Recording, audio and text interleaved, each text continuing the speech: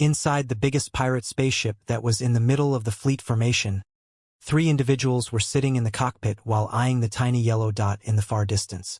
"Captain Roger, we will reach the planet in under 30 minutes if we kept the same pace," a humanoid lizard with a black collar informed. He was sitting before the cockpit's dashboard, clearly implying his job as the spaceship's operator. "Should we increase our speed?" a dignified woman with a muscular body and a lean jawbone suggested while looking behind her. She was staring at their bearded captain, who had spider tattoos all over his face and neck, making him horrifying to look at. God knows if he had inked his entire body as well. "No, we don't know if that weasel had already sold or shared the map to other parties before we took it from him." The captain spoke with an imperative voice. "Indeed, the planet could be infested with other pirates or bloodline clans. If we increased our speed, we will get picked up by their radars." The spaceship operator agreed. "Heh, I do hope to find a group or 2 in there." The dignified woman licked her lips and said, "It will save us months of efforts to scan the entire planet for the ruins." It seemed like Felix had made a big blunder, as he always assumed that the Bloody Mary pirates were going to find the ruins a month later from now if the timeline stayed the same.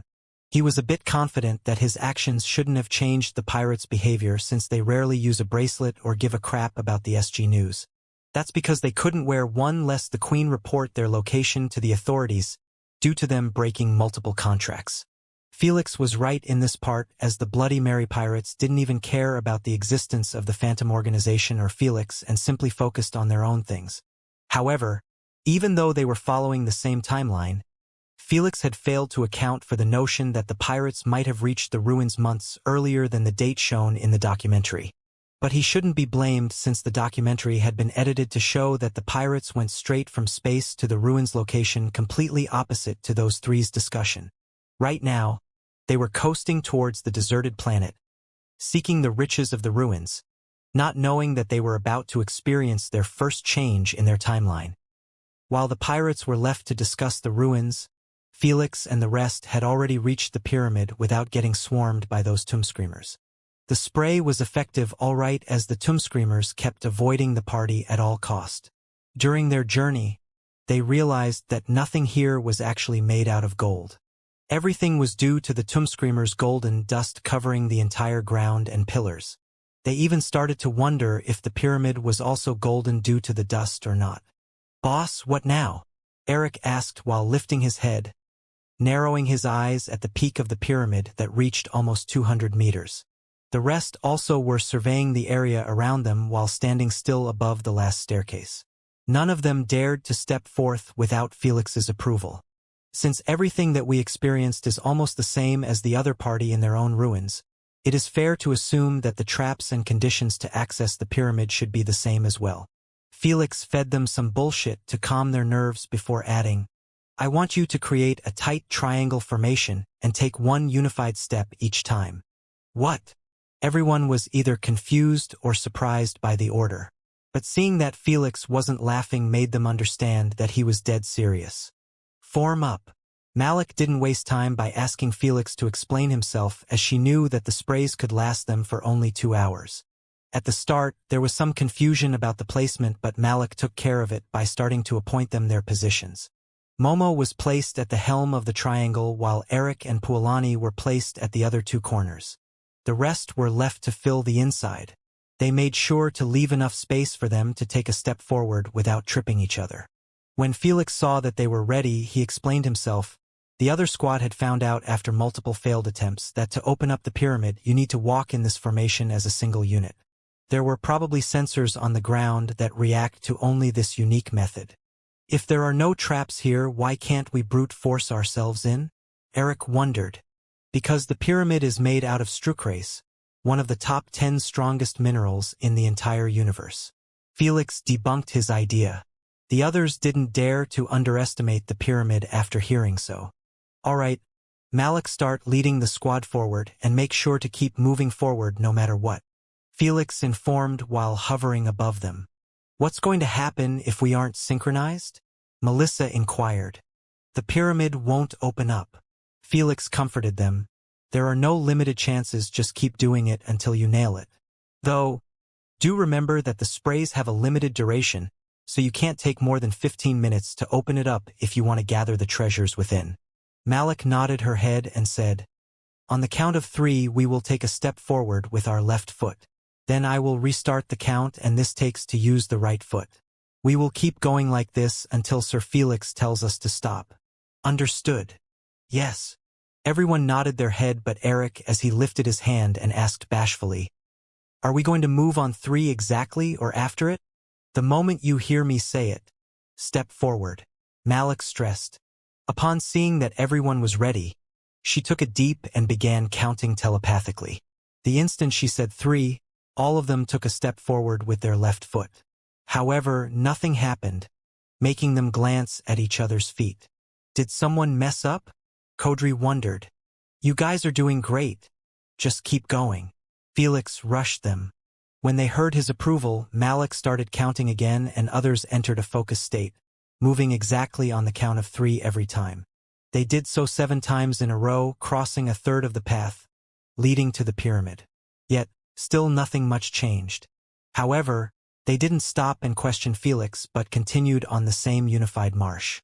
Due to their suburb senses and focus, they were doing great so far, not breaking their unity. 1, 2, 3. Thud. Creak. The moment they crossed half of the path, the ground had sunken a little bit, creating ear-piercing creaking noises. The tomb screamers went ballistic after hearing the noise as they began fluttering their wings towards them. This created a horrifying picture of a sea of insects, aiming to engulf them.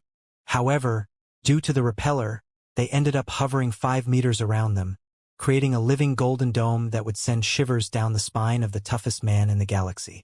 Noticing that they were starting to panic, Felix quickly stressed, "Don't take a single step. You will ruin your entire efforts and will be forced to restart all over again." The moment Nikki heard so, her foot got frozen slightly above the ground. She was just about to take a step back reflexively. "I am so sorry." Nikki apologized with her head lowered, knowing that she might have screwed it up for them.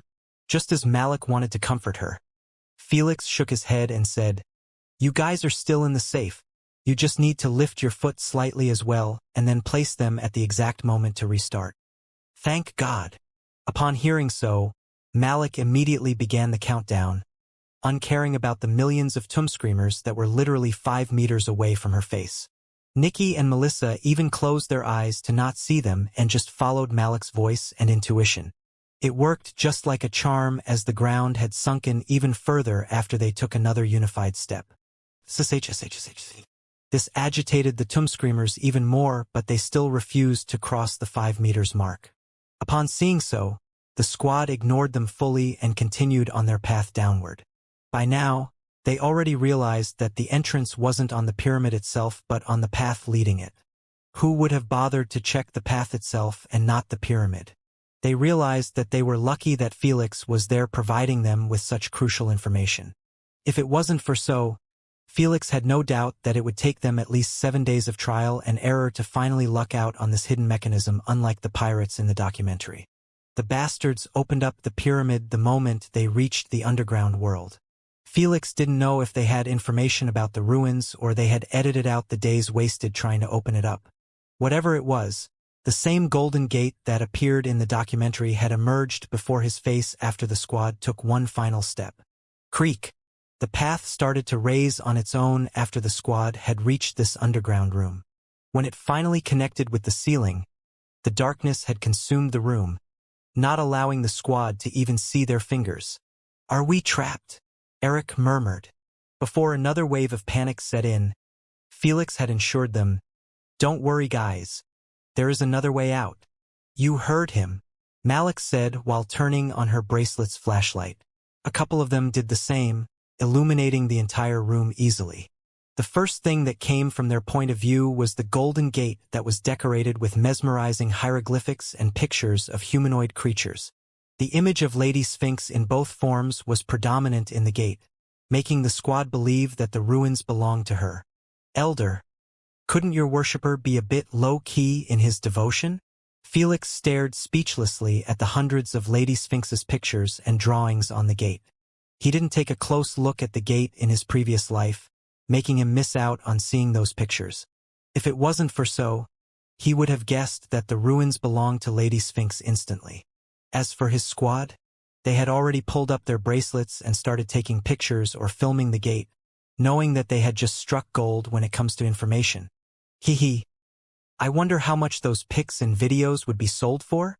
Eric grinned as he kept taking pictures from different angles, completely forgetting that Felix was with them. On the other hand, Malik was still sensible enough to care about Felix's opinion on this discovery. Sir Felix, is the organization interested in the information gathered from these ruins? She inquired. Felix nodded his head, making Eric and the resting sigh in dejection while lowering their bracelets. They knew that it was impossible to earn profit from that information if the organization required them.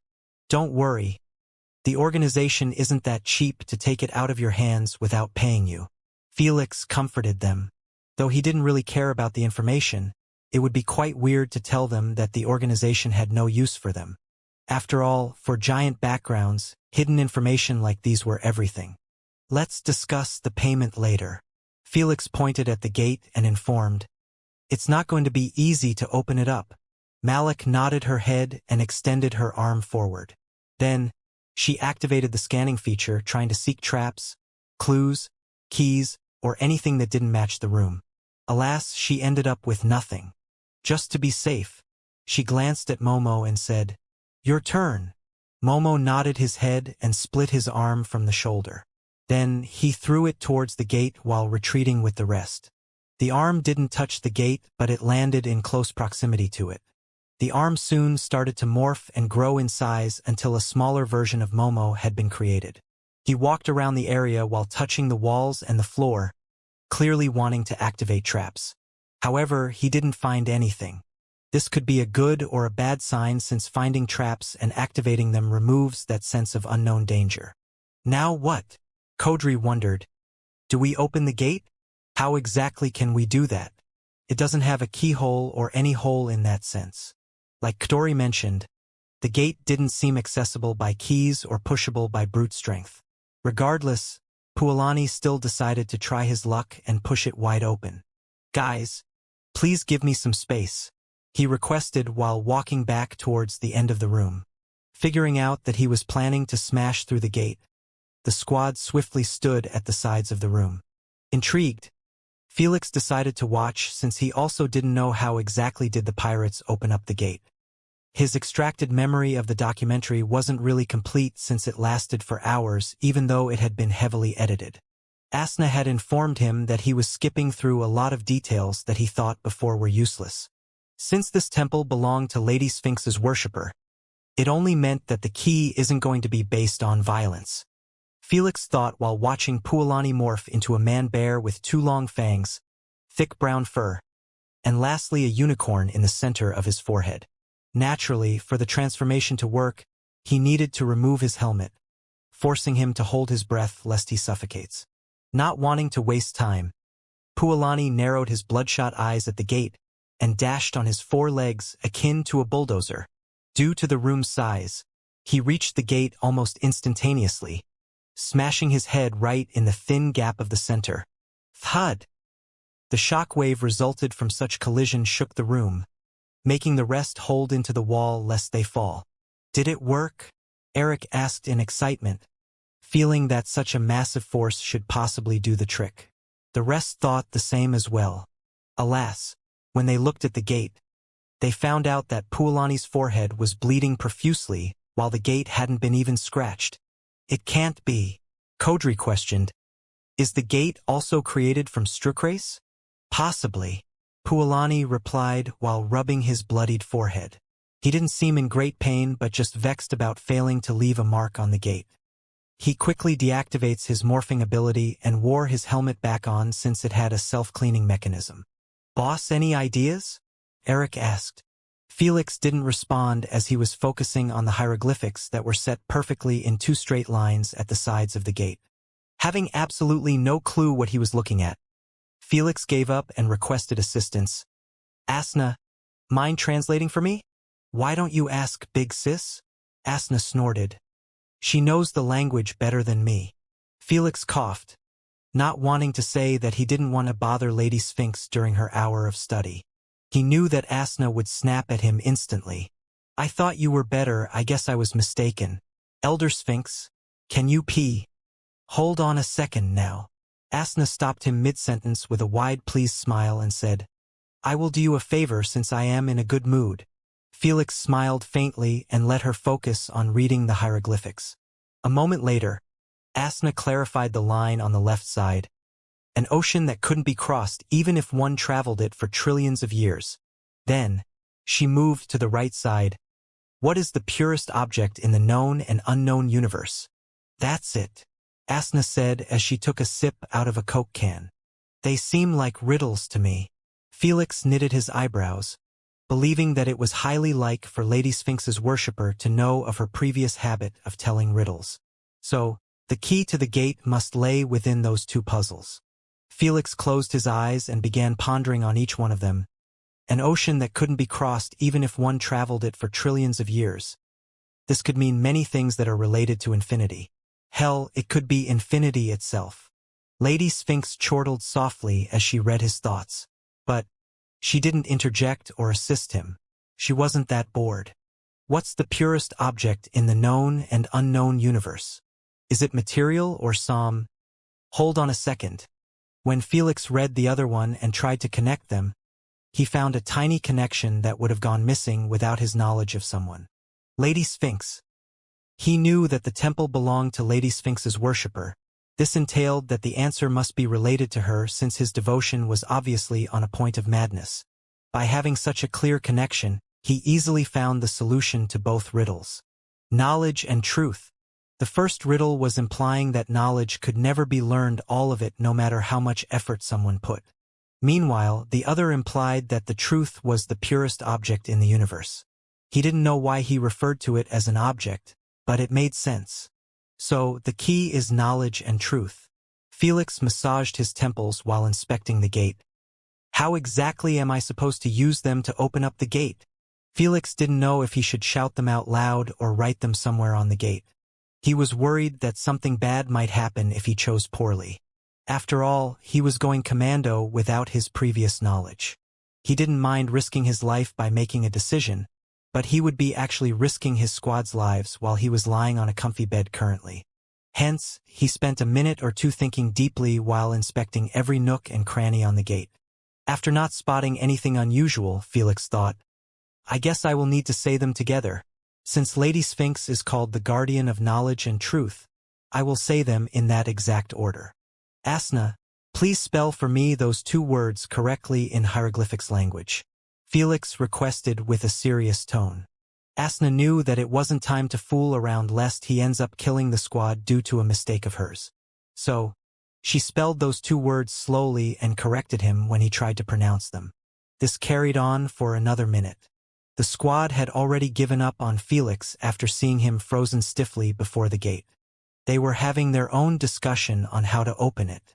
Unfortunately, their plans all revolved around violence since there wasn't anything else to be done in their eyes. It wasn't like they could read hieroglyphics and see what Felix was seeing. I wonder what the boss is thinking about? Eric said telepathically. I think he went offline to contact the organization? Melissa suggested. SHSHSHS, he is back. Malik quietened them down after seeing that Felix had moved to the center of the gate with his hands folded and eyes closed. Then out of nowhere, a weird jarring noise had emerged from his throat, confusing them all alike. Before they could ponder on it, Felix carried on speaking that way. What's up with hi? Creak. Just as Kodri wanted to clear up his confusion.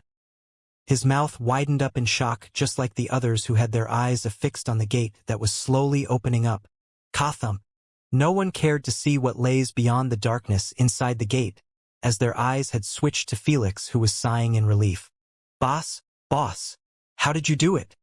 In awe and disbelief, Eric questioned what was in everyone's minds. Felix smiled faintly at them and said, I had a little help. Humph, little my ass. Asna snorted while giving him a side glance. Felix ignored her and said to his squad, Let's not waste any more time, we're running short. Malik and the rest swallowed their questions and nodded their heads.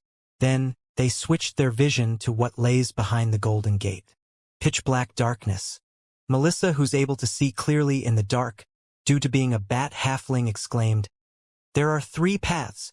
The others quickly spotted their flashlights in the darkness and saw one corridor connected to 3 entrances. "This is the worst-case scenario." Malik knitted her eyebrows and spoke. "We can't split up, and we are going to waste a lot of time if we chose poorly. This if we didn't get killed by traps straight away if we chose the wrong path." The others couldn't help but nod their heads in agreement. "How about I split myself into 3 parts and scout all 3 paths first?" Momo suggested. Before the squad could interact with his idea, Felix shut it down immediately.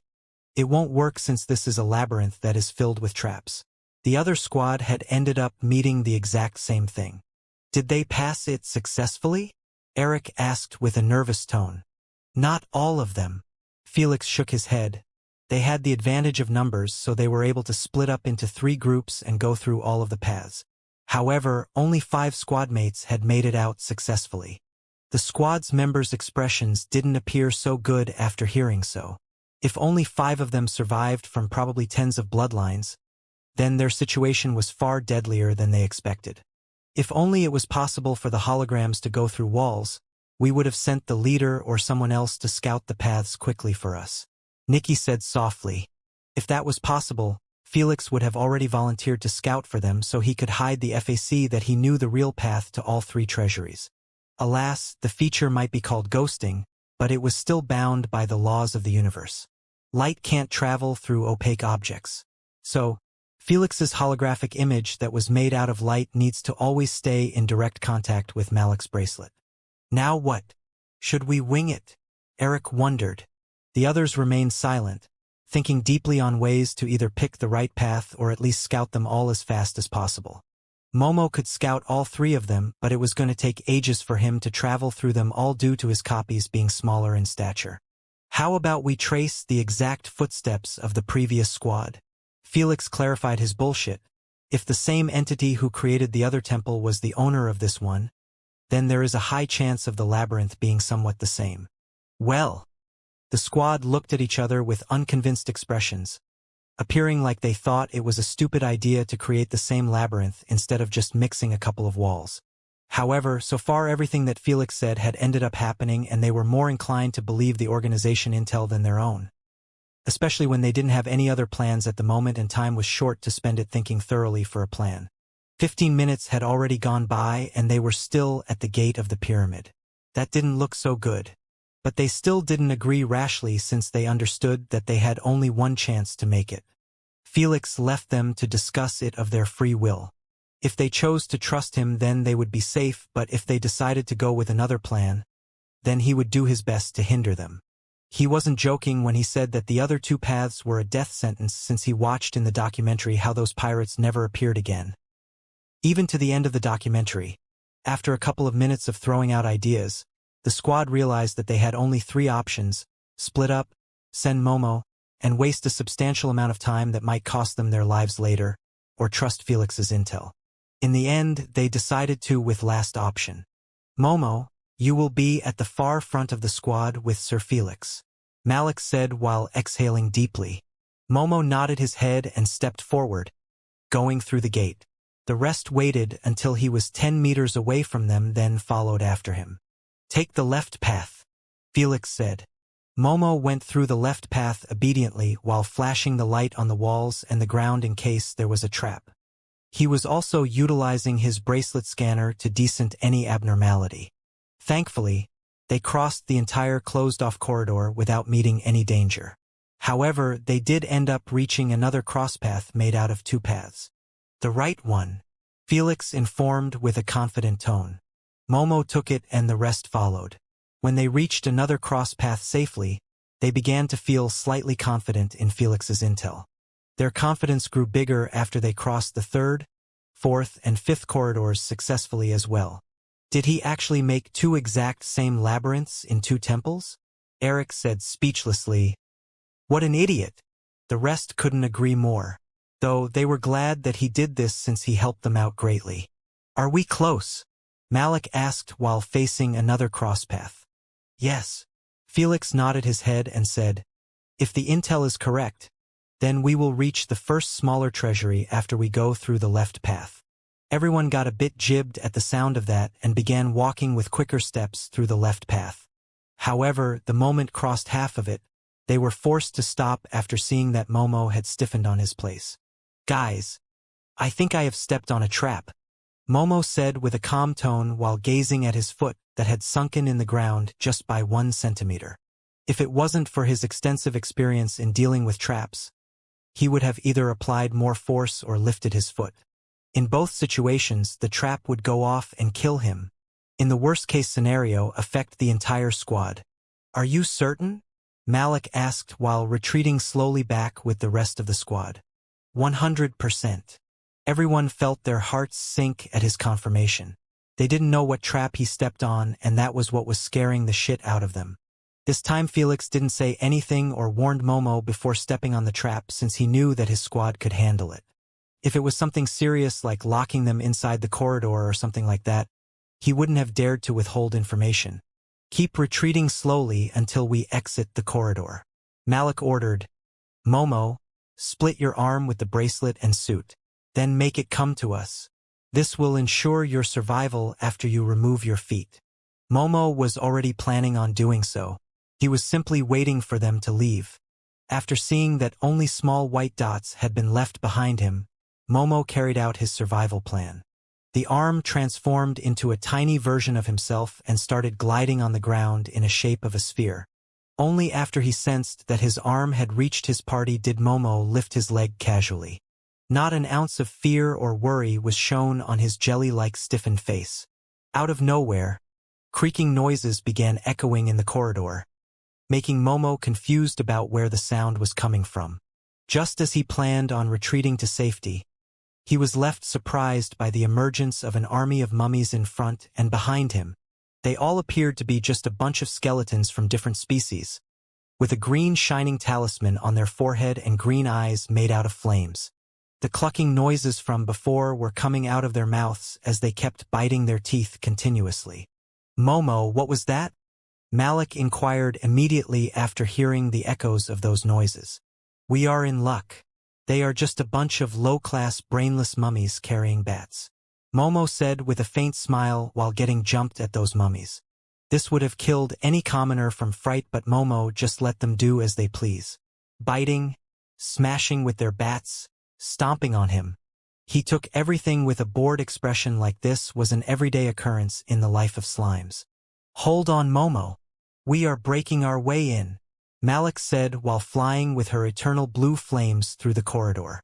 She was so fast, she crossed half the destination while the others were still in process of activating their abilities. The moment she saw the army of mummies filling up the entire corridor, she extended her palms in front of her and shouted, "Sun ablaze!" Whoosh!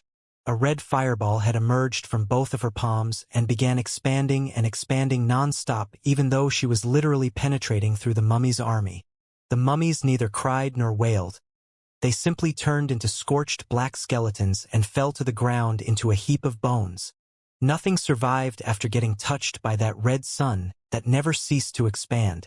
When she was finally about to reach Momo, the sun had already reached the roof and the walls, having no more room to expand. Malik snapped her finger and the sun exploded into a shower of red particles, falling on the thousands of bones lying on the ground. This was the reason why Momo wasn't worried about mummies. They might look terrifying and undying, but the moment one gets rid of the talisman on their foreheads, they would return to their original dead state. "You all right?" Malik asked while looking at Momo, who had his body parts spread in every direction. "Not dead," Momo replied casually while ordering his body parts to gather up.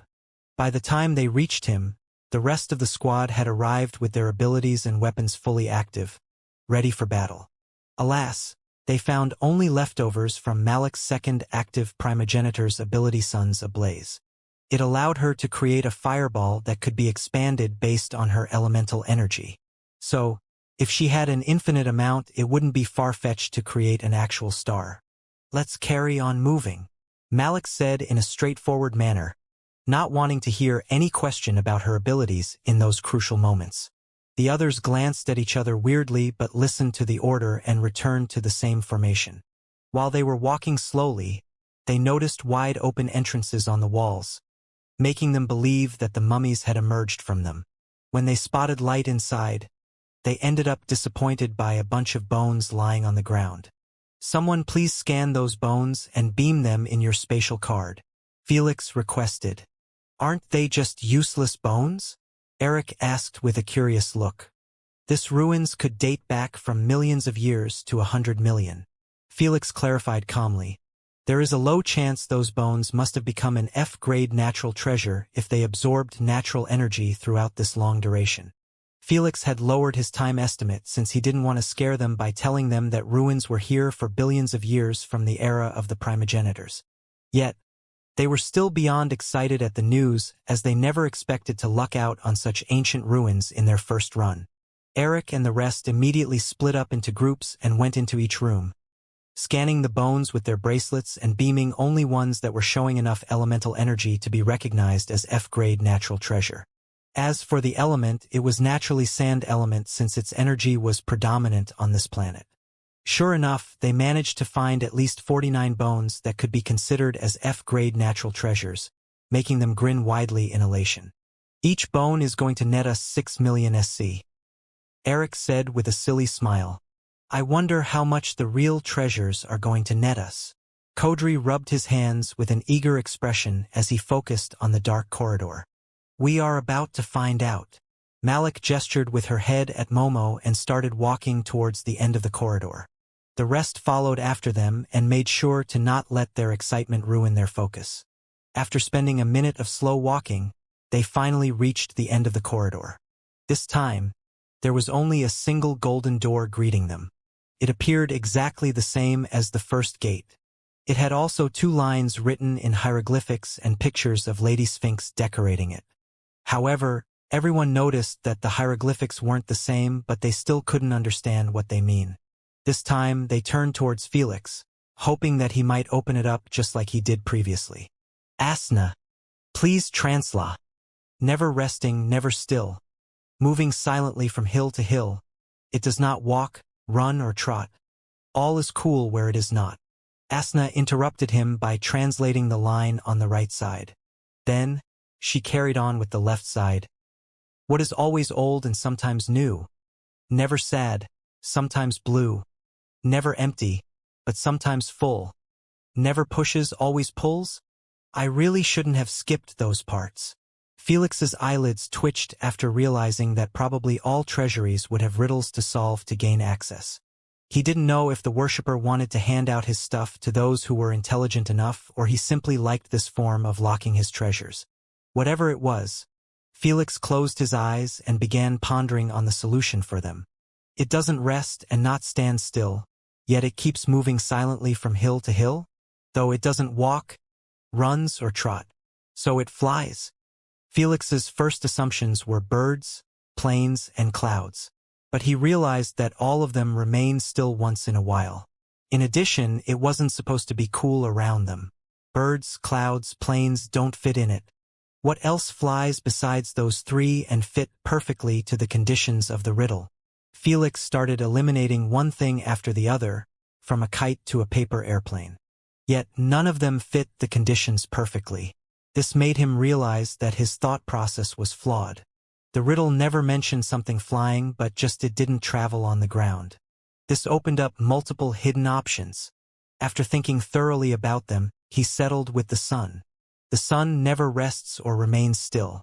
It was moving silently from hill to hill. In other words, rising from the east and set in the west. Naturally, it doesn't walk, run, or trot, and everything is cool but where it was. 1 down, 1 to go. Felix smiled with a pleased expression as he recalled the second riddle. The moment he reread it, he couldn't help but chuckle to himself. He instantly figured out the answer due to having a connection with the first riddle. The answer was the moon. The moon had been around for quite some time, but there's a new moon every month or so. A blue moon is a rare event, which explains, sometimes blue. The moon is a body of rock, so it's never empty, but we do see what we call a full moon some nights. And the moon's gravity pulls on the ocean to create low and high tides, but it doesn't push anyone around. Felix would have taken quite some time to figure it out if his mind hadn't been just affixed to the sun and celestial bodies. Asna, please spell them, Felix requested while massaging his throat. Upon seeing so, the squad's member's eyes brightened up, knowing that he was about to emit those weird noises again. After a minute of practice, Felix indeed spelled the sun and the moon one by one using the hieroglyphics language. His voice was still jarring to the ears, but the gate didn't care about how he sounded but whether he got the riddles right or not. Creak. Seeing the gate rumbling as it slides from the left to the right was more than enough of a confirmation. Ka-thump. The moment the gate opened up, no one bothered to address Felix's method of opening it up as their widened eyes were allured to the bright golden lights behind it. Those lights were coming out of nothing but the millions of tumscreamers that were covering walls spreading hundreds of meters further apart and 12 pillars that were connecting the ceiling and the ground. Nothing was spared. The entire site sent goosebumps through their skin, letting them know that entering this room was going to be an extremely dangerous endeavor. However, greed had suppressed their instinct of survival after seeing hundreds of shriveling humanoid body parts lying randomly around the place. There were bestial fingers, tails, bones, Hades, etc., all mixed up together, making them doubtful but mostly excited. In the world of natural treasures, it was common knowledge that shriveled body parts that experienced the passage of time for millions of years belonged to extraordinary individuals. That's because only strong life forms had the tenacity to avoid getting decomposed like the rest. However, seeing that the tumscreamers were avoiding touching them at all costs made them realize that something was off about those natural treasures. Let's take a moment to think before we rush inside. Malik took a deep breath to calm herself and said, "First, why are tumscreamers here as well? How did they exactly manage to get inside or survive? I doubt they don't need fresh air. I believe there must be an air pocket in this massive hall connected outside of the pyramid." Pualani suggested. "Be quiet, I will find out," Melissa requested while closing her eyes and removing her helmet. She held her breaths and placed her hand next to her right ear, making her hear nothing but her heartbeat, the others' heartbeats, and the occasional wing fluttering of those dormant tumscreamers. The moment she got adjusted to those sounds, she focused on the variable sounds in the premise, taking in all the sound waves she could get. In a short moment, she picked two almost identical sounds. Both of them resembled the sounds of an ongoing flow. The only difference was the direction of the flow. She instantly figured out that it was the wind going from an air pocket and going out from another. "You are right. It seems like the entire pyramid is ventilated properly." Melissa opened her eyes and said, "We might even find the exit where the wind is going to because it's definitely not going through the hole that we opened up." This was brand new information to Felix, as he didn't see the pirates using any other method of escaping the underground world besides that hole. "It will be in our best interest that we locate that exit." Felix knitted his eyebrows. "I can't place all my cards on that hole. I have had a bad feeling for days now that I can't shake away. And I am starting to believe that something is going to happen in the pyramid that wasn't documented." Felix's instincts weren't wrong in the slightest, as the Bloody Mary pirates were already halfway through their journey. 15 minutes left before they enter the atmosphere. Felix and the rest had just made out to the first treasury. An ambush at such moments could be fatal to their exploration outcome. "Should we collect those natural treasures now?" Eric inquired. Malik thought about it for a few seconds and ended up ordering Momo to go pick up the closest natural treasure. Momo sent a copy of himself with a bracelet. The moment it reached the natural treasure, he didn't touch it, but beamed it straightway inside of his AP bracelet. Everyone looked around a bit nervously, expecting something horrible to happen. However, they waited and waited, yet nothing changed. Even the dormant tumscreamers didn't wake up. "I don't know if we are just paranoid or maybe beaming them into our bracelets didn't activate whatever trap was placed on them," Kodri said. "Momo, try with another natural treasure." Still wary, Malik requested. Momo went and beamed a long shriveled yellow finger that appeared like it was dried under the sun for millions of years.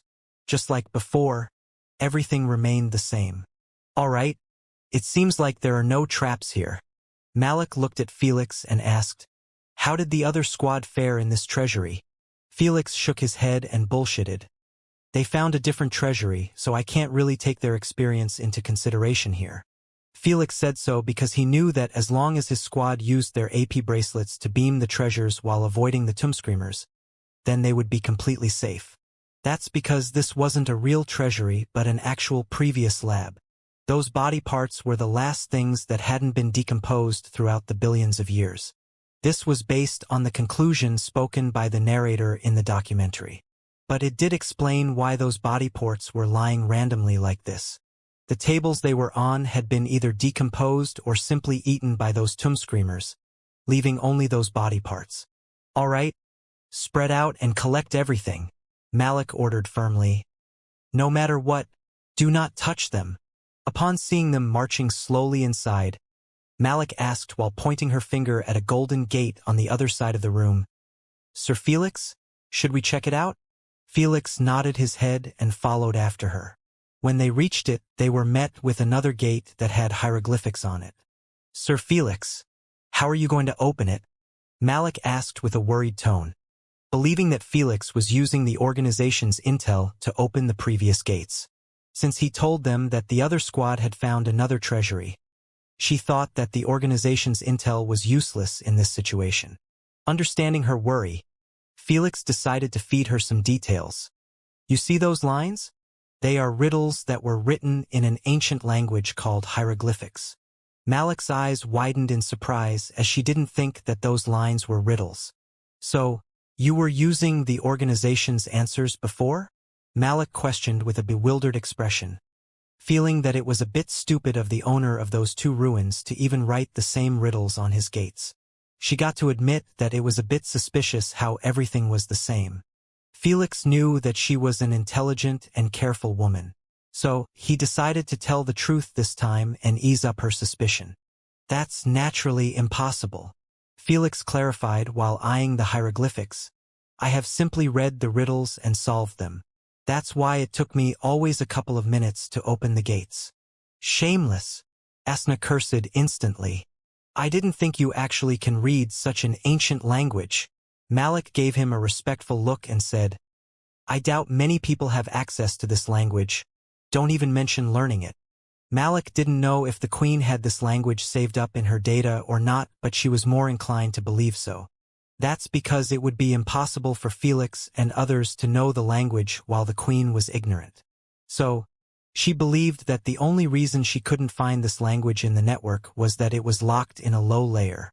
Just as she wanted to speak, she saw that Felix was focusing on the riddles. She immediately quietened down and backed off, going to help the rest in collecting the treasures. Thankfully, no one messed up in the gathering process. In a few minutes, the entire room had been cleared out thoroughly from any natural treasure. Not even the bone of a pinky was left behind.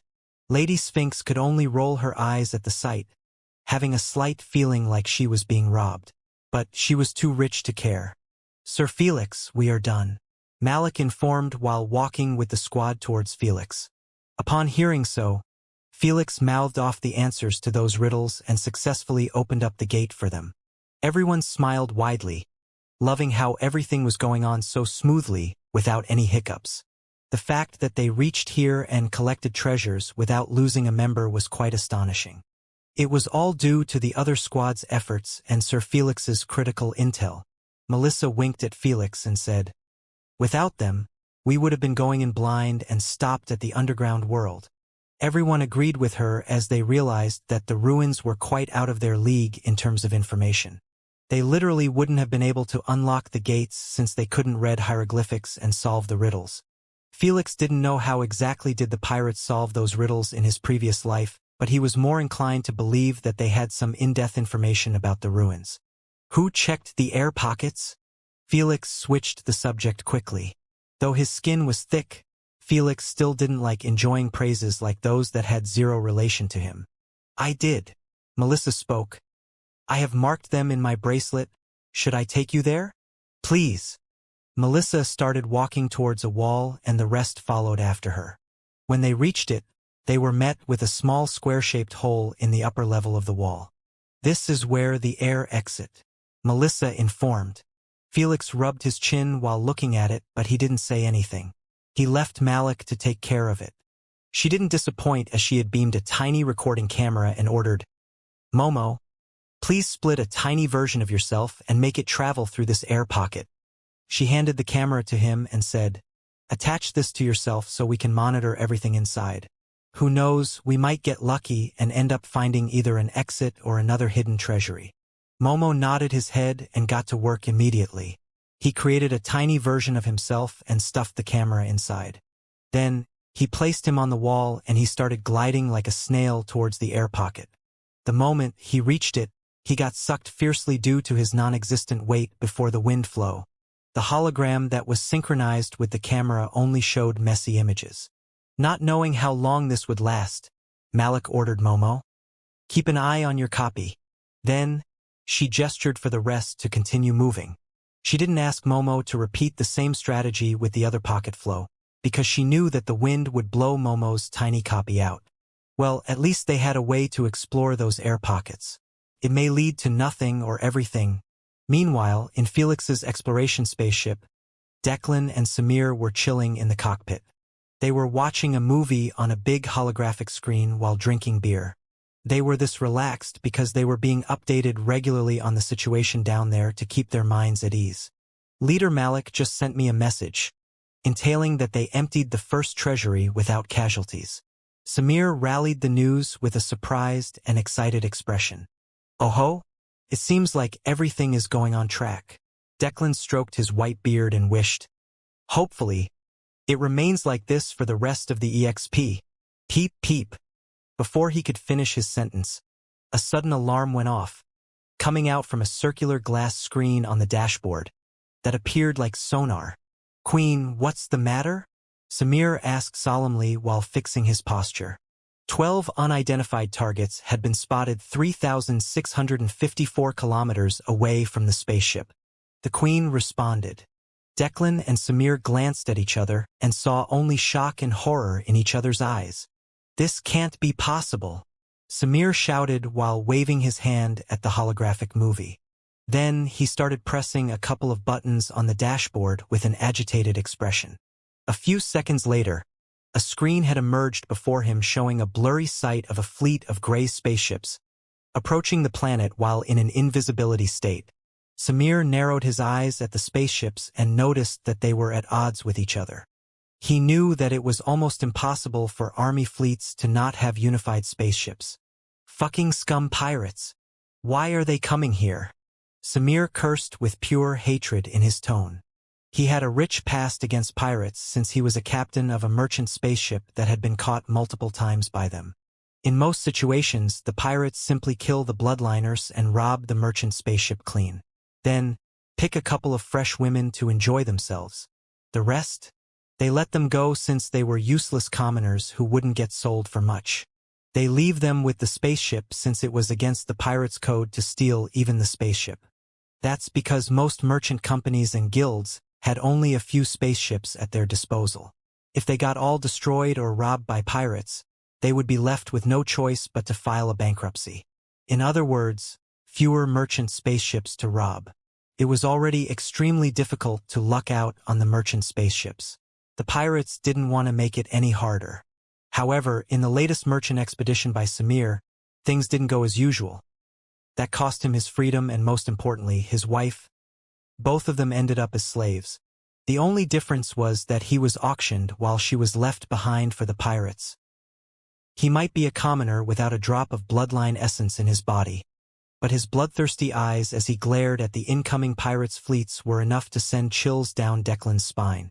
This boy is up for trouble. Declan knew immediately that Samir was planning to face off against the pirates' fleet. "Leader Malik, we have an urgent situation." Declan sent a telepathic message as he watched Samir turn on the main engines of the spaceship. "Speak," Malik said while treading carefully behind Momo, who was leading them inside a new dark corridor. Declan quickly updated her from the start to finish, making sure that he didn't miss anything. By the time he finished, Malik's compose was broken to pieces as she knew that they were in the worst scenario possible. They were inside the ruins with no sight of an exit. So, even if they wanted to give up on the ruins and retreat inside the spaceship, it was impossible at this moment. Seeing Malik's complexity had turned a bit pale, Felix frowned his eyebrows and asked, "What's the matter?" "Pirates. A fleet of pirates is about to reach the planet," Malik informed while taking a deep breath to calm her agitation. Just like Samir, her history with pirates wasn't pleasant at all. "Pirates?" Felix was taken back by her response. He wanted to argue and say that the pirates were meant to arrive in next month, not now. But seeing her solemn expression made him rethink his future information. Are they the Bloody Mary pirates or another group? If they are the Bloody Mary pirates, does that mean the timeline had been changed even for them? Felix's confidence in his future knowledge had been shaken at the thought of the timeline getting disrupted even to those pirates who were supposed to remain static in this timeline. In Felix's eyes, if even those pirates that had no relation to him or SG were affected by his actions, it only meant that his future knowledge was starting to be more harmful than useful. However, after recalling the amounts of edits in the documentary Inside the Pyramid, it finally clicked on Felix's mind that the pirates might have reached earlier and edited that part out. "Fuck me. I totally overlooked that. Idiot," Esna snickered. Felix didn't bother wasting time creating excuses when the situation they were in wasn't that favorable. "Malik, did Samir do anything?" he asked quickly. "Yes, he is currently going towards them, planning to intercept them in space," Malik informed. "That's good." Felix was pleased by Samir's decision as he knew that the pirates shouldn't be allowed near the hole at all. The moment they take control of it, they could get them killed easily by just sealing them inside. The tomb screamers would take care of the rest when the stench of the spray weakened. The moment those 2 hours passed by, the oldest tomb screamers would assault them even if they sprayed another bottle. That's because they got adopted slightly to the smell, making them able to zerg them. "Let's hasten our pace," Malik informed. "We have company outside and it wouldn't bore good for us if we don't get out of here as fast as possible. I will clarify on our way." Everyone started moving with quicker steps after hearing the order. While Malik was updating them, Samir was operating the spaceship to break through the atmosphere. Such a massive movement made his spaceship get easily picked up by the pirates' radars. "Your wish did come through, Miss Kylie," the humanoid lizard said while showing a large gray dot approaching them rapidly. "It seems like that bastard did indeed share the map before we took it." Captain Roger leaned closer and wondered. "The question is, how many parties are currently on the planet?" "That I don't know, sir.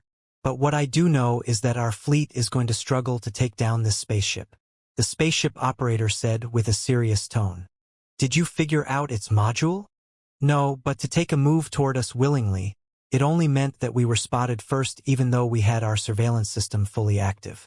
In addition, anyone aiming to battle a fleet with a single spaceship must have confidence in it," the spaceship's operator clarified. "I see." Captain Roger rested his chin on his palm and began pondering on his next move. To defend, to attack, or to retreat. With the little information that he had about the planet's situation and the incoming spaceship, it was only smart to not consider going on offense. As for retreating, that wasn't really an option at this moment for those pirates. This left only defending. But he knew that his fleet's spaceships had been already eaten enough damage in his previous conquests. The alloy used in most of them was just made from cheap materials meant for swift repair. "Your order, Captain?" the spaceship's operator inquired while keeping a close eye on Felix's spaceship. "Miss Kylie, tell the invisible hurricane and madness to split from the fleet and scout the situation in the planet up close." Captain Roger looked at the spaceship's operator and ordered, "Liam, you try to get in touch with our visitor. We need to prolong the start of the battle until we get some good news from our scouts." "On it. On it." While Miss Kylie was delivering the orders, Liam was requesting the Queen to make contact with Samir. "Sir Samir, there is a request for a call on hold by the Bloody Mary pirates," the Queen asked, Should I accept or decline? Pieces of trash. Think you fool me? Samir sneered while telling the Queen to not respond now. His spaceship surveillance system was good enough to spot two small spaceships, splitting from the fleet with a clear aim to reach the planet. Samir knew that he couldn't let that happen lest the hole get discovered and the pirates' fleet force him to battle inside the planet near the hole. Hence, he immediately activated the weapon system, turning the silver smooth cube into a spiky cube. Those spikes were all different types of weapons with different ammunition. There were laser weapons, railguns powered with nuclear energy, plasma weapons, and more dreadful weapons that were installed based on Felix's orders. Samir aimed more than 7 individual weapons at those two spaceships and activated the launch sequence since he chose to start with the big guns. He was confident that the weapons weren't showing in the fleet surveillance system since his spaceship had a better one, yet it was still showing him gray dots instead of the true appearance of the fleet. If it was like this for him, then it should be worse for the fleet. While Captain Roger was still waiting for a response from Samir, the countdown to the weapons launch had already reached the last 3 seconds. 3, 2, 1, die. Samir smiled coldly with a murderous look as he gazed at the two spaceships that had been engulfed in a massive cloud of fire. There was no sound of contact or even the sound of an explosion. Everything happened with an eerie silence, leaving Captain Roger and the rest of his crew stunned by the sudden bright lights of the explosions. They didn't expect that Samir would be so swift in his offense and also brutal enough to use the big guns on small spaceships. A second later, the cockpit was filled with Captain Roger's furious roar. "Kill the fucker!" Liam and Miss Kylie immediately relayed the orders to the rest of the fleet to go full-on offense. For those bloodthirsty pirates, the sound of that order was the same as heavenly bells ringing by their ears. 9 spaceships, each loaded with 10 laser weapons and 1 modified orange plasma weapon. As for the captain's spaceship, it was loaded with 15 weapons and 2 orange plasma weapons. They might be pirates with shitty-ass alloys, but their weapons were overbearing enough. Declan started to believe that today was going to be his last. However, he didn't cower behind a chair, but actually rolled his sleeves up with a genuinely excited smile. Then, he said to Samir confidently, "Don't worry about the damages. Just go all out and bring them to their knees." The moment he said so, Declan jumped from his seat and walked away while requesting, "Queen, please awaken all the repair bots in the spaceship and give me their exact location, so is the spaceship's holographic blueprint." Knowing that experienced repairman was behind his back sure put Samir at ease. He knew that the spaceship was going to be damaged badly and even get destroyed if he made a fatal mistake. But, with the existence of Declan and those bots, the damages should be kept at a minimum. "I can't let my hatred affect my judgment," Samir thought calmly. "My job is to delay them until the squad leaves the ruins, not destroy the fleet." The instant he got control over his emotions, his first order wasn't to prepare to fire like the pirates' brightened weapons, but to actually activate the defensive system. Immediately after it got activated, the spaceship had projected an anti-plasma shield in front of it, just as the pirates' weapons had fired everything at once, creating a blinding rainbow towards the shield. Samir closed his eyes to avoid the light affecting his vision and braced himself for impact. With those energy weapons, the impact always comes quicker than one could blink his eyes. Rumble! The spaceship rocked back and forth after the beams had collided with the shield. Just like a piece of glass, the shield had cracked from the center, sending long fissures throughout its gigantic body. Since this was an energy-based shield, the cracks had disappeared immediately, but the energy had been lowered by a whopping 60%. Samir knew that he couldn't take another one like this. Thus, he swiftly requested the Queen to prepare for a counterattack. It was common knowledge that high-damaging weapons always need time to cool off after each shot. While big guns like Felix's Divine Judgment take 30 minutes, the ones that were just fired by the pirates should take a minute or 2 minutes to load again. "I can't believe it didn't even break the spaceship's shield." Captain Roger drew a cold breath and thought, "Who the fuck are we dealing with here? Their spaceship must cost at least 1 billion SC without mentioning its modifications. Are there any more spaceships on the planet? Shit, this lack of information is killing me." Captain Roger felt torn between continuing the battle and retreat due to the lack of information. He wanted the treasures dearly, but it didn't mean that he would risk erasing himself and his pirate crew for them.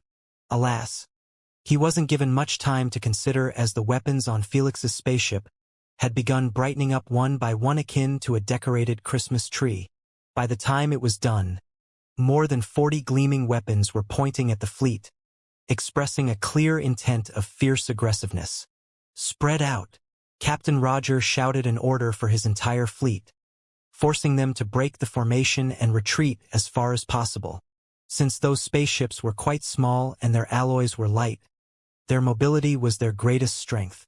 Hence, only a few spaceships had ended up joining the celebration, with big explosions happening in the middle of space. Captain Roger's spaceship and the rest managed to evade the rainbow beams just barely. "Who did we lose?" Furious, Captain Roger asked while banging his fist against the armchair. The sight of his fellow men's spaceships turning into giant balls of flames was too painful to watch. "We lost the Falcon 9, Silly Billy, and Mother Lode." Liam reported the spaceships' names. Captain Roger tightened his fists, feeling like his heart was going to explode in anger. 2 of those spaceships carried the most pirates in the fleet, numbering a total of 45. If he added the other 10 pirates in the last spaceship and the 18 pirates inside the first 2 scouting spaceships, then he had lost 73 pirates from merely 2 attacks. This was the biggest loss he had ever experienced in his life. "Captain, should we continue retreating?" Liam inquired. During their small talk, their spaceship had already crossed hundreds of kilometers away from Felix's spaceship and the planet. The other pirate spaceship was also still retreating, with no intentions of stopping. Captain Roger narrowed his eyes at the hologram that was showing him Felix's spaceship and admitted with suppressed fury, "We can't destroy it face to face with its shields and overwhelming weapons." "So?" Captain Roger glanced at Miss Kylie and said, "So, we keep splitting like this and go around it to scout the planet." "Why the planet now?" she asked again. "Because they are not chasing after us," Captain Roger sneered. "If they had a feud with every pirate crew they see, then they should have chased us even if we are split up. Since they remained in the same place, it only meant that there is something below there that needed to be guarded by them from any intruders." Liam and Miss Kylie raised their eyebrows in surprise at his thought process, but when they revisited the facts, it did make sense. That's why they killed our 2 scouting spaceships immediately after getting close to the planet, Miss Kylie exclaimed. Captain Roger nodded his head and stressed, "We need to reach the planet at all cost." "Orders?" Liam inquired. "Relay the order to the others. Tell them to pick a unique direction to enter the planet. We will do it all at once to confuse that guard dog," Captain Roger informed. When the order was sent, Samir was left in a great panic after seeing through his radar, all pirate spaceships splitting even further instead of grouping up. Before long, most of them had exited the premise of his radar, turning them into ghosts. "Leader Malik, the pirates have decided to split up," Samir immediately reported with an agitated tone. "I believe they might bypass me and enter the planet." Malik stiffened in her place after hearing this message, forcing the others to stop as well. They were still in the labyrinth and they had just experienced 2 nasty traps, almost killing Nikki and Kodri. So, they really didn't want to hear any more bad news. "We need to speed up even more." The pirates had chosen to go around Samir. Malik stressed while increasing her speed. "We can't go any faster." Pualani shook his head. "We barely reacted to the previous traps. If we went any faster than this, then we are definitely going to lose a member or, God forbid, end up with a wipeout." "But..." "He is right, Malik." Before Malik could argue back, Felix interrupted her. "Sigh, I know." Malik rubbed her temples.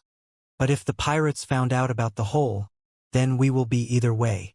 She was saying so because she knew that pirates were operating by one policy. If they can't have something, destroy it. So the moment they find out that it was impossible to get the treasures with Samir guarding the hole, they wouldn't hesitate to level the entire area above the underground world, then bounce. "Just focus on the treasuries," Felix said. "I will be taking care of the other matter as well." Upon hearing so, The squad calmed themselves and continued walking onward cautiously. In their eyes, if Felix said he would take care of it, then he would take of it. They had that much trust in him, especially Eric and Malik. Queen, please use Samir's link for the ghosting feature. Felix requested. The Queen asked for permission from Samir, who gladly accepted it. The moment Felix's holographic body manifested in the cockpit, Samir bowed his head deeply and apologized. I have failed you. What are you talking about? Felix smiled faintly. You almost got rid of half the fleet on your own. That's already an achievement to feel proud of. It's not enough. Samir was a bit happy with the praise, but his hatred towards the pirates took over again, making him unsatisfied by his results. Don't worry, we will get most of them. Felix smirked and said, Start the main engines, we are going back to the exosphere of the planet. Are we going to protect the whole? Samir inquired. No, we are going for a hunt. Felix clarified. If we remained near the hole, we will be leading them straight to it. This means bringing the fight to us. But what we need to do is bring the fight to them. But if they had a map or something to take them to the ruins, then we would be leaving the squad unprotected. Samir opposed. Don't worry. I am certain that they don't have a map to the exact ruins. Felix said. If they had it, they would have ignored you and went straight to it. This was just a bullshit excuse. In reality, Felix figured out that the Bloody Mary pirates didn't possess a map due to their editing in the documentary. When he watched the documentary, he saw them go straight to the ruins without any detours. That's what fooled him previously, but now that he started to believe that was an edited part, it only meant that the pirates had reached the ruins a month earlier and took a long time to find it. After all, they were buried under the desert, and without the exact coordinates, it was only natural to take a month or even more to find them. Naturally, due to the hole sticking out in the desert, it wouldn't take the pirates that long to find it. Still, they would take at least an hour or two to find it if they were lucky. One should never forget that this was still a planet. It might be only 3 times bigger than the moon, but it was still a planet. We better get started then. Samir smiled coldly. We have a lot of hunting to do. The moment he said so, the radar managed to pick up a grade at the edges of the glass screen. I will let you take care of the rest. Felix nodded his head slightly at him and said, The squad needs me down there. If there are any other complications, I will make sure to inform you. Samir ensured. Felix exploded into light particles after hearing so. Then, he reconstructed above Malik and the rest and continued on their way. He knew that the second treasury was nearby and he couldn't leave them alone to it since this one was going to be pretty dangerous compared to the last one. As expected, the squad spent 2 more minutes walking before reaching a triple path cross. This would have been perfectly normal for the squad if they didn't notice that the paths were leading to 3 different colored gates. Black, golden, and white. This time, each gate had one unique hieroglyphics riddle written in the center. What are we looking at? Eric asked. A test, maybe? Kodri replied. Everyone was smart enough to guess that only one gate was leading to the second treasury. As for the other 2, they would rather be pessimistic and believe that they would get killed inside of them. Boss, what gate did the other squad pick? Eric inquired. No one looked too nervous due to Felix's intel that hadn't failed them so far. In their eyes, just copy what the other squad did, and they would be out of here with plenty of riches in no time. Alas, what they didn't know was that Felix had absolutely no fucking clue. Which door did the pirates had chosen? Hee, that's what you get for your shitty habit of fast-skipping movies. Asna laughed in pure delight, enjoying the sight of him facing his karma. Every time she watched a movie with him, the fucker keep irritating her with 10-second skips to jump straight to the juicy parts. In Felix's previous life, he was watching those live documentaries merely for the action and seeing the pirates get killed. Unbothered by her mockery, Felix kept rubbing his chin, thinking deeply about a solution to this dilemma. He understood that with the pirates, looking for them, his time was limited. Why is there only a riddle for each door? What's going to happen if we solved all 3 of them? Felix requested. Asna, read them separately for me, please. A part of a tree holds everything to someone who lost everything. Asna read the riddle on the black gate first. How can a legless, armless, wingless person swim, fly, and walk to a single destination? She read the riddle on the white door. Dreams will be reached only if someone them. Asna clarified weirdly. There is an empty space between someone and them. So the puzzle is to figure out the word that fits in the sentence. Felix was slightly confused as well as he thought that he would be dealing with the same riddles. But so far, those puzzles were getting more peculiar. Whatever, I will know what to do next after solving them all. Felix decided to start with the riddle on the black gate. He repeated the puzzle 3 times in his mind, then split the riddle into 2 parts. At the start, he thought that a part of a tree meant a branch, leaf, root, or something like this, but after connecting it with the other half of the riddle, he found out that it didn't make sense. How could they hold everything to someone who lost everything? But after this elimination process, he realized that he was left with fewer options. Crown, fruits, twigs, trunk, and foliage. However, he also failed to see the connection they had with the second part of the riddle.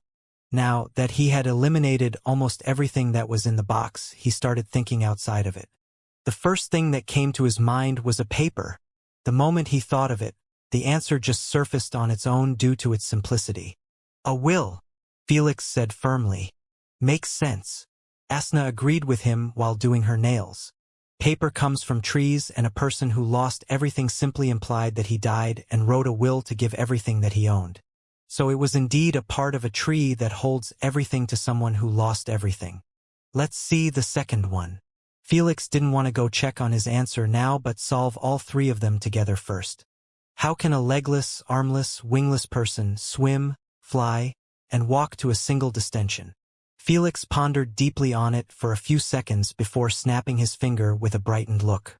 It's got to be by traveling. If one can't walk, swim, or fly, then simply travel by boat, a plane, and a car. Felix reasoned. He didn't know if he was right or not, but if he was in his consciousness space, he would have seen that Lady Sphinx was nodding her head slightly. Though he was quite confident in his answer. For now, he held into it and moved to the last puzzle. This is probably the easiest and also the hardest of them all. Felix narrowed his eyes and thought, dreams will be reached only if someone wants them, or tries hard for them, or desires them, or seeks them. There are plenty of correct answers. This is what dreaded Felix the most. He would rather have a unique, difficult riddle than an easy one with a broad range of answers. That's because he had no clue if he had multiple attempts to open the gates or only one. So, he needed to choose the perfect answer lest he screws his squad over. In this situation, it was best to seek help from others to narrow down the answer. Guys, what do you think would fit best in this puzzle? Dreams will be reached only if someone them. He asked his squadmates who were busy watching a hologram that was showing Samir's chase on the pirates. At the start, they were confused by his question as they thought that he was contacting the organization or someone for intel. But Malik soon explained to them that Felix was the one opening up the gates by solving those riddles. Are you serious? Boss, you can read that language? Do you? All right. I don't have time for your questions now. Felix interrupted their ruckus and repeated the same puzzle. This time, everyone behaved and started thinking about the most fitting term and why they picked it. It must be desire. Melissa clarified. Without desire, you can't work hard for your dreams. Yeah, desire trample want as well. Malik supported. Desire is not the word for it. Pualani said with a wistful tone. We all desire and want things, but do we work hard to get them? No. Desire is a simple emotion that is not enough to make someone do his best for his dreams. Melissa and Malik thought about it for a second and realized that he was right. Everyone desired to be something or reach somewhere. But when it comes to putting the effort into it, we start making excuses or distracting ourselves from getting it just to laze around for another day. When we finally make up our minds to seek our dreams and goals, we realize that it was already too late and stop ever desiring them. However, in reality, it's never too late to chase your dreams. That's just another excuse to make yourself feel slightly better about not working your hardest to achieve your dreams. The word you are looking for is seek or strive. Puolani said to Felix with a look filled with regrets. I didn't truly seek my dreams. Now I am paying the price. I agree with your answer, but I disagree with your other statement. Paying the price? Felix laughed a bit and said, Your journey with me had just begun. It's too soon to feel regretful about your life. Malik smiled after hearing, so as they knew that Felix wasn't bullshitting or trying to lift Puolani's spirits. She was in the same spot as Puolani, feeling regretful of her decision in life that led her to end up as a slave. But after spending months under Felix, she realized that she was extremely fortunate. There goes not a single day that she didn't feel grateful for her sudden change in life. Give it time, Sir Puolani. Just give it time, Malik said, smiling. Puolani didn't understand what she meant, but he was a veteran fighter who could control his emotions easily. Hence, he nodded his head to her and Felix and didn't bring this matter anymore. Now that we have the 3 answers, let's see how it goes. Felix took a deep breath and hovered towards the black gate first. Retreat. Malik extended her hand while walking backward. The rest listened obediently but didn't remove their eyes from Felix, who started coughing to alleviate his dried throat. Then he spelled will with the hieroglyphics language and held his breaths in anticipation just like the others. A split second later, the gate started rumbling loudly, marking its successful opening. Haha, we are so lucky. Eric laughed in delight while watching the gate continue to slide from the left to the right until it submerged itself fully with the wall. This exposed a breathtaking well-lighted glass garden that appeared as it came straight out of heaven. The flowers were colorful and had distinctive beautiful shapes, while the grass was as green as life itself, emitting waves of refreshing vitality in this forsaken death box. Even the herbs and the insects were unified with this heavenly environment, making everyone look at them with dazed and allured expressions. They didn't even care that most insects were almost the same as the tomb screamers but bigger in size. They were just too hooked by the sight to care. This is it. Felix smiled widely while flying through the gate. This is the same herbal garden that the pirates had cleaned thoroughly in the documentary. Felix might not remember the riddles, but he does remember the treasures, the places, and the battles. He was absolutely certain that this garden was the same as the one he saw. Hell, even the glass door leading inside the garden was in the same position. Since he was a hologram made of light, he easily penetrated the glass and emerged inside the garden. What is this smell? Felix's widened smile stiffened after his nose took a whiff of a nasty stench. A stench that shouldn't have been in such a heavenly garden that is filled with rare natural treasures. This stench was all it took for Felix to expel the greed that was moving him and start using his reason. Why bother to make 3 riddles and 3 gates if it's going to be this easy to access the herbal garden? Haha. Sir Felix, is it as good as it appears from here? Felix's thought process was stopped after hearing Eric's joyful voice a tad too close to him. Oh no! Agitated, Felix turned around and saw that most of his party was waiting before the glass door. All of them seemed quite excited while glancing at the riches inside the garden. Eric even had his hand placed on the glass doorknob, planning to open it for them. Leah Ave now! Felix could only shout with a horrified expression. Eric's hand got frozen on the glass doorknob after hearing Felix's loud scream. He didn't spend even a split second to think why did Felix warn them to leave, as he simply let go of the handle then bolted as quickly as possible towards the gate. Malik, who had absolute trust in Felix's judgment, also did the same the instant she broke out of her daze. Since Kodri and Melissa were halflings, their instincts to danger were more enhanced than humans. So, the moment they started tingling, they were already preparing to move. However, the moment they turned around, they were shocked to see that the gate was slowly closing down while Eric and Malik had just made it outside. Scared shitless, Melissa unfolded her wings and flew rapidly towards the exit. Meanwhile, Kodri had morphed into a 4-legged dog amidst his running. No one looked back or bothered to spend a single moment thinking of other squadmates. Who are we kidding here?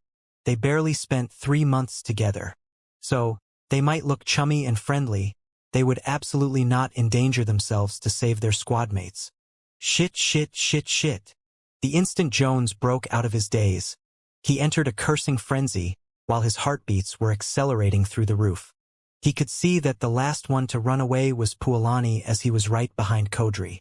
They were quite close to the gate that was 50% closed already. He realized that they might barely make it, but for him, even if he moved now, it was already too late. Although he didn't know what going to happen to him, he understood that it wasn't going to be pretty if the gate got locked on him. Since his abilities were absolutely worthless in this situation, Jones could only look at Felix with a pleading expression. He didn't even bother to glance at Nikki and Momo, who were still with him. That's because he knew that Momo was useless and Nikki was probably about to piss herself from fright. Alas, he was completely mistaken about Nikki. Her head, that was almost always lowered from shyness, was lifted high above, akin to a proud queen ready to declare her next conquest. Whoosh! Whoosh! Abruptly, Nikki fired off 2 green vines at the gate that was 60% closed and detached one of them from her palm. Then, she slapped it on Jones' chest and held on the other vine tightly. Phew! Phew! Before Felix or Jones could comprehend what's going on, the vines started contracting swiftly in direction of the gate. Nikki and Jones ended up getting pulled with the contraction as well. While Nikki had prepared for it, making her fly 2 meters above ground in a straight form, Jones was getting the beat down of his life as his body was being smashed against the ground like a doll. The moment Nikki saw that she was merely a few meters away from the gate, she canceled her ability to make her regain control of her body but still have the same momentum. Whoosh! That allowed her to go through the 70% closed gate somewhat smoothly. However, in the case of Jones, he ended up having his body smash against the gate, making him somewhat dizzy from the impact. But he quickly got his shit together after sensing that the gate was about to get closed. He detached the vine from his chest roughly and tried to squeeze through the remaining space between the gate and the wall. His face was terrified, all right, but he kept wiggling through like a worm until his left arm made it through. The moment it got out, Eric and Puolani clutched it tightly and dragged him outside just barely before the gate closed shut. Thud! Jones fell on his knees while trying to take deep breaths, but the helmet had been broken after his impact with the gate. Use this. Malik beamed her emergency helmet and wore it on his head after seeing that he wasn't thinking straight to beam his own. Cough, cough. He started coughing while clutching his beating heart, feeling like he had escaped from the jaws of death. You feeling better? Malik asked while checking on him. Then, "Ku, thank you." Jones spoke while trying to catch his breaths. After he finally regulated his breathing, he stood up with some difficulty and bowed deeply towards Nikki. Thank you for saving my life. I will never forget your help. Don't thank me. Nikki shook her head and said, We all need to thank Sir Felix. If it wasn't for his timely warning, we would have all been wiped out. It was a bit strange to see the shy Nikki talk with such confidence and with her head lifted. Everyone started to have some doubts about her true personality, but they knew that it wasn't time to address it. Where is Sir Felix now? Wait, where is Momo as well? Kodri asked while checking around him. When the others heard him, they quickly looked for Momo but realized that he was gone. I think he is still inside, Melissa said speechlessly. Sure enough, Momo was currently standing on the opposite side of the gate with a composed expression and a bit of dejection. He was staring at a giant fleshy red sphere that had golden vines mapped out on its skin. There was no garden, no glass dome, no natural treasures. Just this creepy and nasty giant flashy ball. Momo, you all right back there? Abruptly, the queen delivered Malik's message. Not dead, Momo replied calmly. Just as Malik wanted to continue her questioning, she received a request for permission from Felix. She agreed instantly, and a newer version of Felix had been manifested above the pack. The moment the door got closed shut, his holographic image had been destroyed. When he appeared before them, he seemed quite pissed off, making the squad withdraw all of their prepared questions on what happened inside. This is the first time I see the boss being this angry. Eric gulped a mouthful and asked Malik telepathically, What do you think is the reason? Don't know, Malik said. But we are about to find out. Malik, get me Momo on your suit speaker, Felix requested with a suppressed tone. Malik nodded her head and sent a message to Momo, letting him know that everyone was hearing him. Why didn't you warn us that we are stepping into an illusionary trap? Felix interrogated with a cold tone. Illusion? What the hell? Everyone expressed their shock at his inquiry, as they didn't think that the garden was a sham. They believed that the trap was hidden inside the garden or in the ceiling or something like that. That's because they weren't worried at all by illusionary traps when Momo was in their team. After all, slimes were immune to illusions. This entailed that Momo had seen the real danger inside and willingly allowed them to enter an illusionary trap. Motherfucker! He was trying to cause a squad to wipe out. Jones cursed with bloodshot eyes. He was the most affected since he had the least chance of survival. Before the others could get riled up, Felix gestured with his hand for them to quieten down. Momo, answer now. Felix stressed. That's because I didn't know what you guys were seeing isn't what I was seeing. Momo explained himself with a neutral tone.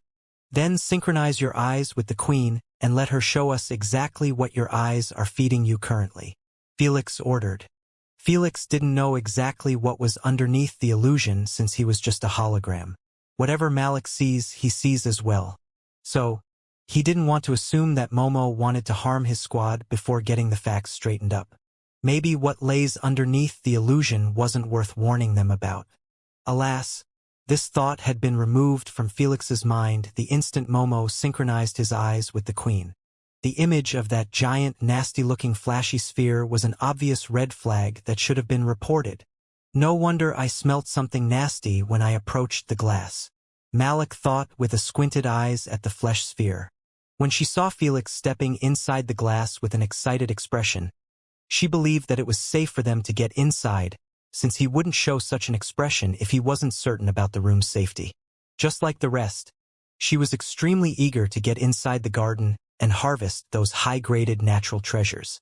However, the instant she got closer to the glass dome, she got hit by a peculiar stench. Before she could think thoroughly about it, Felix had shouted that warning for them to bail. She believed that since their senses were synchronized, Felix had smelt the same stench while inside the glass, making him realize that was an impossibility. After all, he shouldn't sense what she couldn't sense. The glass should have been blocking their synchronization. So you saw this and didn't think for a second that it might be a trap? No. Even when you saw us as happy as a kite when we were looking at it? Felix sneered coldly. You think of me as a fool? No, sir. Momo was still replying calmly, appearing not affected by either the environment or Felix's interrogation that wasn't going well for him. By now, everyone was certain that he wanted them dead, and nothing that he said would change this fact. If it wasn't for Felix's timely realization, they would have been doomed and he would be the last survivor. Just like his previous squad that had gotten wiped out. At the start, no one saw anything wrong with it since slimes were known for being the last to survive in most expeditions, but now, they began to believe that the previous squad was a victim of Momo's scheme as well. Why did he do it? Maybe he wanted the riches to his own or simply to regain his freedom. That's what Felix couldn't understand. If he was here with them in his flesh, he would understand Momo's attempt to bury them and free himself from the slavery's chains. But Felix was merely a hologram. Even if the party was wiped out, Momo would still be a slave of his. After such a betrayal, Momo wouldn't be able to live for long. What's your gain from wiping my squad? I already told you that wasn't my intention. Momo refused to admit it, making everyone livid. Queen, is he telling the truth? Malik decided to help. Based on his thought process, my conclusion is that he is indeed telling the truth. The queen shocked them with her proclaim. They understood that since he had signed a slavery contract, this meant his thought process was under strict scrutiny by the queen. So, the moment he thought of trying to wipe them out or had terrible future agendas, she would relay the information to the master. It was easy to fool others, but it was difficult to fool oneself by doing exactly the opposite of one's thoughts. This left them with two choices. Either they were mistaken and that Momo truly made an honest mistake, or the fucker was a sociopath who had such astounding control over his mind. It's petrifying. Since the queen cleared you out, I apologize for the accusation. Felix brought down his tone a notch by saying, "However, you still messed up badly by not telling us about that nasty thing." "I am sorry." Momo apologized collectedly. "It won't happen again." "That's what I want to hear," Felix said while looking at his squad members' dumbfounded expressions. They must have been shocked that Felix didn't press on him even more and just decided to buy his bullshit, even though the facts support Momo's ill intentions towards them. "Malik, keep them under control. It's not the time to lose Momo since we need his other copy to find us the exit of the pyramid's ventilation system," Felix informed. He wasn't stupid to think that Momo was innocent, but he understood that Momo was still a valuable asset in these ruins. It was best to take advantage of him fully before getting rid of him. Most importantly, he was locked inside that gate without any way to group up with them. So, he couldn't lead his squad to another illusionary trap. In future explorations, he would be making the slimes use their synchronization feature to not get blindsided again. He was done trusting slimes. Now that he dealt with the traitor, it was time to check what the hell was that thing. "Go inspect that fleshy thingy," Felix ordered Momo. Obedient, Momo had split his arm from his shoulder and sent it to touch that nasty thingy. The rest of the squad stopped their private telepathic discussion about Momo and focused on the screen, wanting to figure out their fate if they had ever touched it. After the arm reached a golden vein, it reached out to it and touched it slightly. However, there was no sudden movement or noise. This made Momo get ballsy and control his arm to climb up on the thingy's skin. The arm kept climbing and climbing, yet nothing much changed. "Go punch it," Felix ordered calmly. "All right." Without an ounce of hesitation, Momo left behind him a small part of his body, then went with his main body to the thingy. After reaching it, he punched the golden vein as hard as he could. They had received the reaction they wanted this time, as the nasty thingy started to tremble slightly from its base. Meanwhile, the golden blood could be seen coursing rapidly through the veins, appearing like someone experiencing a blood rush. SHSSHSHS. Out of nowhere, the flesh started separating from the middle, akin to a monster, trying to open its mouth after a long period of time. The moment it opened up fully, everyone felt like their heart was about to leap out of their chest at such a horrific image. Who could blame them? The insides of that thing were packed with millions of yellow eggs and larvae. There were also millions of tomb screamers that were bigger in size than the previous ones. Is it a hive or just the birthplace of those tomb screamers? Malik wondered while trying to calm her heartbeats down. "Shit. I can't image what would have happened to us if we got stuck with it," Eric said. "You are about to find out." The tomb screamers inside the hive all emerged at once, creating a golden cloud. Then, they actually engulfed Momo even though he was wearing the spray. This just scared the squad even further, as the only defensive measure they had was clearly useless against those bigger versions of tomb screamers. In a few seconds, the golden cloud had withdrawn back inside the hive, leaving behind it absolutely nothing.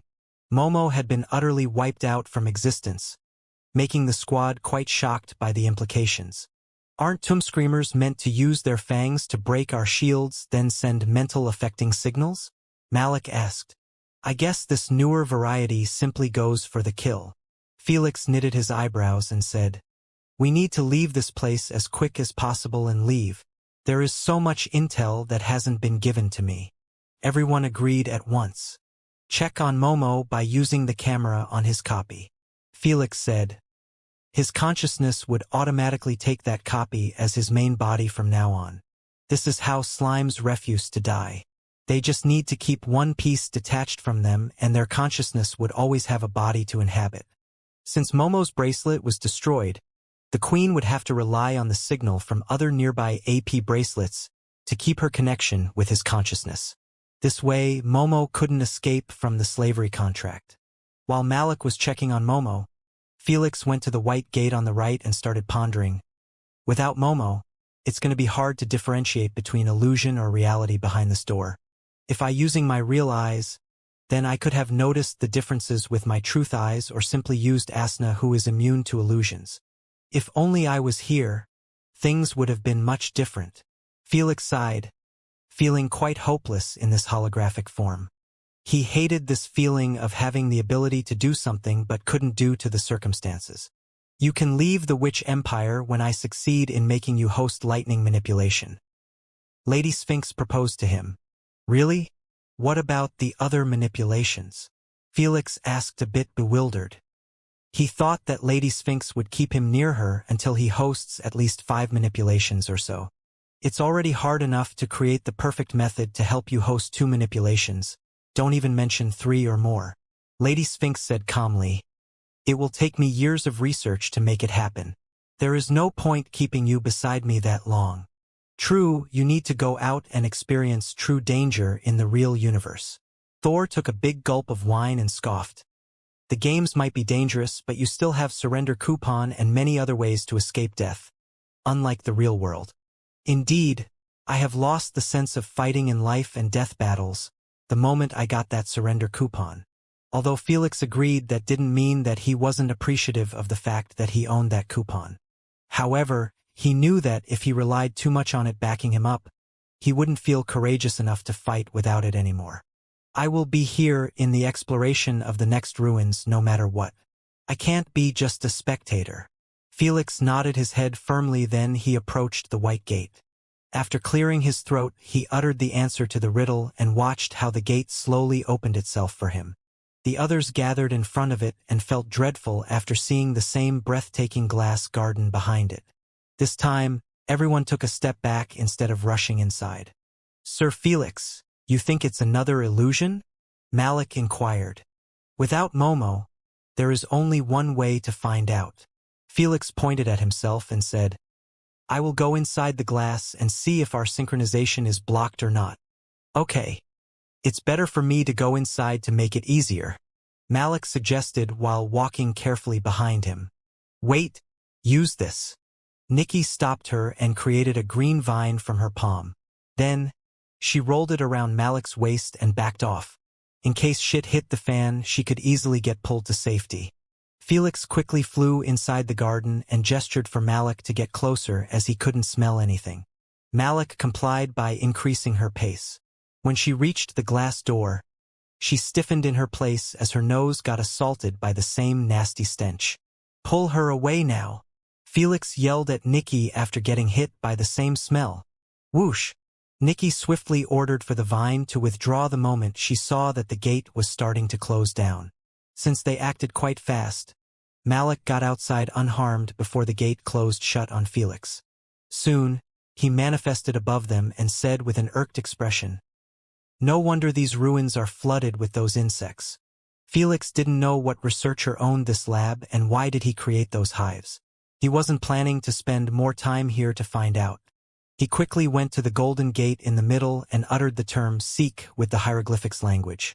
The others lined up before it with a bit of anticipation in their eyes, hoping that real treasures would be behind instead of another hive. Alas, they waited and waited, yet the gate remained closed shut. This had never happened before, making them somewhat distressed and concerned that the answer wasn't the right one. When more than half a minute had gone by yet the gate still didn't budge, it became obvious to them that the riddle answer wasn't seek. Sorry, I thought it was the right term. Pualani apologized. I still believe that it is correct. Felix frowned his eyebrows and said, Maybe it was faulty since they see it differently in their time? Should we try another term? Malik asked worriedly. I don't know if we are going to activate a trap if we failed multiple times. I think it's best that you guys retreat, so you can have time to react in case I activated a trap, Felix advised. They nodded their heads and walked tens of meters away from him until they reached the limit of the synchronization between him and Malik. Now that he was all alone, Felix sat in a mediation position in midair and rested his chin on his palm, pondering deeply on the puzzle again. Dreams will be reached only if someone did what? Seek should have been the plausible answer. Or should I use another synonym? This will broaden the list of answers immensely. I doubt that the owner of such a magnificent pyramid would require the exact synonym of the term. Felix scratched his chin. I can feel that something is wrong here, like I am missing a piece of the puzzle. Felix always felt that it was a bit weird to have 3 gates with 3 riddles. 2 of them were traps and the last one hosted the herbal garden. It just didn't make sense because the one who made those traps and riddles clearly wanted someone intelligent to get access to his stuff. Maybe he wanted to pass down his research data to a worthy person who appreciates them, but no one managed to find the ruins until everything got decomposed. If he thought like this, it meant that it was impossible for the 3 gates to operate on luck like this. Anyone who solved the 3 riddles gets a 33% chance to open the Real Gate and obtain its riches. Even worse, if someone was able to resist illusions or such, then he actually had 100% to get inside the real garden. What's the point of the riddles and intelligence tests if it was going to be like this? It doesn't make sense at all.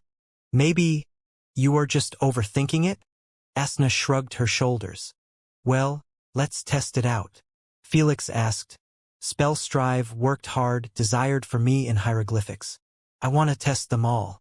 You sure? Yes. Felix nodded his head and said, I doubt that the pirates were that lucky to land exactly on the correct term in their first shot.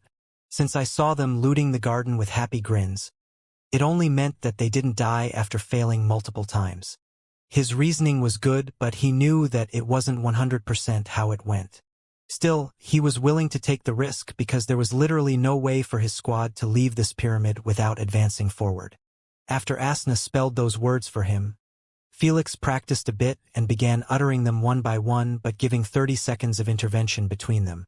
However, no matter how he uttered them or repeated them, the gate refused to budge. Told you that this is not the right method to opening it. Felix confirmed his previous theory by his failures. Now what? Asna snickered. There is literally no lead to opening it up. Asna was correct. The riddle on the gate was the only method to open it. It was tested and proven correct. By not focusing on it, it would be the same as walking in the dark. You are wrong. Felix shook his head. There is a lead hidden somewhere. I just need to find it and use it to crack the real riddle at hand. Do you, I guess? Asna yawned in boredom and stopped bothering him. Felix began searching for clues by rereading the 3 riddles first, thinking that he might find the real riddle of the gate if he combined their words. Alas, he spent a couple of minutes matching this with that, yet still didn't come out with an actual solid riddle or a clue in that case. Not discouraged yet, Felix started looking for the letters of the riddles, believing that if he matched the first letter of each word, he might create a bunch of words, then connect them into an answer or a riddle. Obviously, Asna was the one doing so since he needed to get the answer or the riddle with the hieroglyphics language. The thought was good, but the results were not. This put him right back at the start. Does this means that my approach is row? Sir Felix, I have just received a report from Samir. Malik suddenly interrupted him. He told us that he got rid of 4 pirate spaceships, leaving only 5 on the planet. But one of them is currently heading in the hole's direction. He estimated that they would fly above the hole in less than 10 minutes. 10 minutes? Why does luck always side with fucking scum? Felix cursed, knowing that it should have been taken those pirates at least 2 hours to locate the hole. At this point, not even 15 minutes went by, making him certain that those spaceships were only flying in their direction due to luck. Malik, order Momo to try and find the exit from the ventilation system quickly. Felix hardened his expression. We can't use the path that I was preparing since it is in the 3rd treasury, and we don't have that much time to go for it. Consider it done. Good. I will be leaving now so I can use my abilities to enhance my thinking process. Felix said while breaking into light particles. I will let you when I will be back. The sight of Felix disappearing scared the shit out of everyone as he was their only hope of getting out of here alive. Thankfully, Malik explained the situation to them and made sure that they don't panic. People always do stupid shit when they panic.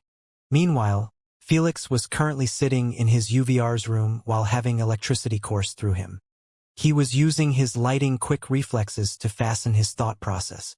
There was a massive improvement from before as he was starting to eliminate one failed solution after the other in less than 10 seconds. He kept doing so until he started recalling the previously solved riddles and their solutions. To reach the herbal garden, Felix realized that he had solved 6 riddles without adding the last 3. 6 riddles means 6 answers. In other meaning, 6 words. Enough to make another riddle. We have truth, knowledge, moon, sun, from, and you. Felix thought carefully about those words and realized that they weren't enough to make a plausible sentence. The last preposition and pronoun were obtained from the golden gate that he opened to leave the first treasury. But they weren't enough. He needed more. There was only one place to get more. The three other riddles. Will, travel, and seek. Felix's eyes started to brighten up slowly after spotting an actual connection between all of those words. Without wasting time, he merged them into a sentence that totally made sense. Will you travel from the moon to the sun to seek truth and knowledge? He uttered the question that he found more plausible than other sentences that could be created from it. Asna was slightly astonished after hearing it. So, the key to open the gate is to answer this question that needed to be extracted from those riddles. That's quite devious. Felix could only marvel at that researcher planning to create an exquisite test that only those smart enough to think outside of the box could solve. From the very start, Felix got led by the idea that solving a riddle would open the gate. He did it not only once but twice and thrice. So, it was to be expected that his mind would be fixated on solving that single riddle in the middle of the Golden Gate instead of thinking outside of the box. The fact that one could get unlimited attempts just made it even more worse. After all, if there was a limit, one should be bound to think carefully and also seek other peculiar answers. But when given unlimited attempts and that type of puzzle, he would keep wasting his time guessing a term after another. Meanwhile, the real answer was far from it. I refused to believe that those scums had solved this riddle without wasting days on it. Felix cursed at the heavily edited documentary that made sure to show them in their best state. But he knew that it wasn't time to bother with this. Malik, bring me in. The moment Felix manifested above the squad, they all gave him hopeful looks like they were eyeing their Lord and Savior. Don't give me those looks. Felix's eyelids twitched as he hovered towards the gate.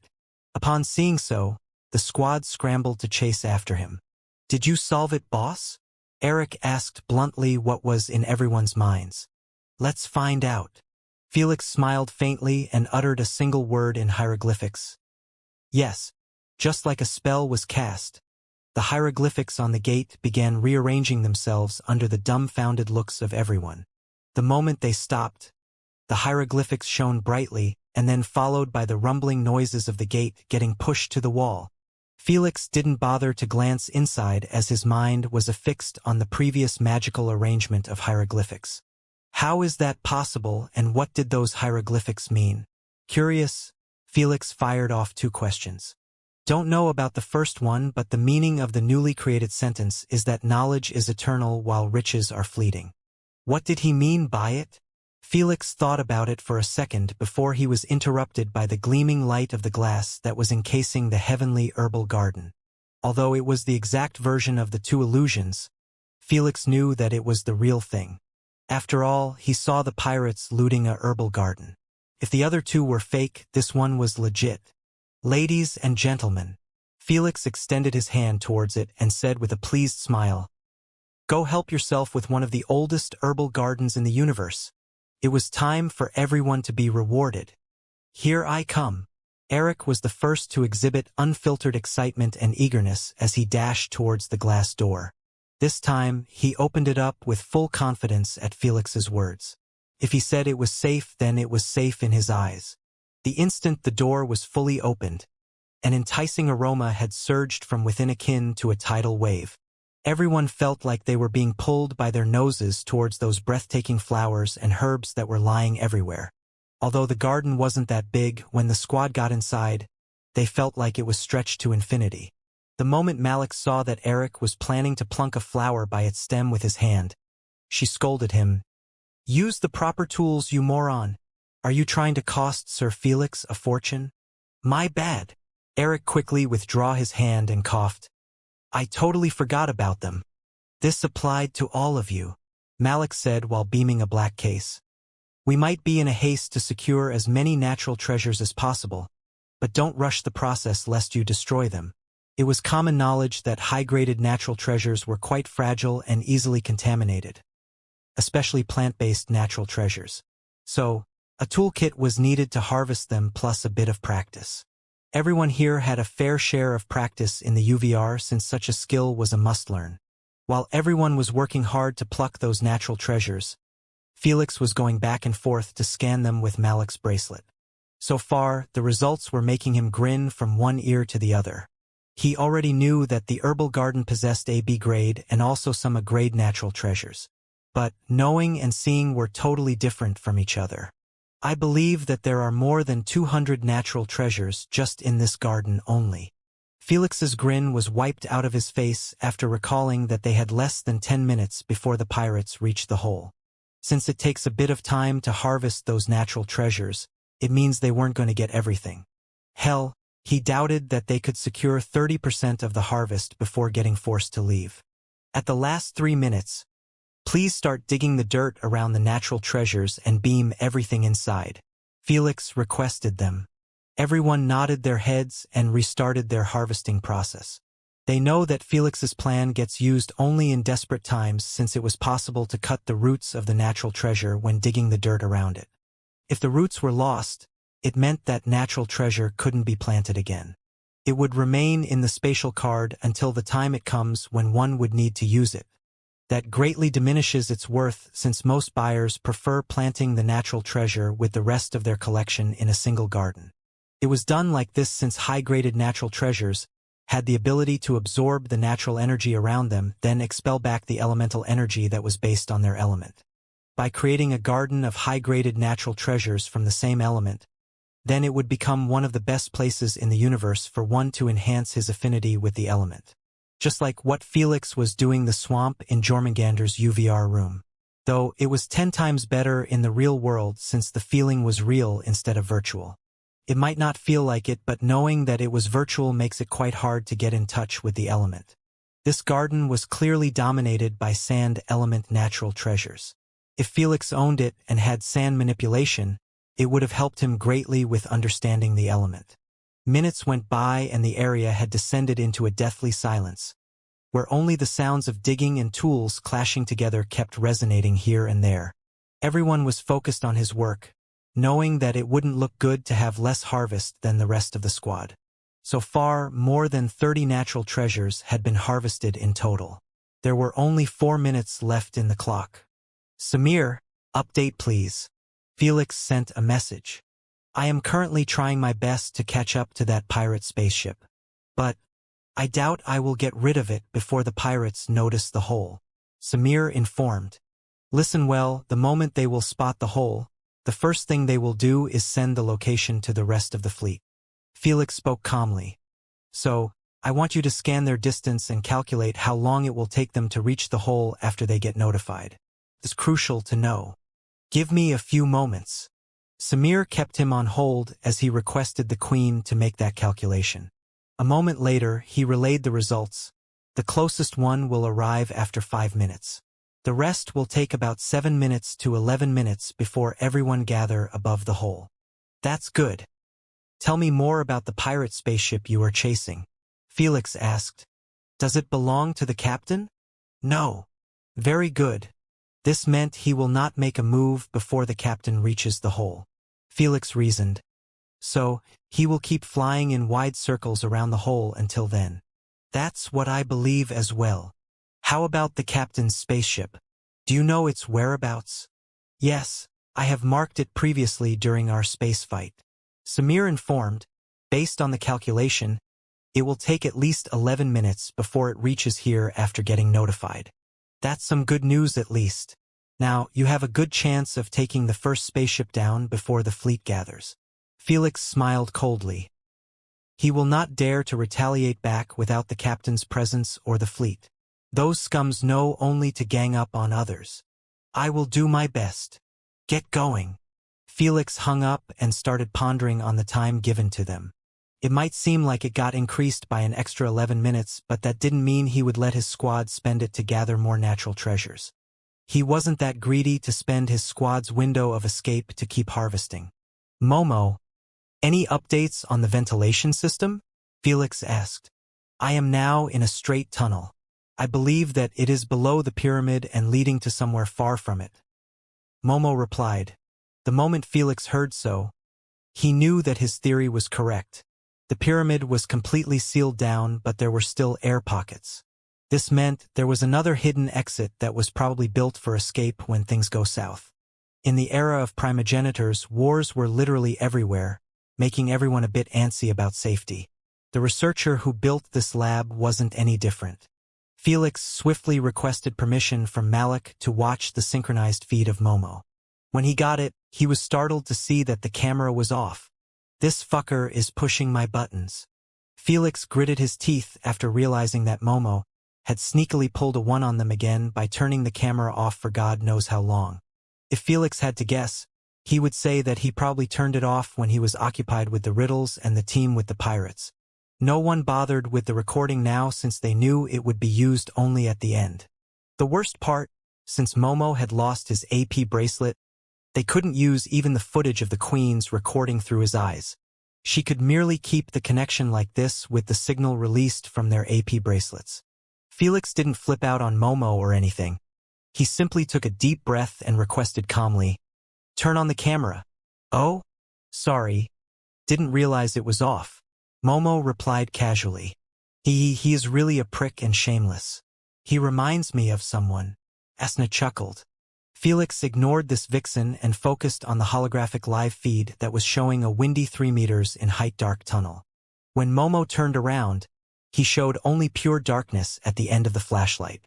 "For how long were you walking?" "About 7 minutes now?" Felix's eyelids rose in surprise as he asked, "Queen, is he telling the truth?" "Yes." Felix believed her since it was impossible to lie about such a thing. After all, the Queen could easily calculate the distance crossed on her own and compare it with his answer, unlike figuring out his true intentions. This meant that the tunnel should be stretching for at least a couple of miles away from the ruins' coordinates. Such a long tunnel must have an opening on the surface. Felix frowned his eyebrows. "But how did we not see it? There is nothing in this planet besides sand." Felix was truly confused about this, but he knew that it wasn't time to sate his curiosity. It was time to question Momo about the path he took while he still can. The fucker wanted to leave them stuck inside, not caring about the consequences of his actions. Till this point in time, Felix still didn't know if he simply snapped after getting enslaved twice in a row and wanted to have revenge on his newer master, or he had other intentions. Whatever it was, he would be dead the moment they reached the surface safely. Felix wasn't even planning on sending him to an auction.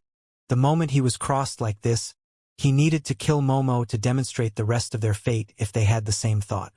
Wasting $1 billion SC for such a lesson was totally fine for him. "Tell me exactly what did you see in your journey?" Felix asked, knowing that he needs to take his words with a grain of salt. Without the Queen to see the path and with the uncanny control of his thoughts, he could easily feed him lies. "After I emerged from the ventilation system, I grew my body back to normal height since I have been sent to an empty room with a single closed door in it." "That was the entrance to the tunnel?" Felix asked. "Yes, it was." "How did you open it?" "I turned the doorknob and it got unlocked." "Right?" Felix said, trying his best to hold himself from sneering. Like hell, he would believe that the researcher did all of that just to leave the entrance to his escape exposed like that. Although Momo said that the room had only this door, making it inaccessible for strangers, he believed that the researcher should have doubled the security on the tunnel entrance. After all, that was his lifeline. "Anyway, I walked down on a long staircase, and when I reached the ground, I found myself in this tunnel. The rest is history," Momo concluded. "Well, thank you for the information," Felix ordered coldly. "Now return to that room and remain there until I give further orders." "What room?" Momo asked. "You know what I am talking about." Felix's veins began throbbing in anger as he realized that the fucker was clearly trying to waste their team until the pirates arrive. Speaking of the devil, Malik had just been informed by Samir that the pirate spaceship had flown over the hole. "It's time to move, guys," she said while beaming her tools. "New. There are still hundreds more to take." Upon hearing so, Eric and the rest let out signs of dejection and frustration. They wanted to beam their tools and leave, but their legs refused to move. Don't be stupid. We are not giving up on them forever. Malik's eyelids twitched as she said, we will just leave for now until we take care of the pirates. Then come back later and continue on our exploration. Malik is right. Felix agreed with her. If it's like that, I don't have an issue. Jones smiled widely. Phew. I am telling you my heart wouldn't have been able to give up on everything here. Melissa sighed in relief. Soon, all of them were on their feet, ready to walk away. They didn't look too nervous since they believed that Momo should have found the exit by now. They were merely waiting for Felix or Malik to lead them. Alas, neither moved. Malik was waiting patiently for Felix to lead them since he told her that he would be dealing with Momo, while he had absolutely no fucking clue where to head to. Boss! Eric titled his head. Shouldn't we be moving now? Felix turned around and gave them a wry smile.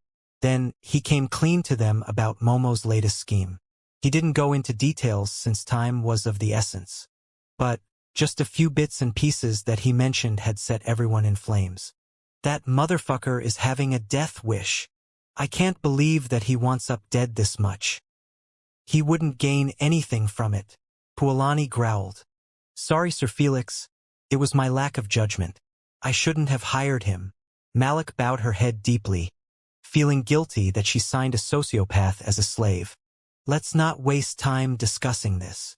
Felix said, we need to find a way to find that room. Well, if there was any room in the first place. How about we just use the original escape method? Melissa suggested. I agree.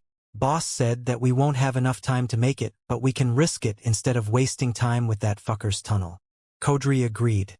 Seeing that they were nodding their heads in agreement, Felix smiled bitterly and said, it will take us at least half an hour to use that exit because we need to enter the third treasury. Believe me, that treasury is far more dangerous than everything that you have experienced here. I am telling you, the tunnel is the only way out. Felix affirmed, making everyone ditch that thought and jump back into the other ship. All of them were doing their best to think of a solid plan. Felix wasn't the only one with a brain. How about we use the Queen connection to Momo's consciousness as our guiding compass? Malik's eyes brightened up a little as she clarified. We know that he doesn't own an AP bracelet, so we can't synchronize with him, but we can use the connection to trace back all of his footsteps. Some of them were still confused after the clarification, but the majority understood the jest quickly. What she implied was simply to use the connection as a link to show the fastest path from them to Momo. Naturally, it wouldn't be a perfect path since the Queen was lacking a map of the maze, but it would help them close the distance. Smart. Let's give it a shot. After he praised her, Felix went to the golden gate that was behind the garden and solved its riddles quickly. When the door was opened, Malik already had set a holographic screen, showing a messed-up blue line leading downward. At the end of the line, there was a red dot that was moving rapidly. It worked. Let's go. Eric tried to dash forward but got caught by his collar. Let me lead the way, Kodri said. My senses are extremely sharp and I might survive traps if I stepped on one. Just as Eric wanted to argue with him, Felix gave him a side glance. Move now. Eric grouped up with the pack and they began jogging after Kodri, who was running on his four legs. They were all staying on their tiptoes since they had no idea what trap they were going to activate by going with this pace. Turn left. Malik was responsible for guiding him since he would lose focus if he kept glancing at the blue line. Turn right. Enter the second entrance. Keep going straight. Only Malik's messages kept resounding in everyone's minds. They had already spent a couple of minutes running and luckily no trap had been activated yet. But this was actually even more dreadful since the suspense of something big coming kept building up in the minds. Upon seeing so, Felix decided to calm them down by saying, Relax. The other squad had gone through this exact route and didn't land in a trap. They didn't know if he was lying or not, but his words did affect them positively. Felix wasn't bullshitting since the pirates had taken this route to the third treasury in the documentary. Alas, the blue line didn't remain in the same route but went to a different foreign path to Felix. Now, they were truly sprinting in total darkness. A minute later, Malik stopped everyone and pointed her finger at the blue line that seemed to have broken in half. The remaining half was starting to go down from a place that was a few meters away from them. But when they lifted their heads, they realized that nothing was in the corridor. Just golden walls made out of strucrace rocks. We are screwed. That bastard must have lied. This sight was enough to push them to the depth of despair. They knew that the strucrace was unbreakable. So, even if they wanted to indulge in Momo's trail, they couldn't dig a hole in the ground. While some were despairing or sending curses to Momo, Felix and the rest were trying to figure out a way out. If we consider that Momo was traveling all this time through the ventilation system and that the existence of the room was real, then it must be few meters below us. Felix rubbed his chin. I am quite confident that the room should be real since a perfect lie needs some truth to it. Felix believed that Momo was lying about a bunch of things, but he needs a core to his lie. That would be the room, since he knew it would be almost impossible for them to get into it because he accessed it by the ventilation system. In addition, Felix believed in its existence because the researcher wasn't a rat to access the tunnel by the ventilation system. There should be a secret door or a hole that was big enough to allow for a human-sized person to access the room, leading to the tunnel. To solidify his theory, Felix hovered towards the exact location of the room and started surveying the area with squinted eyes. What are you doing, boss? Eric inquired. I want every one of you to start looking for anything peculiar in the walls, the ground, or even the ceiling, Felix requested without turning his head. Eric and the rest glanced at each other in confusion, but they still obliged silently. They were willing to grasp into anything at this moment. Seconds went by, then minutes.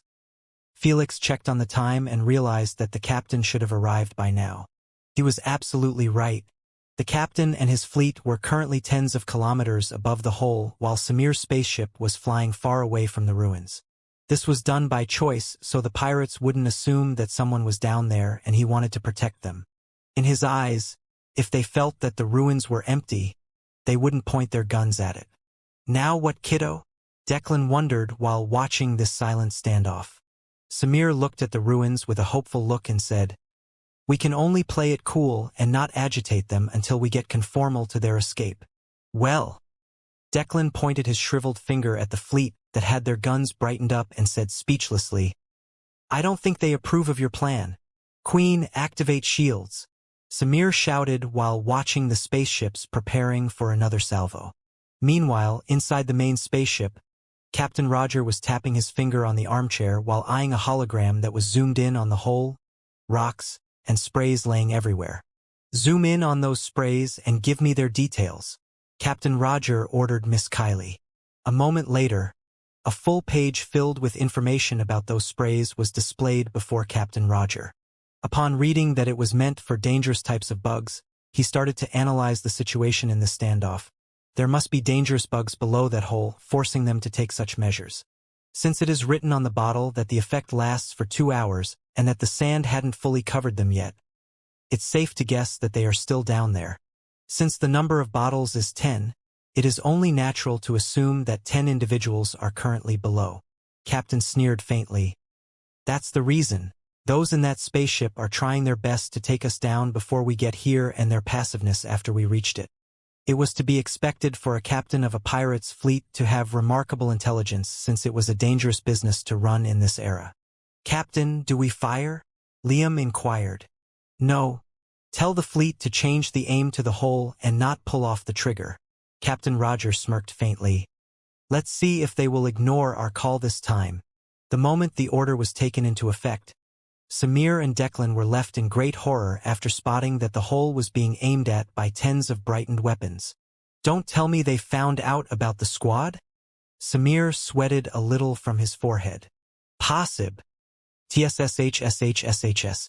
Declan got interrupted by scratching noises coming out of the spaceship's radio. Following it was a line written on a hologram above it. Operator Liam wants to make a contact. If he received such a message before, Samir would have ignored it in a heartbeat, but seeing their weapons aimed at the hole made him understand that ignoring them any further wouldn't bode well for his squad. Sir Felix, are you guys in the tunnel yet? Samir said with an agitated tone. The pirates have realized your existence down below and currently aiming at the hole. They are requesting contact, probably want to negotiate. Felix didn't even flinch when he replied, accept their contact and do your best to prolong it. If they wanted to negotiate, try making it as long as possible. I will be sending you some pictures of the herbal garden to show them so their greed would get in the way to destroy the ruins. If you feel like you can't handle it, leave it to Elder Declan, he should know what to say. Felix ended the connection the moment he said so.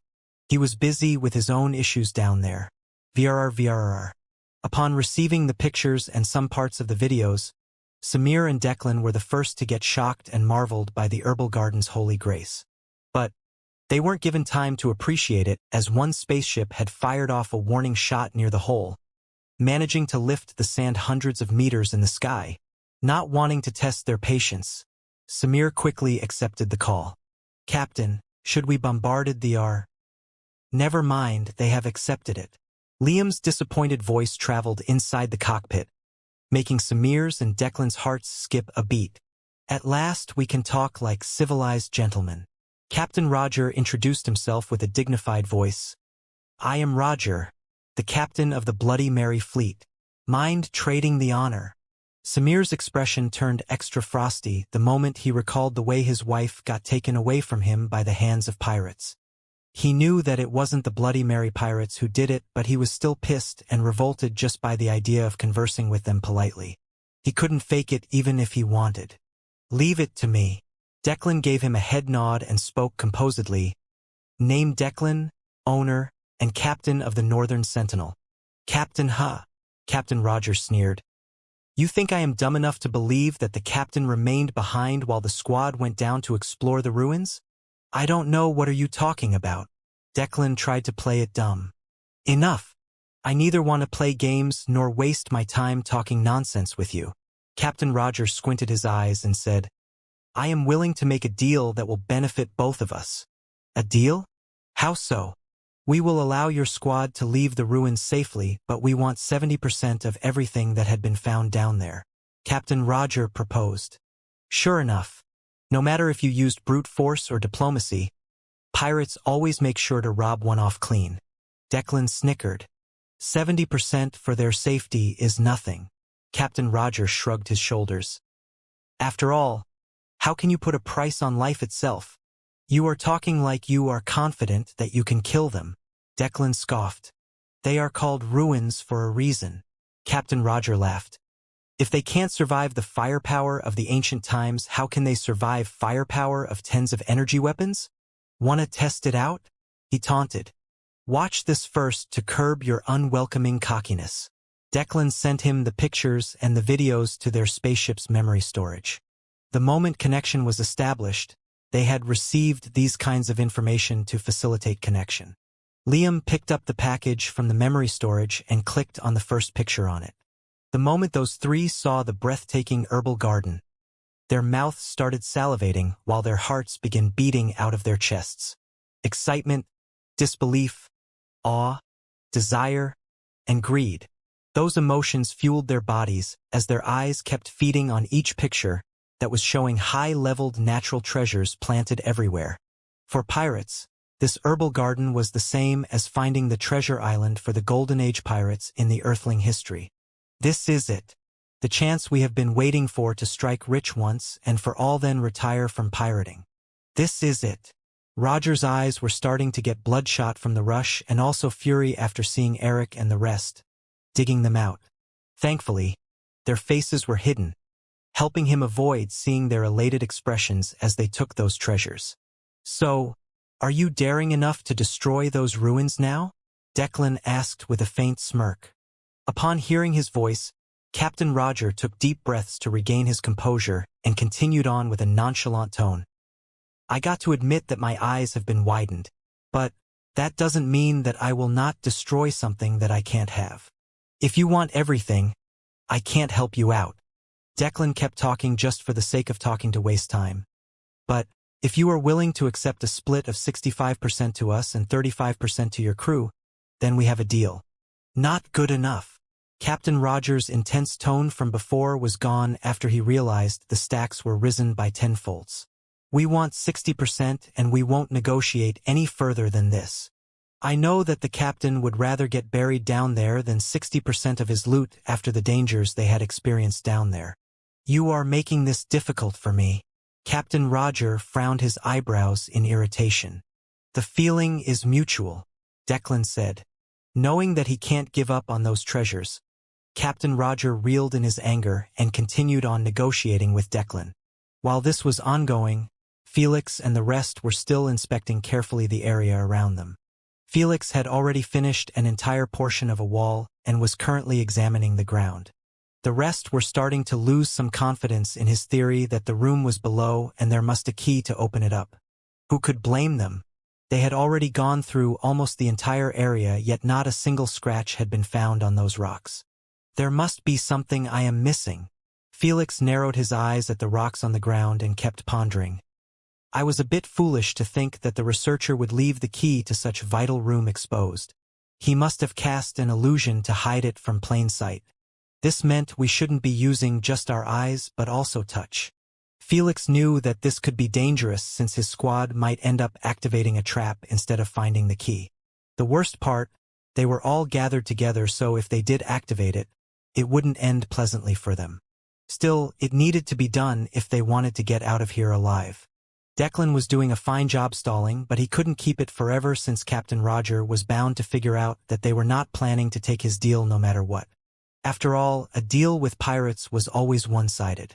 They end up signing a contract with the Queen's supervision, but the pirates were merely using their word as a guarantee. That's because only one or two of them owned an AP bracelet. They were the cleanest of the pirates in terms of crimes and contracts, making them free from the Queen's chains.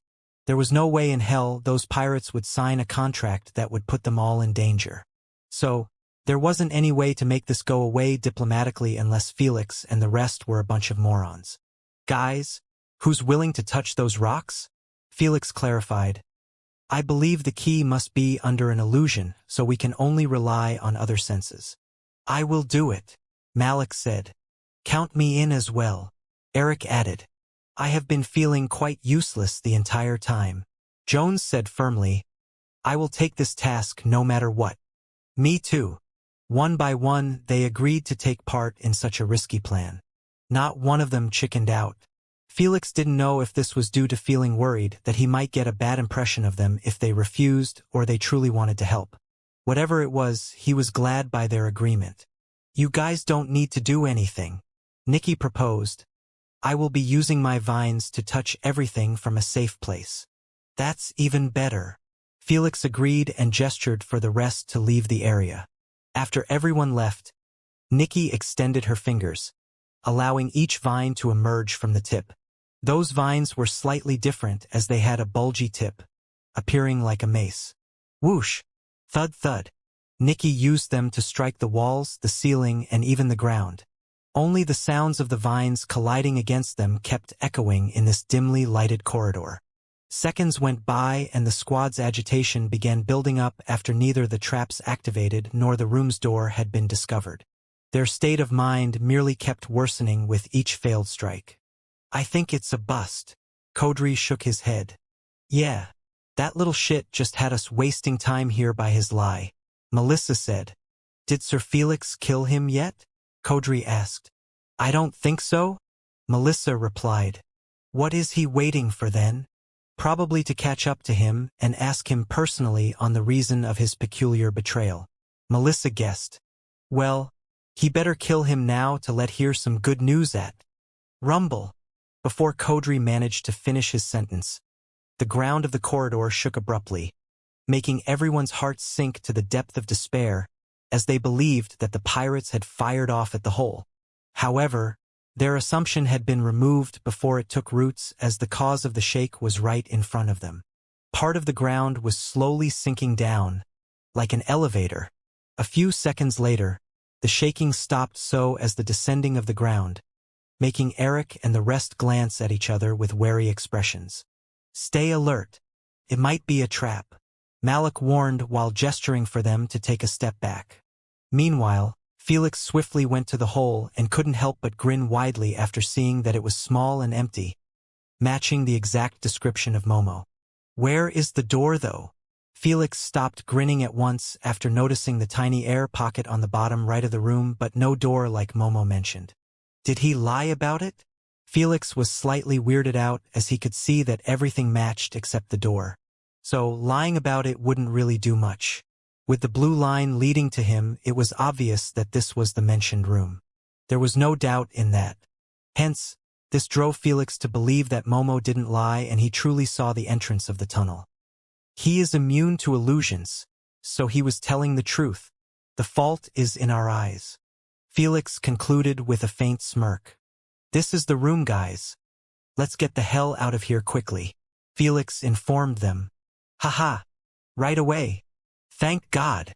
The squad rushed towards the room in excitement, but when they reached it and saw only 4 walls below, they were left a bit bewildered. Nikki, use your vines to touch the walls. Felix said. Make sure to have a feel for a doorknob. On it. Obediently, Nikki did as he asked while the rest kept their confusion to themselves. After waiting a few seconds, Nikki yelped in surprise.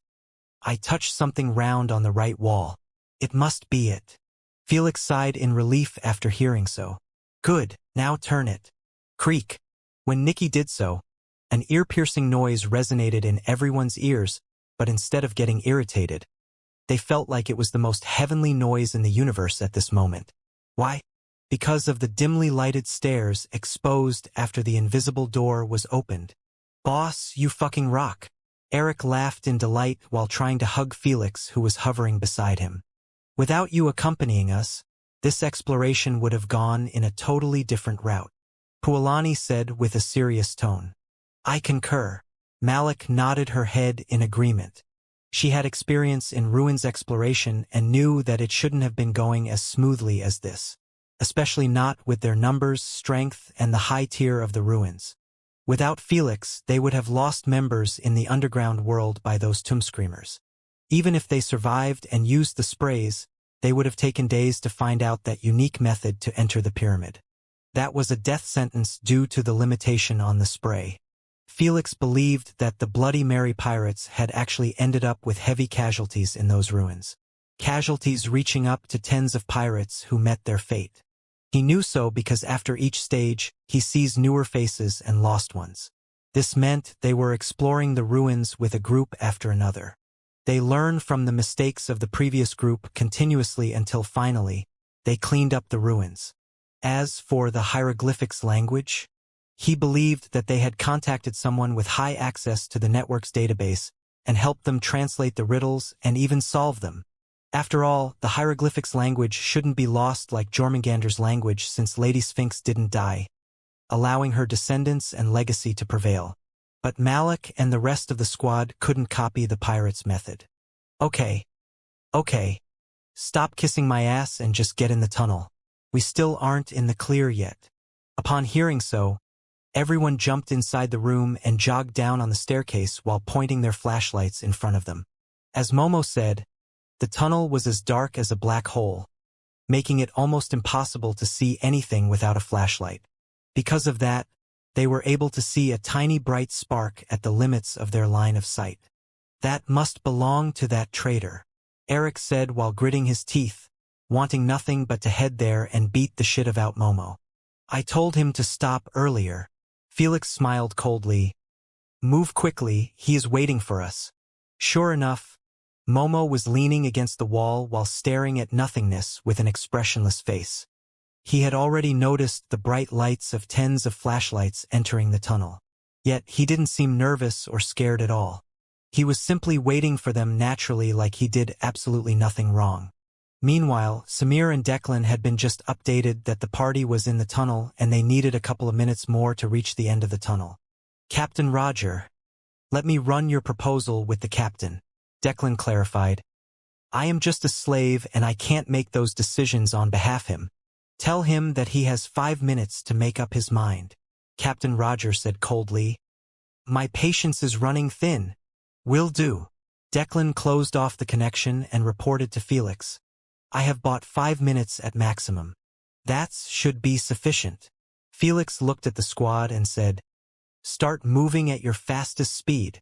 The instant they heard so, Everyone popped out their abilities and began moving rapidly towards the end of the tunnel. Since Jones was the slowest of them, he was thrown to Puolani, who let him sit on his back as he sprinted while morphed into a bear. With this speed, it took them only 2 minutes to reach Momo. "Malik, pick him up," Felix ordered without glancing at Momo. Though she disliked it, Malik did pick him up and took him with them. The rest knew that Felix did so because he didn't want to waste time dealing with him now. It was much better to take care of him in the spaceship. Before long, they arrived at the end of the tunnel, where a squad-shaped platform was placed on the ground. It was big enough to hold them all only if they squeezed inside. The ceiling above it was completely dug from the bottom to the surface of the planet. They could easily guess that this was an elevator since it had a handle at the side. "Drink your advanced invisibility potions and anti-deduction potions," Malik ordered while beaming 2 small spherical bottles. One was empty and the other had a thick blue liquid within. They didn't know how exactly they were going to appear on the surface and how far it would be from the ruins. So, those 2 potions were a must to avoid getting deducted by the pirates. "Samir, bring the spaceship above us exactly. You have our location," Felix ordered. Samir glanced at the hologram that was showing stacked red dots below the ground and operated the spaceship to get closer slowly. He didn't want to attract too much attention when Malik and the rest had yet to reach the surface. "Everyone ready? Do I pull it?" Eric asked while having his hand on the handle. "Do it." The moment he got their confirmation, he pulled the metallic handle toward himself with a moderate force, not wanting to break it. Cluck cluck. The metallic handle kept making irritating noises while being lifted slowly towards Eric. When it finally touched his chest, the platform shook slightly, then began ascending under the cheers of everyone on board. While they were cheering, Felix had only one question coursing on his mind as he glanced at the dark ceiling. How exactly are we going to emerge outside? It was normal to ask such a question since the surface above them was nothing but sand and sand. Since the ceiling was dark, it only meant that it was locked. This drove Felix to believe that when they reach it, it would open up automatically. But when that happens, they would be buried under tons of sand. Not mentioning the inconvenience of experiencing it, Felix was more worried about getting spotted by creating such large activity. "At least we will be invisible." Felix looked at Melissa and requested, "Please fly ahead of us and scout the ceiling." "On it." Melissa unfolded her bat wings and flew rapidly above them. In less than 5 seconds, she was already touching the metallic gray ceiling. She scanned it with her bracelet and the Queen gave her its details. Upon seeing that the materials were breakable easily by them, she went to relay the intel back. "That's good. If the ceiling refuses to open up after we reach 5 meters away from it, I want you to break it APA. Kriak." Before Felix could finish his order, the ceiling began opening up slowly from the center. "Prepare for impact," Malik said while creating a fire cover above them. Those with mass defensive abilities also used them to protect the team from the incoming waves of sand. However, the expected sand didn't fall. Instead, they were welcomed by the bright light of a sunny day and a blue clear sky. The hell? How is it possible? Where is the sand? Everyone was baffled and stunned by the sight. They turned to Felix, believing that he might know what's going on, but he was just as confused as them. But he didn't need to think too deeply about it as they were about to reach the surface in few seconds and clear their confusions. "Samir, we are about to emerge. Prepare to retrieve us," Felix informed after breaking out of his confused state. "Understood." Out of nowhere, the cubic silver Northern Sentinel had emerged in their line of sight, making them realize that the sky wasn't an illusion as some of them thought. Before they dove deeper into this thought, the platform had surfaced on the golden desert, making them look around with a dazed expression. They even spotted the pirates' spaceships in the distance aiming their brightened guns at the ruins. "Samir, I believe we are out. Can you see us?" Felix asked weirdly. "You guys are out?" Samir asked with a dumbfounded expression while watching a hologram that was spotted at the exact position of the elevator. He could see the moving red dots representing their AP bracelets. But that's it. The sand in their position wasn't touched or moved, ensuring him that it was impossible for them to be outside. Yes, and weirdly we are still moving upward. Felix inquired. Can't you see at least the platform we are standing on? No. I am seeing only an untouched desert in your place. Samir responded. This only means that the entire platform and the elevator are actually erected on the surface as well but was camouflaged by an illusion. Felix reasoned calmly, having some confidence in his guess due to the multiple illusionary experiences he met in the ruins. It was clear that the researcher had a way to create permanent illusions. If he could use them inside the ruins, then it was only natural to do it for his escape route. As for the reason why the platform was still going up and up, Felix believed it was done like this to combat sand from filling the elevator every time it opens up. This means the pirates can't see us as well. Felix ordered, "Retrieve us now. We will discuss everything inside the spaceship." Felix already had some guesses, but it wasn't time to deal with them. Queen send invisible scouting aircraft to pick them up. Samir requested while switching his focus on the pirate spaceships, who seemed to not have noticed anything out of place. After all, his spaceship was currently sitting at hundreds of meters in the sky and multiple kilometers away from the ruins. Since the pirate spaceships were above them, the Northern Sentinel's gigantic size managed to hide the small invisible aircraft from being spotted by their surveillance system. Even Felix and the rest were under this umbrella, making it almost impossible to see them even if they didn't drink invisibility potions. Thud. Meanwhile, the platform carrying Eric and the rest finally stopped after reaching 20 meters above the surface. This time, no one bothered to ask questions as the moment the aircrafts reached them, they picked their designated one and took off towards the spaceship. It didn't take even 2 minutes before all of them had successfully ventured into their spaceship successfully. At last, we reached safety. Malik sighed in relief just like the rest. They finally could relax a little from such a stressful expedition. The idea of being buried with ruins was too dreadful. "Welcome back, guys." Samir's delighted voice resounded from the radio of each aircraft. "We couldn't have done it without you guys." Felix praised sincerely. "Truly a remarkable performance." "Thank you, sir." "Sir Felix, you better get in the cockpit as fast as possible." Declan wiped his sweaty forehead and said, "There are only 30 seconds left before we receive another call from those scum." "Ha ha ha. No need to rush." Felix laughed with a cold expression. "Now that we are out, they better forget about the deal and focus on saving themselves." Malik, Eric, and the rest all showed murderous looks after hearing so. There was so much anger held within them, ready to burst at any moment. Anger resulted from the pirates, the ruins' dangers, and most importantly, Momo's betrayal. They have the perfect outlet to vent on. In a short moment, the squad could be seen sitting in their chairs in the cockpit with Samir and Declan. Only Momo wasn't with them as he was locked inside his room after forcing him to wear another AP bracelet. He would be dealt with after taking care of the pirates. "Why haven't they contacted us yet?" Samir wondered as he glanced at the radio. "Because they don't want to destroy the ruins." Felix snickered. "They gave us 5 minutes to make a decision before they fire. Because of Declan's efforts, they probably bought the fact that we are willing to make a deal. So, they thought that 5 minutes should be enough to pressure us and also avoid giving us time to escape from the hole." He is right, they are more desperate to get the treasures than us. Now, they don't know if they should continue with their threat or contact us to renegotiate. Melissa giggled. "I would pay anything to see their expressions right now." Kodri laughed. Sure enough, Captain Roger and the rest had dark lines on their foreheads as they kept waiting impatiently for the call to arrive. Alas, 2 minutes had gone by after the deadline, yet nothing was heard from the other side. "Captain, do we continue waiting?" A bit scared, Liam asked with a soft voice, knowing Captain Roger was seething currently. "Call them."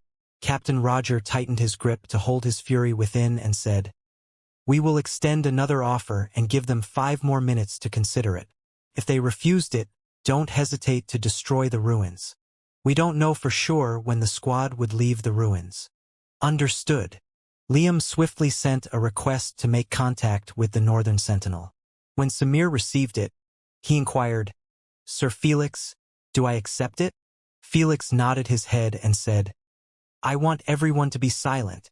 Declan, they are going to propose another offer. What you need to do is reject it and say that the captain told you that he would rather die in the ruins than given them a single dime.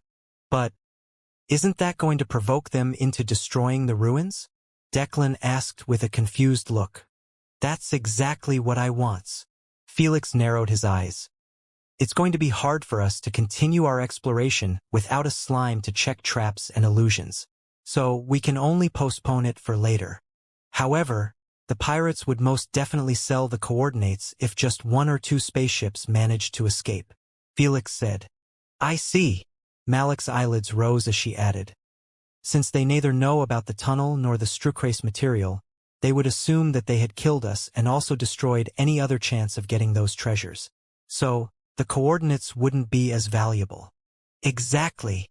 Felix's scheme was more of a precaution taken if they failed to kill all the pirates before they send coordinates to someone else. Now that it was taken care of, Felix shushed them with his finger and gave permission for Samir to accept the call. Are you playing with me, you degenerate slave? The first thing that resounded in the cockpit was Captain Roger's furious roar. Everyone's eyes turned extra chilly at the sound of that. Captain Roger wasn't just cursing Declan but all of them by calling them slaves. However, they kept their fury within them and eyed Declan, who started speaking calmly. First, never call me that again, you piece of filth on the sidewalk. Second, my captain have made it crystal clear that he will not negotiate with scumbags like you. Good shit, Elder. Get his ass. Eric and the rest all gave Declan thumbs up in elation, unlike Liam and Miss Kylie, who were stiffened in their places after hearing his sudden change of tone and personality. But what shocked them the most was the content. No negotiations? Are they insane to seek death like this? Liam thought as he glanced at his captain, whose nose was emitting smoke like he was boiling from within. This was the first time that he had seen his captain get so pissed at someone. So, you are telling me that all of our previous negotiations were worthless in the eyes of your captain? Captain asked with a suppressed tone. Who would have thought? Declan taunted. You are not that dumb after all. Captain Roger wanted to keep his cool and restart the negotiations because he truly wanted to get those natural treasures. However, he knew that the negotiation had fallen through the moment Declan cursed him. In his eyes, if he was daring enough to do that, it only meant that he had received permission from his captain. In other words, he truly didn't care about them bombing the ruined site and burying them inside if it meant not sharing their treasures. You won't change your mind, right? Captain Roger threw one last desperate Hail Mary, hoping that his assumption to be mistaken. I wish you choke on your saliva. I guess that's a no. Captain Roger closed his eyes shut and let out a long exhale through his nose. What a waste. Click.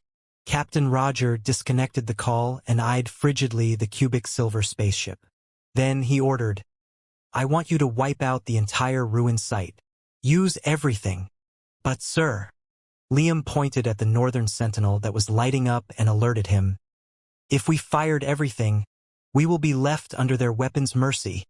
Knowing that he was right, Captain Roger swiftly took control of his emotions and ordered, tell everyone to split up and start destroying the ruins at each opportunity that they get. The moment the pirate fleet headed his order, the northern sentinel was already as bright as the moon, making every pirate feel shivers down their spine at the incoming attack. All of them began scattering around like mice meeting a predator, wanting nothing more than having their crewmate be chosen instead of them. However, seconds went by and the northern sentinel hadn't fired yet.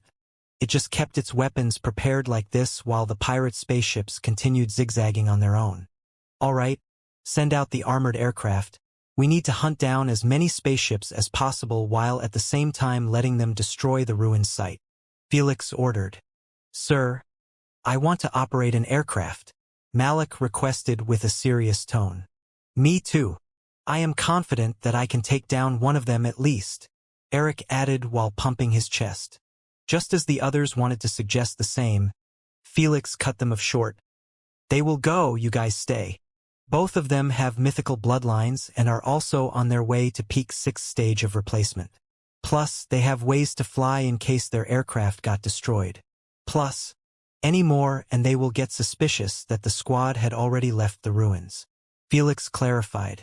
But they didn't care about the rest as their ears got closed shut after hearing the term mythical bloodline. As expected, even Leader Malik got one. Jones murmured with a hint of envy in his tone. Meanwhile, Nikki and Pualani didn't show it, but they were also envious of them. When Felix saw their expressions, he decided to motivate them a bit. Keep working hard like them, and it wouldn't be long before I recommend you to the organization as well. Then, he turned to Malik and Eric and gave them instructions for their hunt. Meanwhile, those three were about to die from excitement after finally getting a confirmation that it was possible to get mythical bloodlines. Old, young, rich, poor, everyone in the galaxy desired mythical bloodlines not only for their abnormal strength and potential but also for status. There were countless humans in the universe but less than 6 known mythical bloodlines in it. Being part of such a group was the true meaning of eliteness. But they had to put their excitement to the side as the pirates had begun firing at the ruined site, spreading clouds of sand explosion noises everywhere. Felix wasn't even looking at the ruins but at the marked area of the long tunnel plus the elevator. He dearly wanted them to remain untouched. Otherwise, it would be extremely difficult to find the entrance again. While the pirates were bombing the area, Captain Roger was left a bit weirded out by their passiveness. Aren't they going to attempt and stop us? He thought with a suspicious look. Alas, before his suspicion could grow, the Northern Sentinel promptly fired off 10 laser beams at a green spaceship that was in the process of preparing a big strike at the ruins. Because it was dangerous to prepare energy weapons while moving at high speed, the spaceship ended up eating the salvo without any method of evading it while being locked in its place. Fucking retards. Don't use big weapons. Just keep taking it slow and safe. Captain Roger cursed in the intercom, connecting all spaceships' radios together. Roger. Don't worry, boss. We are not as stupid as Little P. The pirates responded while continuing their everlasting shower of beams at the ruined site. By now, the site was already covered in brownish clouds, making it almost impossible to see its conditions. However, Felix knew that it would take more than those attacks to break those pillars. In a short while, Malik and Eric had arrived at the area of the armored aircraft. There were more than 20 of them parked in an orderly fashion. They appeared like army jets but bigger in size and 10 times better, whether in terms of weapons, speed, mobility, defenses, etc. I will take the black one, Eric shouted while jumping on the wing of a pitch-black armored aircraft. Then, he swiftly entered the cockpit and closed the glass door on him. After doing so, he let the Queen take care of the rest. Seeing that his aircraft was slowly getting in position to accelerate through a closed gate, Malik swiftly picked a gray aircraft and entered the queue. It was starting to get longer as the other armored aircraft started to move on their own, forming a long line. Naturally, they were controlled by AIs. In this era, AI control was 10 times better than humans' manual control. So, they were definitely going to perform better than Malik and Eric. That's if we didn't consider the bloodline abilities. The gate will open up in less than 10 seconds, Samir announced on their radio. Eric and Malik narrowed their eyes at the gate after hearing so. Exactly after 10 seconds, the giant silver gate began slowly opening up, showing the pirate's spaceship lasering the ruins at a distance. The instant the gate had been unsealed, Eric's aircraft started accelerating until it emerged outside akin to homing missile-guided towards those spaceships. The rest followed after his aircraft swiftly and created a V formation while his aircraft was the head of it. Do you think it's necessary to use an invisibility system? Eric wondered as he glanced at the aircraft near him that was fully invisible. Who knows? Those pirates might be dumb enough to not glance at their radar while we approach them. Malik replied. Too bad for her. They got noticed the instant they emerged from the spaceship by Liam. He warned the rest about their assault, making every pirate operator keep a constant eye out on their radars. They knew that their spaceships might be smaller when compared to the behemoth Northern Sentinel, but they were still considered large when put next to armored aircraft. Hence, Their speed and mobility could never outperform aircraft in the planet's lower atmosphere. However, their defenses and weapons were incomparable to the aircraft even though their spaceships were repaired with a crap alloy. That's because any trash alloys that could allow a spaceship to travel at the speed of light while surviving its hazardous environment would be 10 times better than any alloy that couldn't do so. Malik knew all of this and was going to make sure to play by her strengths and minimize her weaknesses. I want all aircraft to split into 2 groups and aim at one spaceship each time, Malik ordered. Eric, lead the other group. Leave it to me, Eric said confidently before requesting. Queen, I will leave it to you. Idiot. Malik could only roll her eyes at him and focus on her target that was merely hundreds of meters away. Seeing that the spaceship had stopped firing at the ruins and aimed its weapons on her group, she swiftly ordered the AIs to focus on counterattacking. Phew, phew. Rumble. Large metallic bullets were fired at them by dreadful railguns, making them hastily split apart to dodge them. Boom! Alas, one aircraft ended up having a bullet penetrate its engine, causing an immediate explosion besides Malik's aircraft. The horrifying speed of those bullets made it extremely difficult to dodge all of them at once.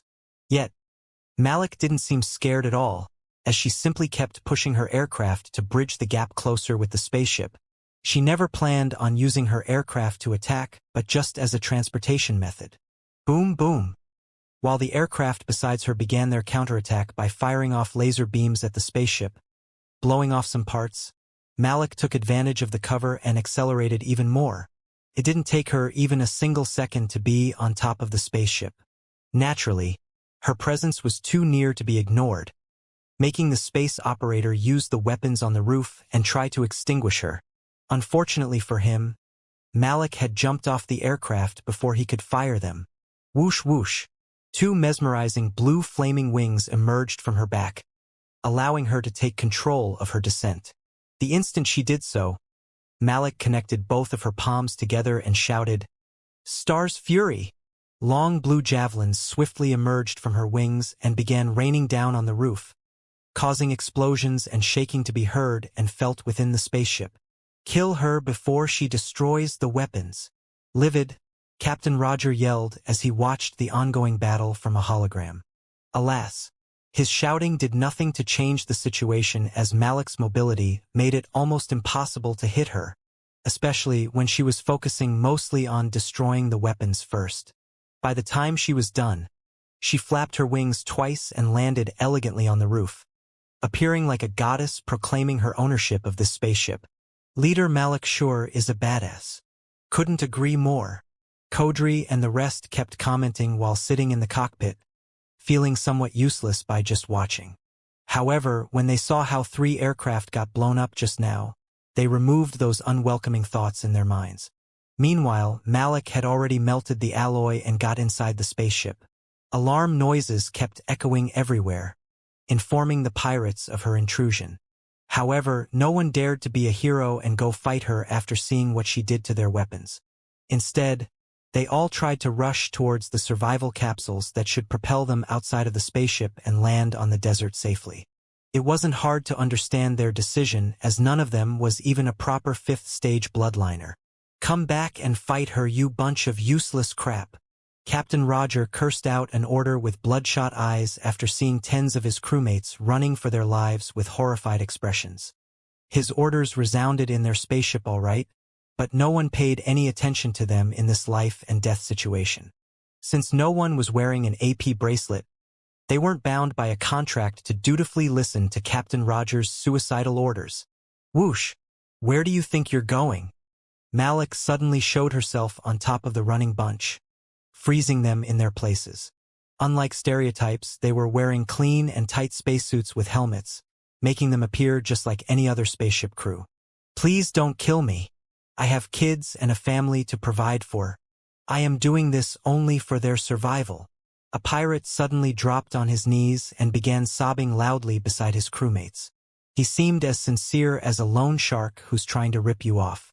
Surprisingly, his crewmates didn't look at him in disdain or revolt, but actually joined his party. I am willing to join your spaceship and be your janitor.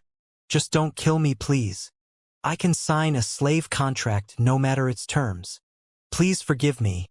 The wicked captain kidnapped me and turned me into a pirate against my own will. One sob story after another, one beggar after another. Malik didn't doubt for a second that if she brought herself near them, they would hug her thighs and never let go. As always, pieces of trash like you never fail to amaze me with your acts. Malik sneered hatefully. When things go your way, you become kings of the universe, the controllers of life and death. But the moment you feel slight danger, you turn into docile cats ready to jump ships. Disgusted, Malik spat on them from above while manifesting a blue fireball. Upon noticing that she wasn't planning on sparing any one of them, the pirates didn't hesitate to activate all of their offensive ranged abilities and use them on her. Whoosh! Alas, one mere wing flap turned all of those abilities into particles, showing them the gigantic gap in strength between them. Most of them refused to accept their fate and turned around, planning to retreat under their crewmates' cover. Whoosh whoosh! Anyone who took a single step forward had been turned into ashes instantly by smaller blue fireballs. Why are they so powerful with their smaller size? Sob, we are so dead. The pirates fell on their knees in despair after realizing that neither fighting nor escaping made any difference. As for the internal spaceship's weapons, Malik had gotten rid of them before she even spoke to them. They weren't even 1/10 as good as their external weapons. After Malik saw that the fireball had reached 5 meters in size, she gave the pirates one last cold look before leaving through the same path she took. Obviously, she left the blue fireball slowly falling down towards the pirates. The pirates stopped sobbing at once and glanced at each other in shock and a bit of hope in their eyes. Without a single ounce of hesitation, they all stood up and started spriting desperately towards the survival capsules. The moment they reached the area where they were held, delighted cry resounded loudly as the pirates began jumping inside of them akin to monkeys. Alas, before they could get too comfortable and thankful to God for surviving, the blue fireball had touched the floor of the spaceship. Then, nothing left from that spaceship besides a blue spherical explosion that shone brightly akin to a gorgeous sapphire. Boom! The deafening noise of the explosion followed by a massive shockwave took an extra half a second before they resonate in the blue sky. The shockwave was powerful enough. The closest aircraft to the explosion had its wings bent backwards, then ruptured from their position. The rest handled it better. Damn. She sure hates pirates to the bone to wipe the entire spaceship from existence. Felix's eyelids twitched at the sight, feeling a little bitter that Malik didn't consider taking the spaceship under their control. Although it appeared like crap and had zero chance of entering any civilized planet, Felix knew that it would be useful for backup in space. But he didn't scold her or even told her to stop her extra aggression. He simply let her vent the burning anger resulted from the humiliation caused when she got caught by the pirates. Hopefully, she wouldn't be so stiff when she vents. Felix wished while watching her fly towards an aircraft with an indifferent expression. It was clear that she was ready for round 2. Meanwhile, Eric had done a fine job as well by taking down his own target. The way he did it was by simply slicing it down from the middle with a humongous wind blade that stretched for over 70 meters at a minimum. This was his second active primogenitor's ability, Cosmic Blade. The sight was even more high-profiled than Malik's, making everyone doubt their eyes for a second. Alas, the perfectly sliced parts falling into the desert made it almost impossible to question their minds. While Felix's squad took a bit more calmly since they knew that mythical bloodlines were the real shit, Captain Roger and the other pirates felt like their hearts were about to leap out of their chests. A 70 meters wind blade. He must be an Origin Realm bloodliner. Scared of his wits, Captain Roger spoke while his teeth kept cluttering continuously. Upon hearing so, Liam and Miss Kylie felt like they were going to piss their pants in fright. They were barely at the 5th stage of replacement, yet their captain mentions that they were currently again an Origin bloodliner. It was an achievement that Liam didn't turn the spaceship into the direction of space and wheezed away from the planet. Is he their captain? Captain Roger started to take deep breaths while massaging his chest to think things through since they started to make no sense to him. He could understand that Malik's fireball explosion had managed to reach the engine and exploded as well, causing the spaceship to end up in little pieces. But slicing a bona fide spaceship? That shit was possible to only Origin bloodliners. However, he couldn't figure out why would an Origin bloodliner be here, and second, was he always on the spaceship or not? Origin bloodliner rarely takes on expeditions unless the ruins are extremely dangerous and worthwhile. That garden made it crystal clear that the ruins were stacked with treasures that would move even Origin bloodliners. So, it's not out of the ordinary for him to be here. Captain Roger reasoned with an ugly expression. If he knew that he was screwing around with an Origin bloodliner, he wouldn't have even entered the planet. It's not my fault. He's the one who used his slave to negotiate with me instead of simply exposing identity. Why did he do that? He must have been in the spaceship the entire time while his squad down below. Captain Roger argued. Unless he was worried about exposing the ruins or his identity to his enemies. So he decided to play it safe. This actually explains why the negotiation broke out. Captain Roger arched his eyebrows with a hint of worry. His squad must have got wiped out down below, making him pissed at getting nothing. So he decided to start a fight with us to vent. Fuck me, I can't have such a powerful enemy behind my back.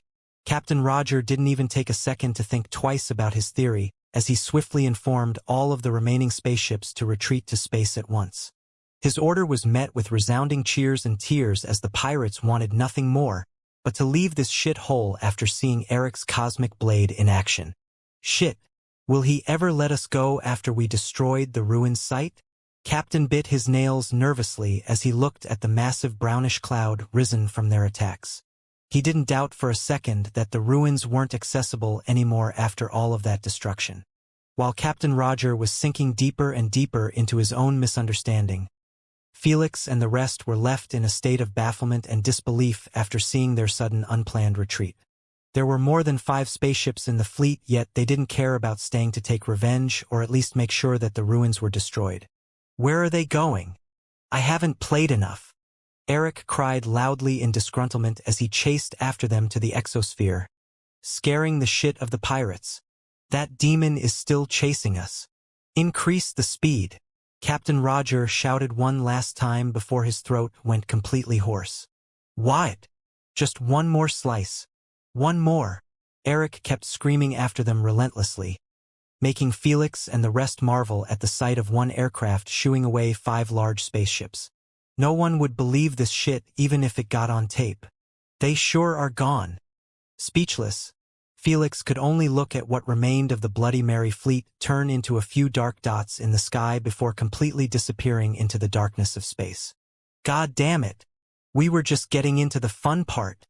Eric slapped the aircraft's dashboard in frustration and requested the Queen to take him back. I guess they didn't want to lose more spaceships? Malik suggested while heading towards the Northern Sentinel. Probably. Felix shrugged his shoulders and said, since they are gone, don't sweat it too much. However, we need to restart the exploration as fast as possible. I don't know if they are going to sell the coordinates or hand it to someone. Whatever it is, these ruins need to be fully cleaned in less than 15 days. How can we do so? Kodri shook his head. Momo clearly wants us dead for God knows why.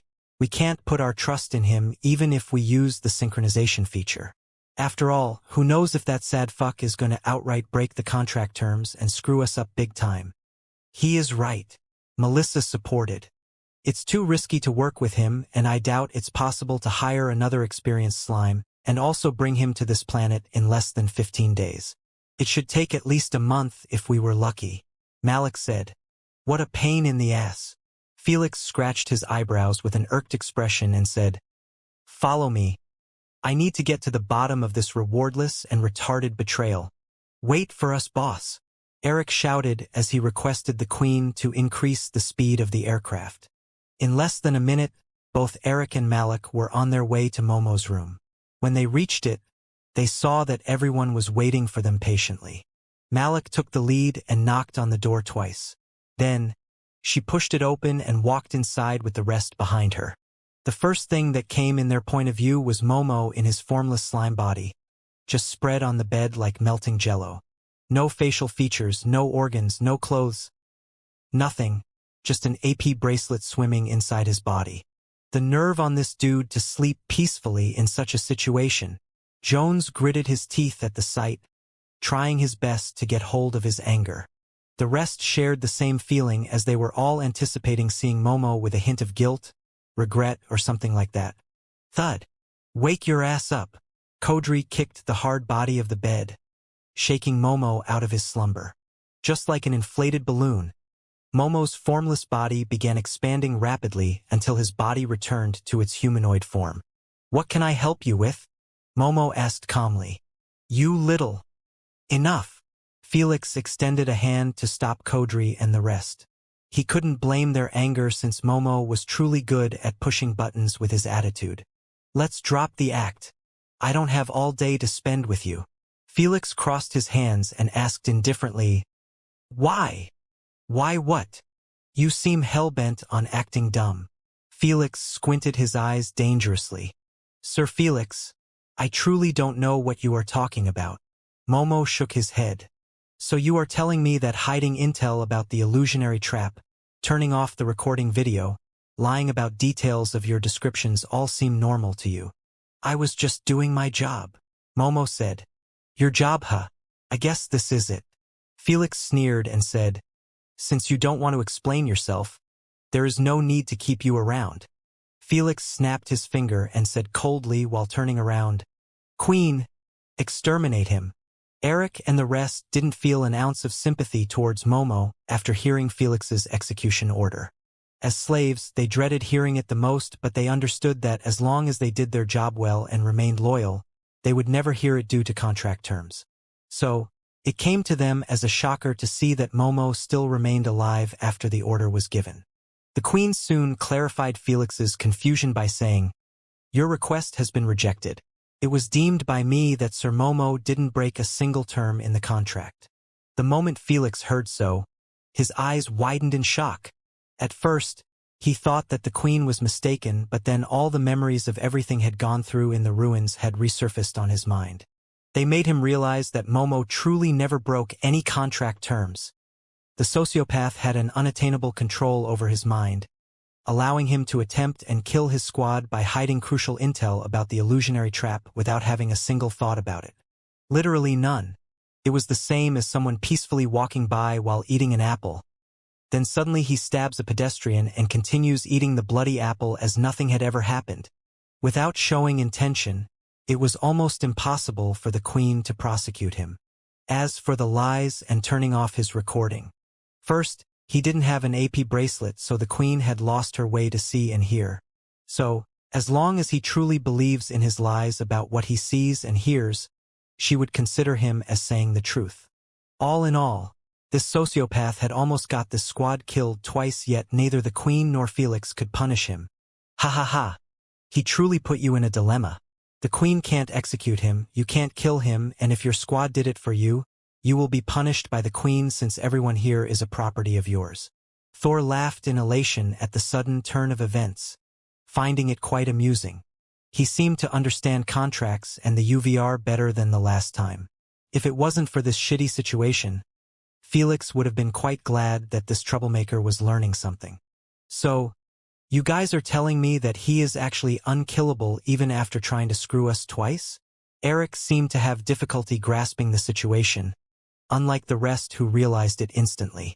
All of them had ugly expressions as they looked at Momo, who seemed nonchalant about the entire matter. I can't believe I hired such a time bomb even when the clues were right in front of me the whole time. Malik reprimanded herself, knowing that she had messed up big time. What do you mean? Melissa wondered.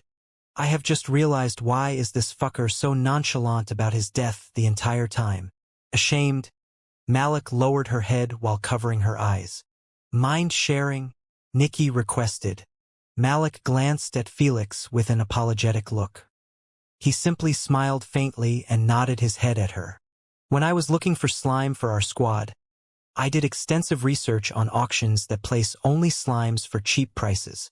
Malik sighed. I have found one and attended it. That's where I saw Momo. He had a clean background, ample experience, and lastly, he didn't cost a lot to hire. But, looking back at it now, I realized that I was a bit hasty to hire him since I missed one crucial hidden detail in his background. She lifted her head and stared at Momo's indifferent expression, then said, "It's almost impossible for an adult slime to get enslaved since they are smart enough to split part of their body with their main consciousness and hid it safely. That's why slimes get enslaved from the moment of their birth when they still couldn't protect themselves with that mechanism." Malik let out a long exhale and went on. "So, for Momo to get enslaved for the second time after he got freed, it only meant that the real version of him isn't even here. We have been dealing with just a copy of his, and that's the reason why he can do whatever he wants without worrying about dying." The moment she finished speaking, only stiffened breathing could be heard in the room. Everyone was left in a complete state of stupefaction, having a bit of difficulty that Momo before them was just a copy. A copy belonging to probably a very vindictive slime, who wanted nothing in return but to simply wipe out another exploration crew who dared to take him in. How did I not see it? Felix massaged his eyebrows. Malik is right. The answer was right there before us, yet we failed to see it. That almost cost the squad their lives. Felix was certain that her hypothesis was correct, since it also explains why the Queen didn't find that Momo was harboring ill intentions towards them, even when the deed was already done. How could a copy even think or have feelings? It was simply receiving orders from the main consciousness that was hundreds of thousands of light years away. Slimes might have shitty offense and defenses, but their kit was extraordinary. Besides, Sir Felix, you guys aren't that dumb after all. Out of nowhere, the Queen delivered a message to all of them from Momo, whose blank face began manifesting a wide spooky smile that stretched from an ear to another. This was the first time he ever showed a different expression. It sure sent chills down everyone's spines, making them feel like they were being gazed at by a predator. Powerful bloodliners and halflings. If they told anyone that they had felt spooked by a slime, they knew that their faces would be a laughingstock in the entire universe.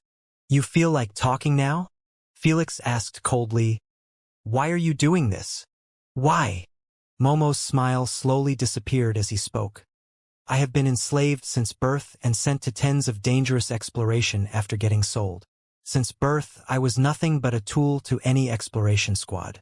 When they got wiped out, helping me gain my freedom, I found out that I knew nothing besides being a tool in ruins. This is not happening just to me but to most of my own people." Momo showed a scary, furious expression and said, "Slimes are seen as nothing but tools and servants to everyone in this universe. I simply had enough of such bullshit and decided to start wiping out every squad I get placed in it." He smiled creepily again and dropped a bombshell on them. "Good luck finding another slime to be your tool in your next exploration, because I am not the only one who's doing this. Queen, get rid of him, please." Felix gave one last glance at Momo as he waved his hand dismissively. He had heard more than enough of this unsavory farce. This time, the Queen obliged by his request since she heard what he had said, and it was crystal clear that he harbored ill intentions towards the squad. "We slimes aren't just tools. We will show you all." Momo's left one last scary remark before having his copy's consciousness obliterated. The moment that happened, peace was restored in the room. No one was speaking as they were still trying to digest his dangerous words. They knew that if everything he said was correct, then the exploration industry was going to be shaken pretty badly.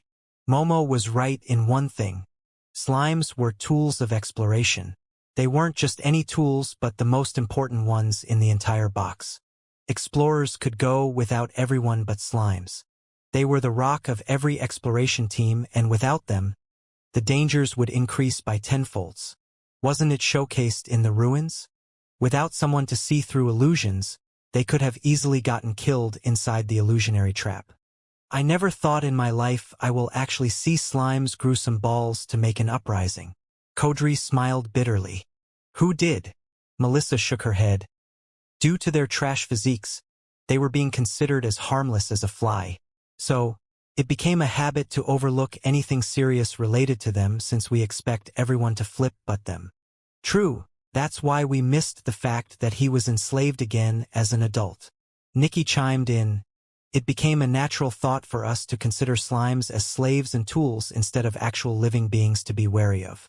If it wasn't for Sir Felix's quick thinking, we would have paid the price dearly in the ruins.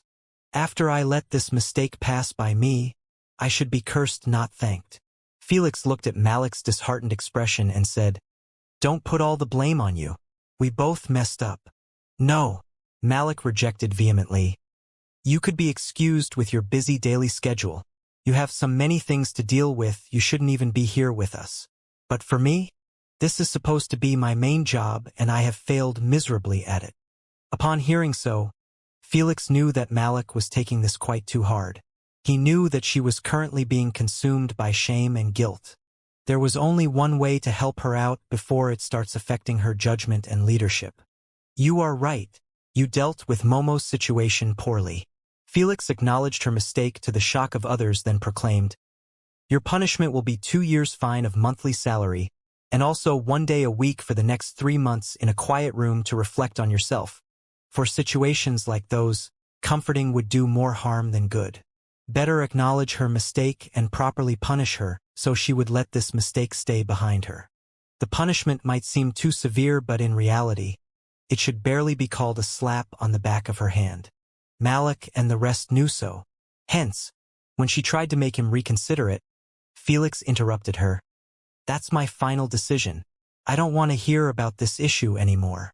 "You heard him, it's final," Eric said with a foolish smile. "Damn 2 years of salary deduction?" Kodri coughed. "I honestly don't know how you are going to live." "True.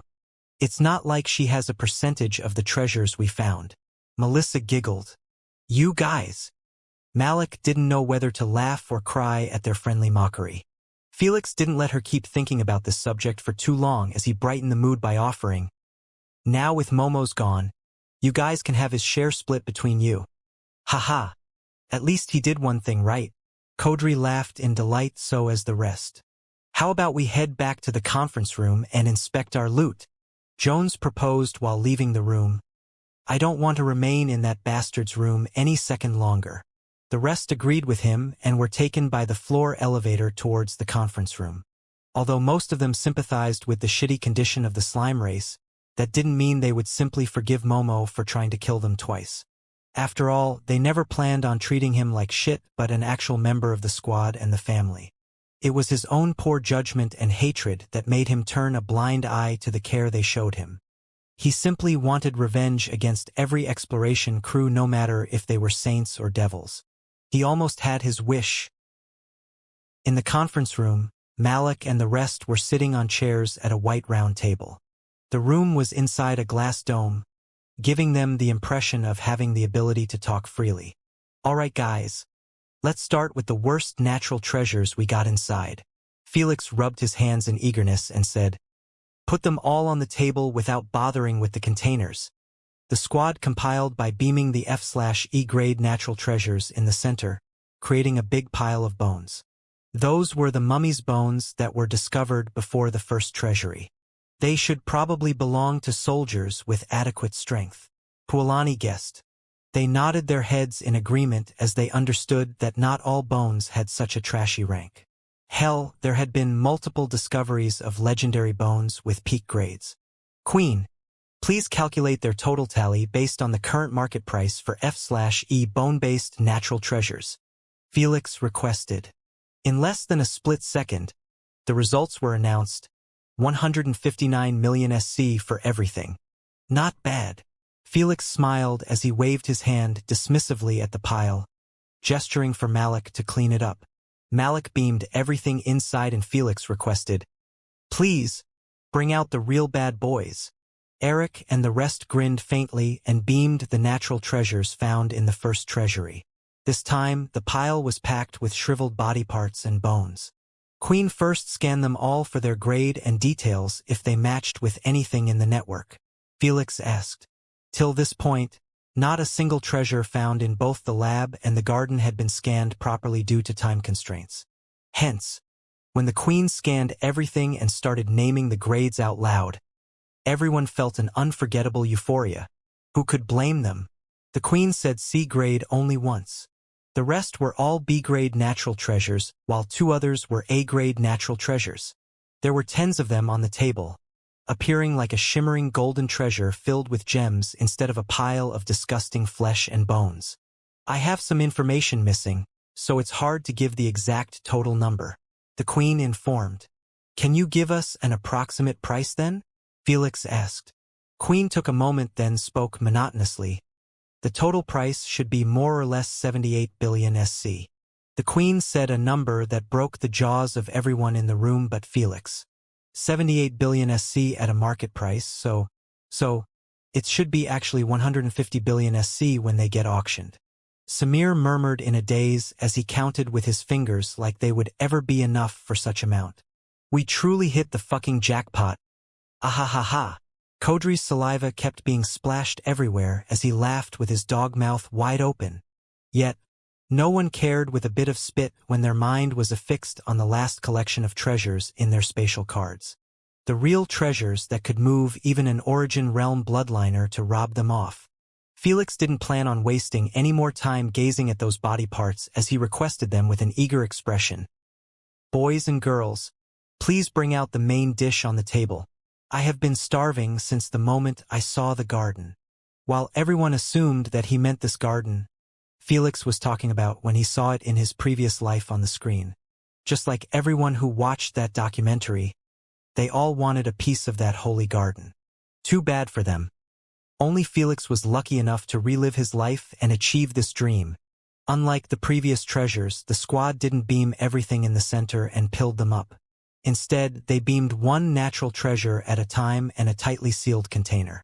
The instant the natural treasure finishes up its manifestation, they place it gently inside the container and sealed shut. Then, they repeat the process with all natural treasures that had been carefully harvested. The rest remained in their spatial cards for now since the moment they get exposed to air, they would start losing their beneficial properties rapidly. Before long, there were more than 20 sealed containers stacked against each other right in the middle. Queen, please scan them, Felix requested with gleaming eyes. The Queen disclosed the results a moment later, 10 A-grade natural treasures and 11 B-grade natural treasures. The dominant element absorbed is the sand element. 5 of them are not registered in the database. The Queen kept giving intricate details and the rest listened impatiently, waiting only for her to reach the total market price they would net them.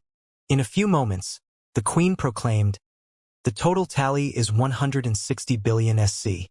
Everyone had already expected to hear a considerable number, but their emotions still had been stirred. Feeling excited, shocked, agitated, and more emotions that kept conflicting with each other. 160 billion. This is just the market price.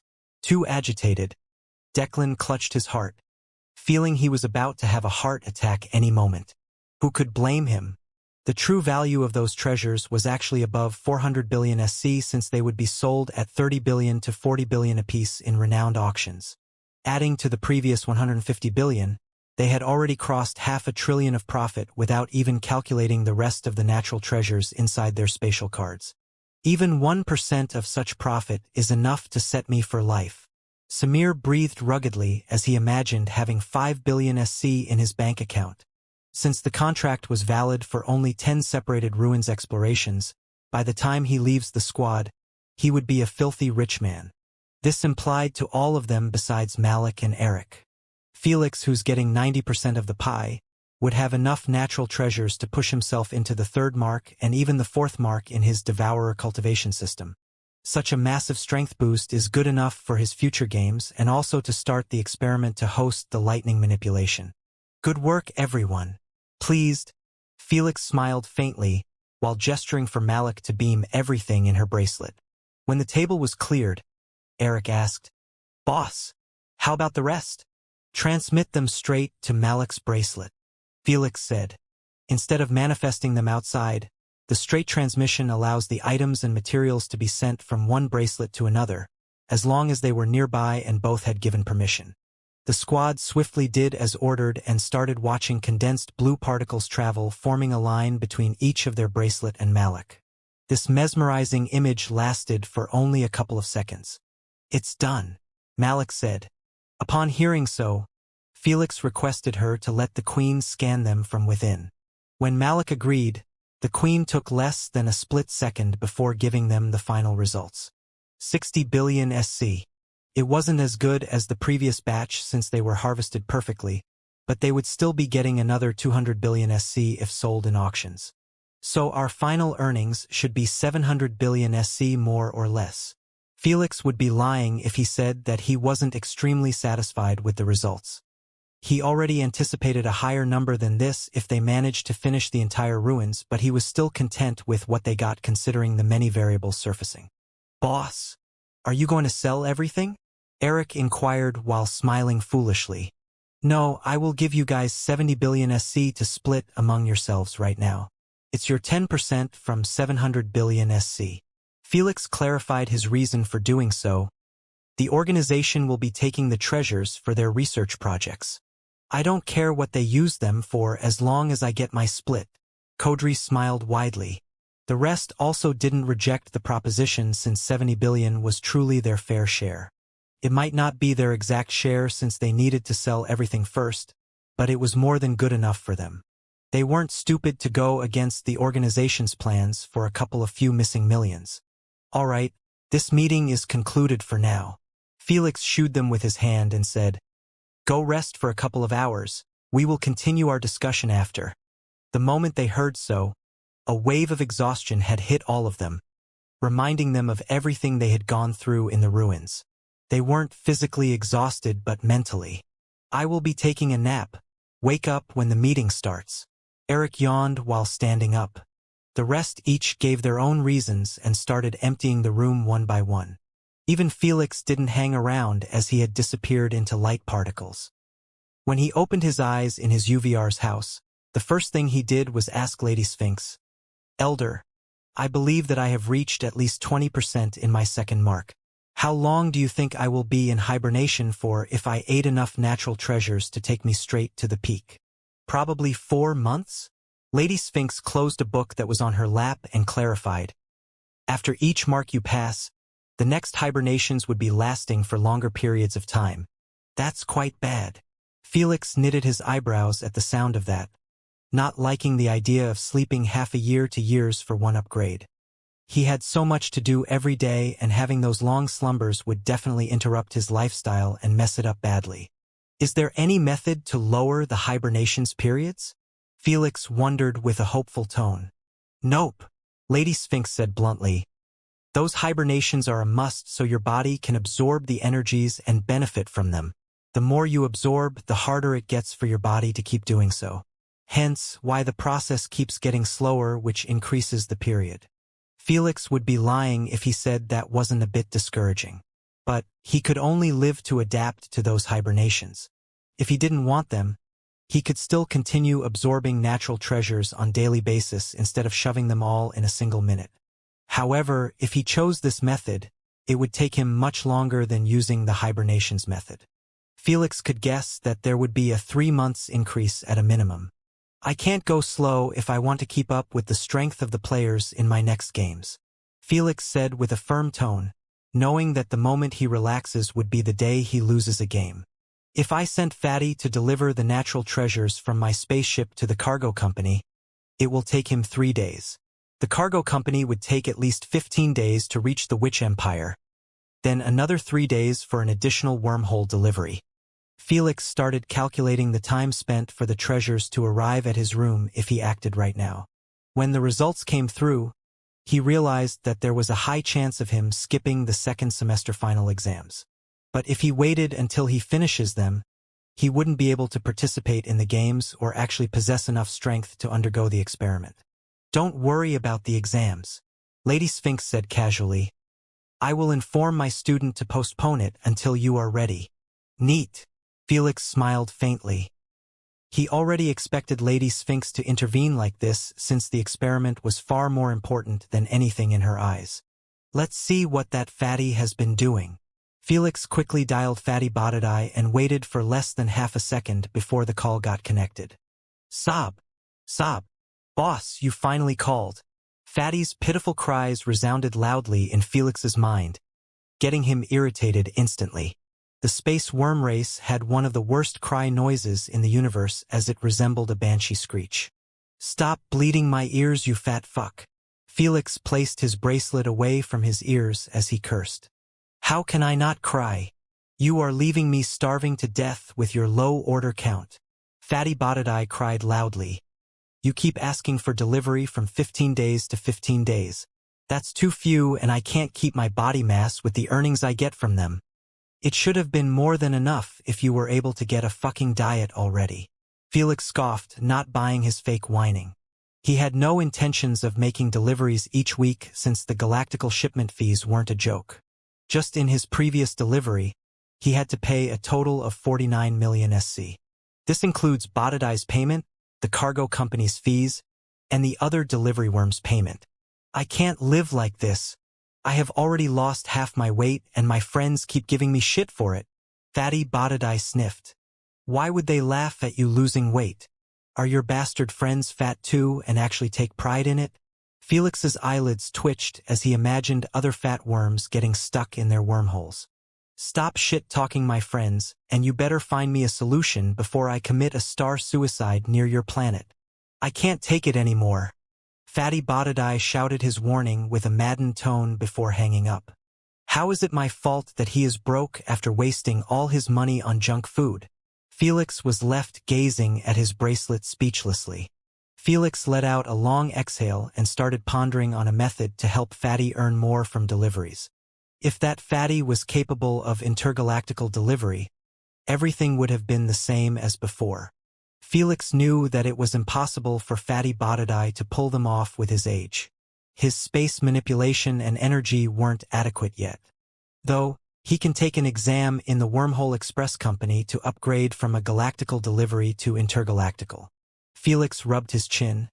"Yeah, I still recall that the exam is meant for juniors who want to broaden their horizons by delivering to different galaxies, using private wormholes for their race's use only.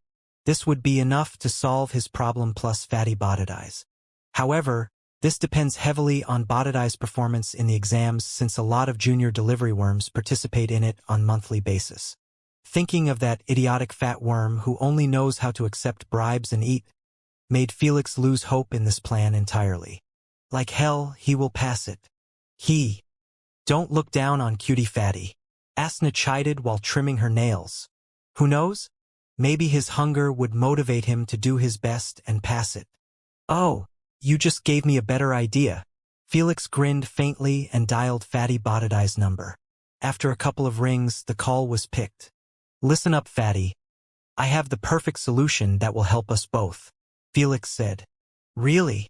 Fatty's voice rose up a notch in elation. "Yes, cough. All you have to do is simply pass the intergalactical monthly exam in your company," Felix suggested while coughing. "Intergalactical monthly exam?" Botadai's tone screamed of confusion, making Felix want to teleport to Botadai's place and slap the shit out of him. The fucker didn't even know of such a known exam in his own company. Does he think about anything besides food? This is going to be an impossible mission. Felix massaged his temples and started explaining what the exam represents and why he needs to take it. When he was done, Botadai replied to him with one phrase, "Hell no.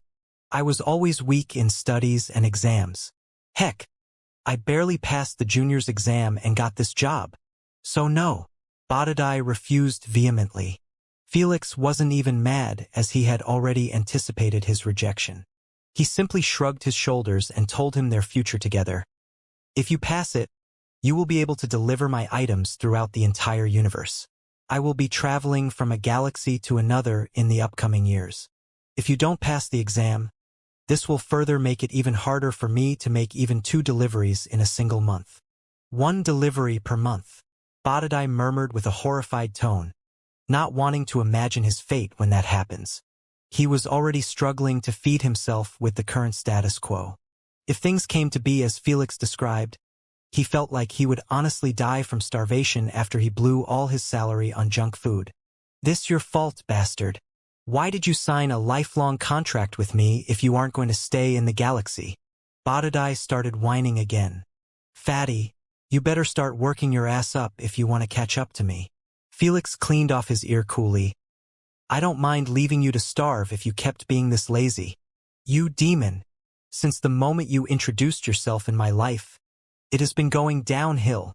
Fatty Botadai sobbed, feeling like he got cheated again. When Felix made him sign to renew the contract, he told him that he would be paid for the deliveries.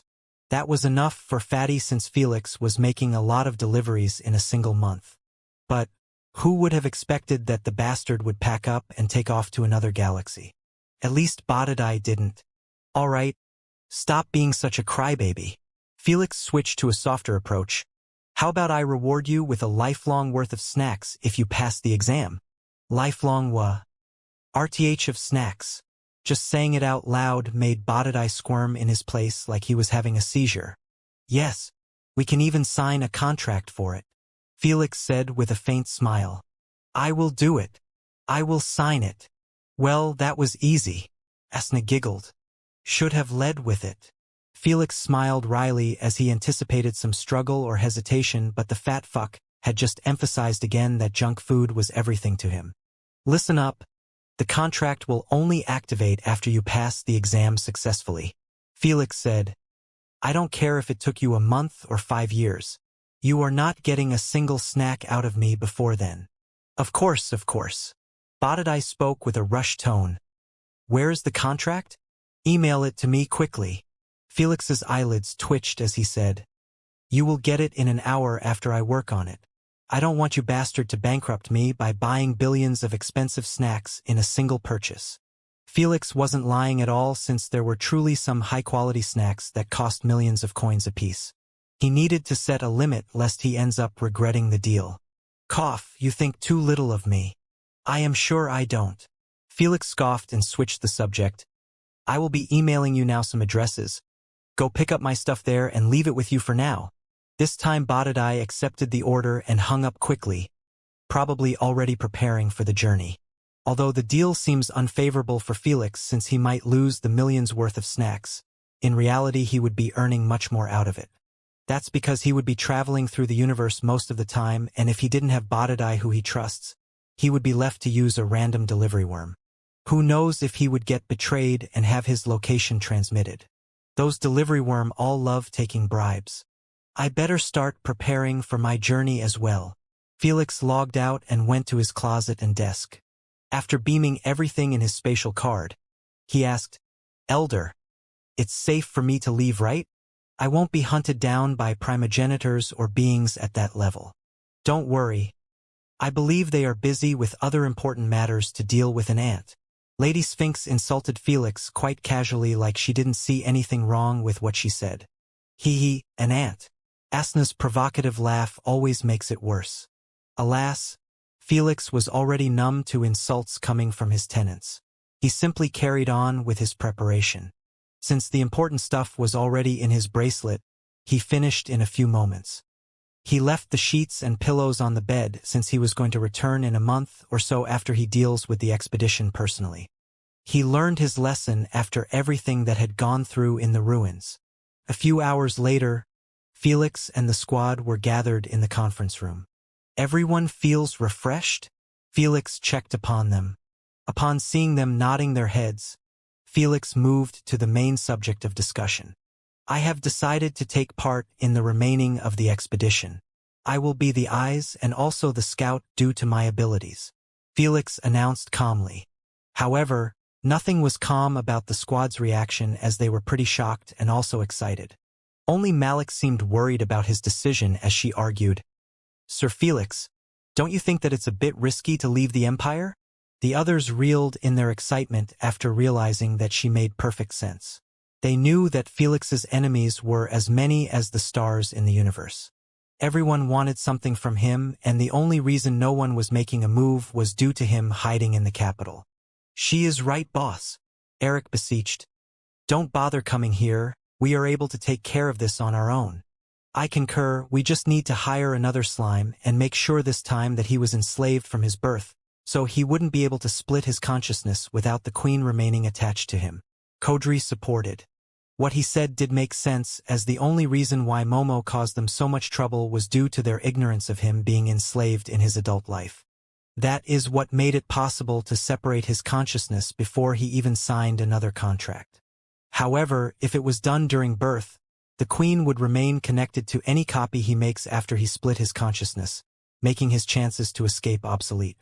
This was the reason why Momo was able to speak with Felix and the rest after he lost his bracelet. This time we can order the slime to always synchronize his vision with us. Melissa said, "So, there is really no need to endanger yourself."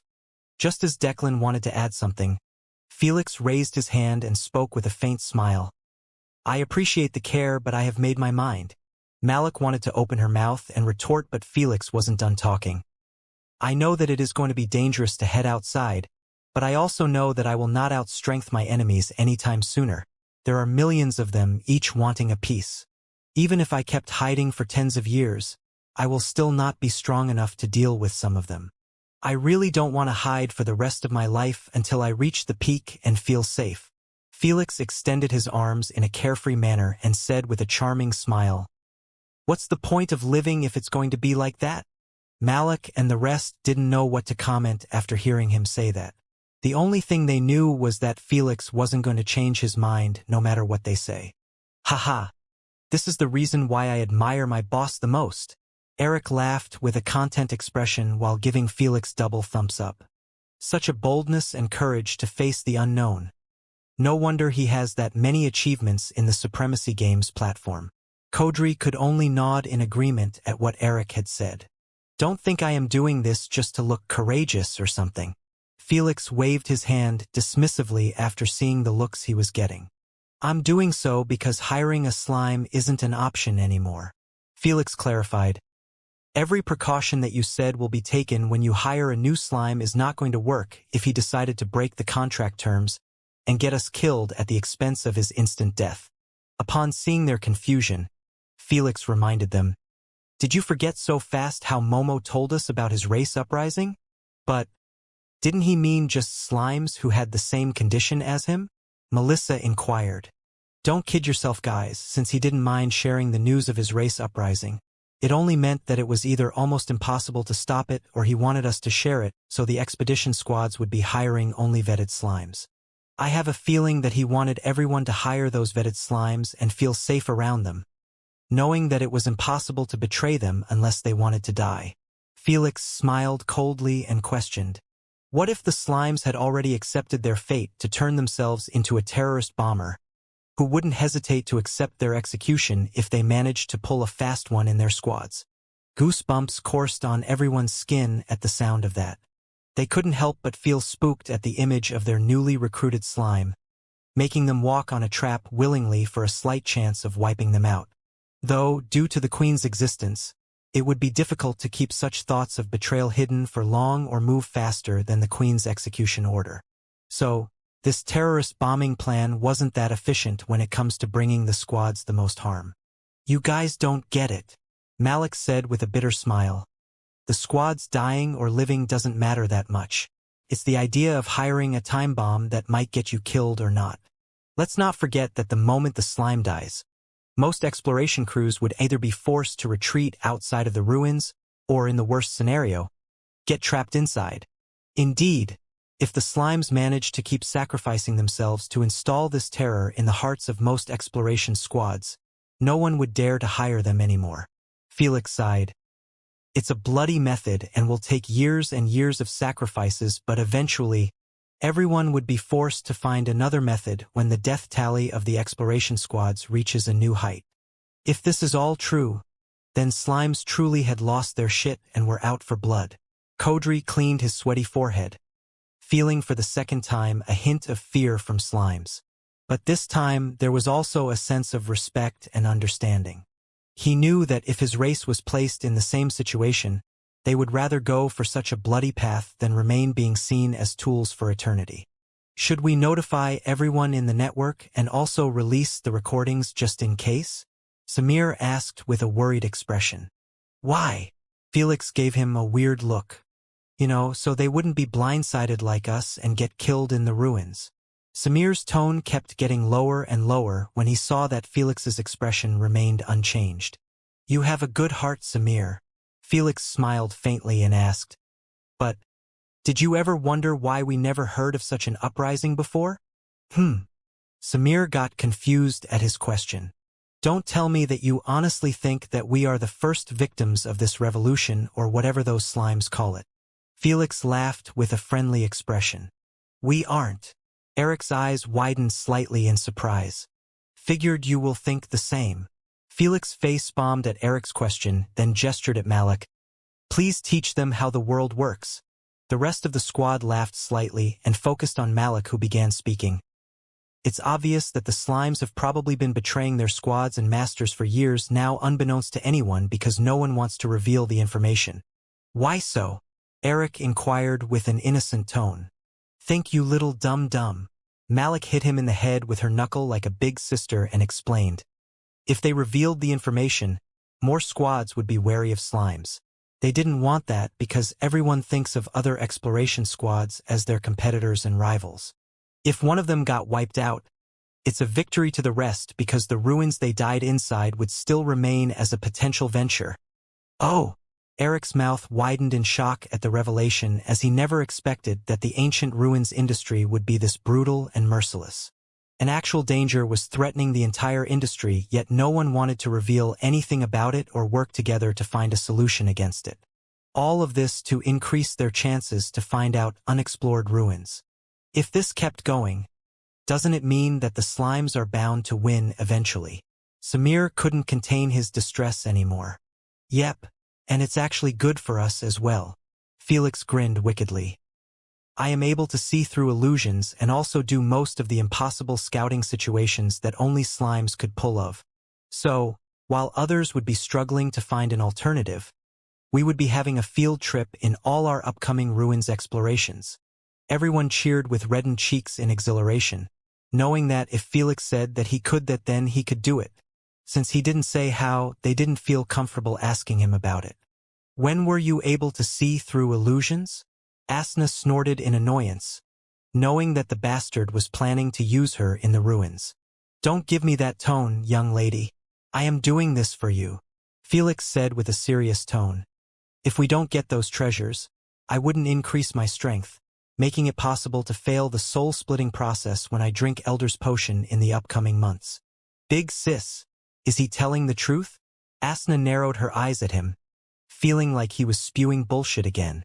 Lady Sphinx didn't even bother to glance at Felix before denying his crap. No, it's called soul-splitting potion for a reason. The pain would be centered on the soul, not the body.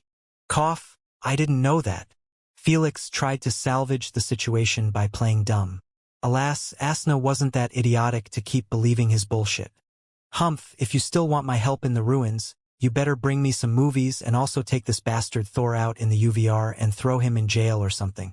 Just keep him away from me. Asna cursed as she glanced at Thor, who was giving her flirty winks from the window of his house that resembled an upside-down silver hammer. I will see what I can do about your first request, Felix said, utterly ignoring her second request. He would rather go commando in the ruins without Asna than hang out with that troublemaker again. After saying so, Felix turned deaf ears to Asna's complaints about Thor's harassment and restarted the discussion about the ruins. I want you guys to check on the ruins site situation. If it looked like it was completely destroyed and buried under sand, then find a corner and hide deeply in it until I arrive 2 weeks later, Felix ordered. If the site isn't destroyed?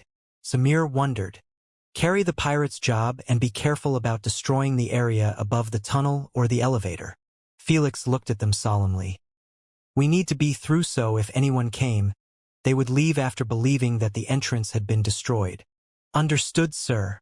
The moment Felix heard their unified response, he gave them a slight head nod and broke into light particles, returning to the real world. It was time to prepare for his grand escape under the noses of all his enemies. He needed to make sure that his absence wouldn't be noticed since he would be returning again for the experiment. So, it would be tough, but Felix already had some ideas on how to pull it off. For this plan to work, I need a copy of myself and Sage Delilia's help. Felix requested politely, Elder, mind creating another copy?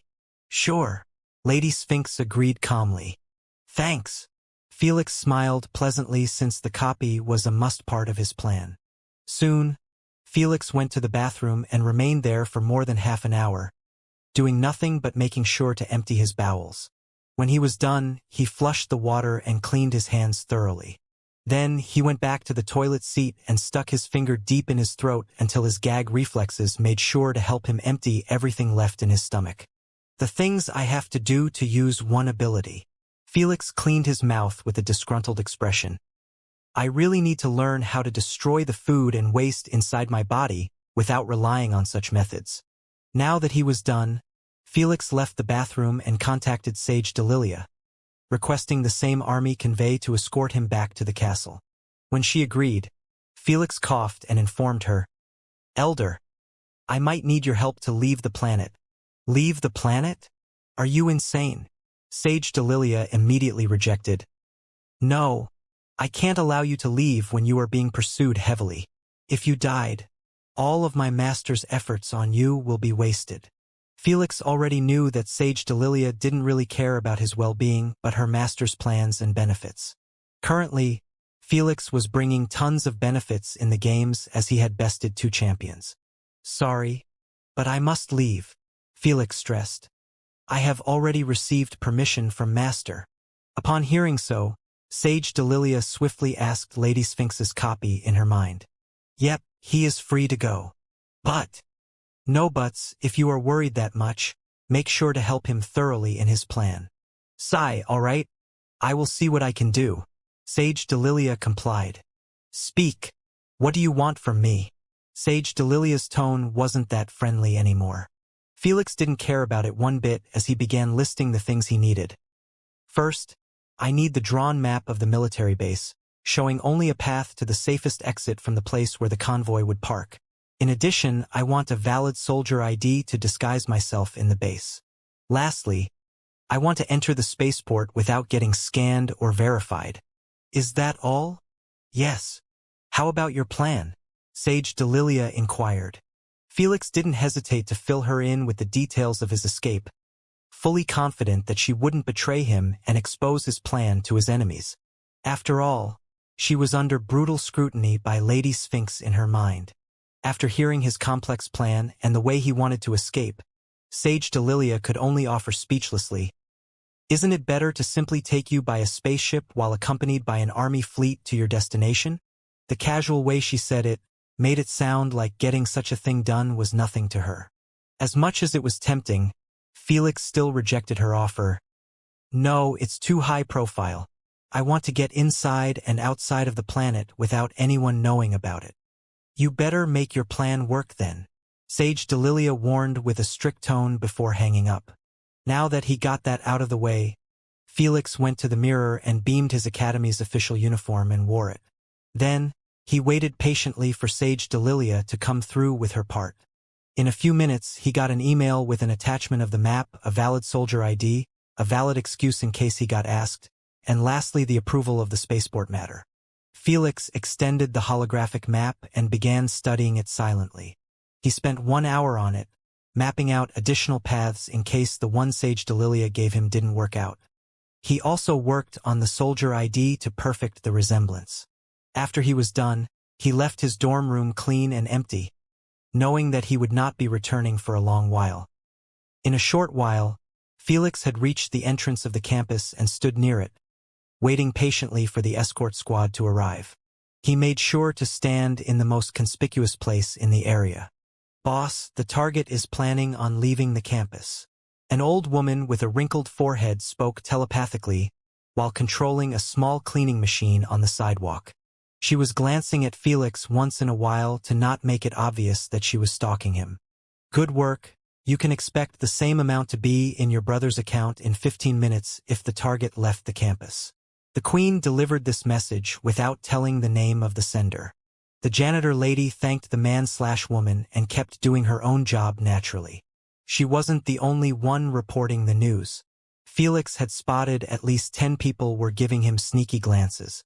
Most of them were witches, making it impossible to know if they were selling his position or simply interested in him. Whatever it was, Felix was preferred to have more eyes on him to make sure that everyone sees the entire process of him leaving the campus then returning. Sometime later, the army convoy arrived grandly as always above the entrance of the campus. Everyone saw that Felix hopped inside the vehicle in the middle. Then, the convoy took off towards the castle as usual. When the news got delivered to the patrons, they were left disappointed and frustrated. They knew that it was impossible to make a move on him with such protection. The only reason they hadn't given up yet was that their superiors believed that Felix was bound to make a mistake sooner or later. Alas, so far Felix was as careful as someone who's treading on a thin rope. Before long, the convoy reached the castle and Felix could be seen jumping outside of the vehicle. Then, he went inside the castle while the convoy remained to wait for him. The hired scouts were eyeing everything with penetrating vision while sitting either in front of windows, cafes, in shops, etc. All of them had monstrous visions, allowing them to check on Felix thoroughly when he enters and leaves. So, when they saw him leaving after spending only 5 minutes inside, they could only shake their heads in frustration. The idea of him going in and leaves as he pleases while knowing that he had millions of wanting a piece of him made them feel like he was mocking their passiveness. The target is returning to the campus. Everyone sent this message to their superiors after seeing Felix getting inside the vehicle then heading in direction of the campus. Just to be sure, they sent hidden hovercars following them from afar to not get spotted. After they reached the campus, they noticed that Felix had exited the vehicle and walked away with his hands in his pockets. "It's another bust. Let's head back." One of them waved his hand at the driver while sighing disappointedly. The rest of the cars all retreated, fearing that they might get noticed and hunted down. Just because they hadn't attacked Felix yet, it didn't mean that they were safe. While the moles inside the campus kept reporting Felix's current whereabouts in the campus, the army convoy was currently heading back to their military base in the main city. When they got inside and parked in their rightful lot, the soldiers stepped off the vehicles and marched back to their stations. "I am not sensing anyone nearby. I guess they have left," Felix thought to himself in utter darkness, not having a single idea what's going on in the outside world. That's because he had transmuted into an electrical charge and connected himself with a tiny wire on the floor of the vehicle. When Felix had first entered the castle, he transmuted into an electrical charge and attached himself with a tiny wire inside his copy's hand. The moment they got inside, Lady Sphinx ordered the copy to open its hand, allowing the wire to drop in the ground, unbeknownst to anyone, even the soldiers sitting beside Felix. They simply focused on delivering the copy to the campus. When they saw through its end, they returned to base, taking the real Felix with them. This took more than 10 minutes, meaning that Felix was in an electrical form for such a long period. Thankfully, he had Asna's purified energy, helping him with the consumption. "I might be in the military base right now. I need to sneak outside without being noticed. Otherwise, a mole might expose me to my enemies and I can never use this method again," Felix contemplated. Although it's a military base, making it almost impossible for a mole to be within it, Felix had nothing to lose by playing it safe. "Hopefully, my preparation to counter the transmutation are enough." Felix wished softly before deactivating the ability, allowing his body, AP bracelet, and clothes to get transmitted back to their normal size. The moment he opened his eyes, he felt like the world was spinning around him while his gag reflexes kept hitting him over and over again. But Felix kept his mouth shut at all costs.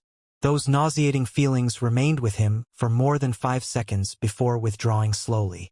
Finally, Felix coughed while covering his mouth. When he was done, he rubbed his eyes to clean up the fogginess and glanced outside of the vehicle window. "Damn, this is what I call a military base," Felix exclaimed with an odd tone after laying his eyes on the glorious appearance of the base.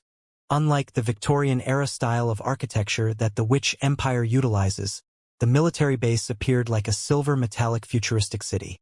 The buildings weren't tall enough to pierce the sky, but they were big enough. They almost reached the height of the Queen's palace. There were multiple hover vehicles of all shapes and sizes, flying tens of meters in the sky. Meanwhile below, The hover platforms were dominating as the base staff was going back and forth from a building to another.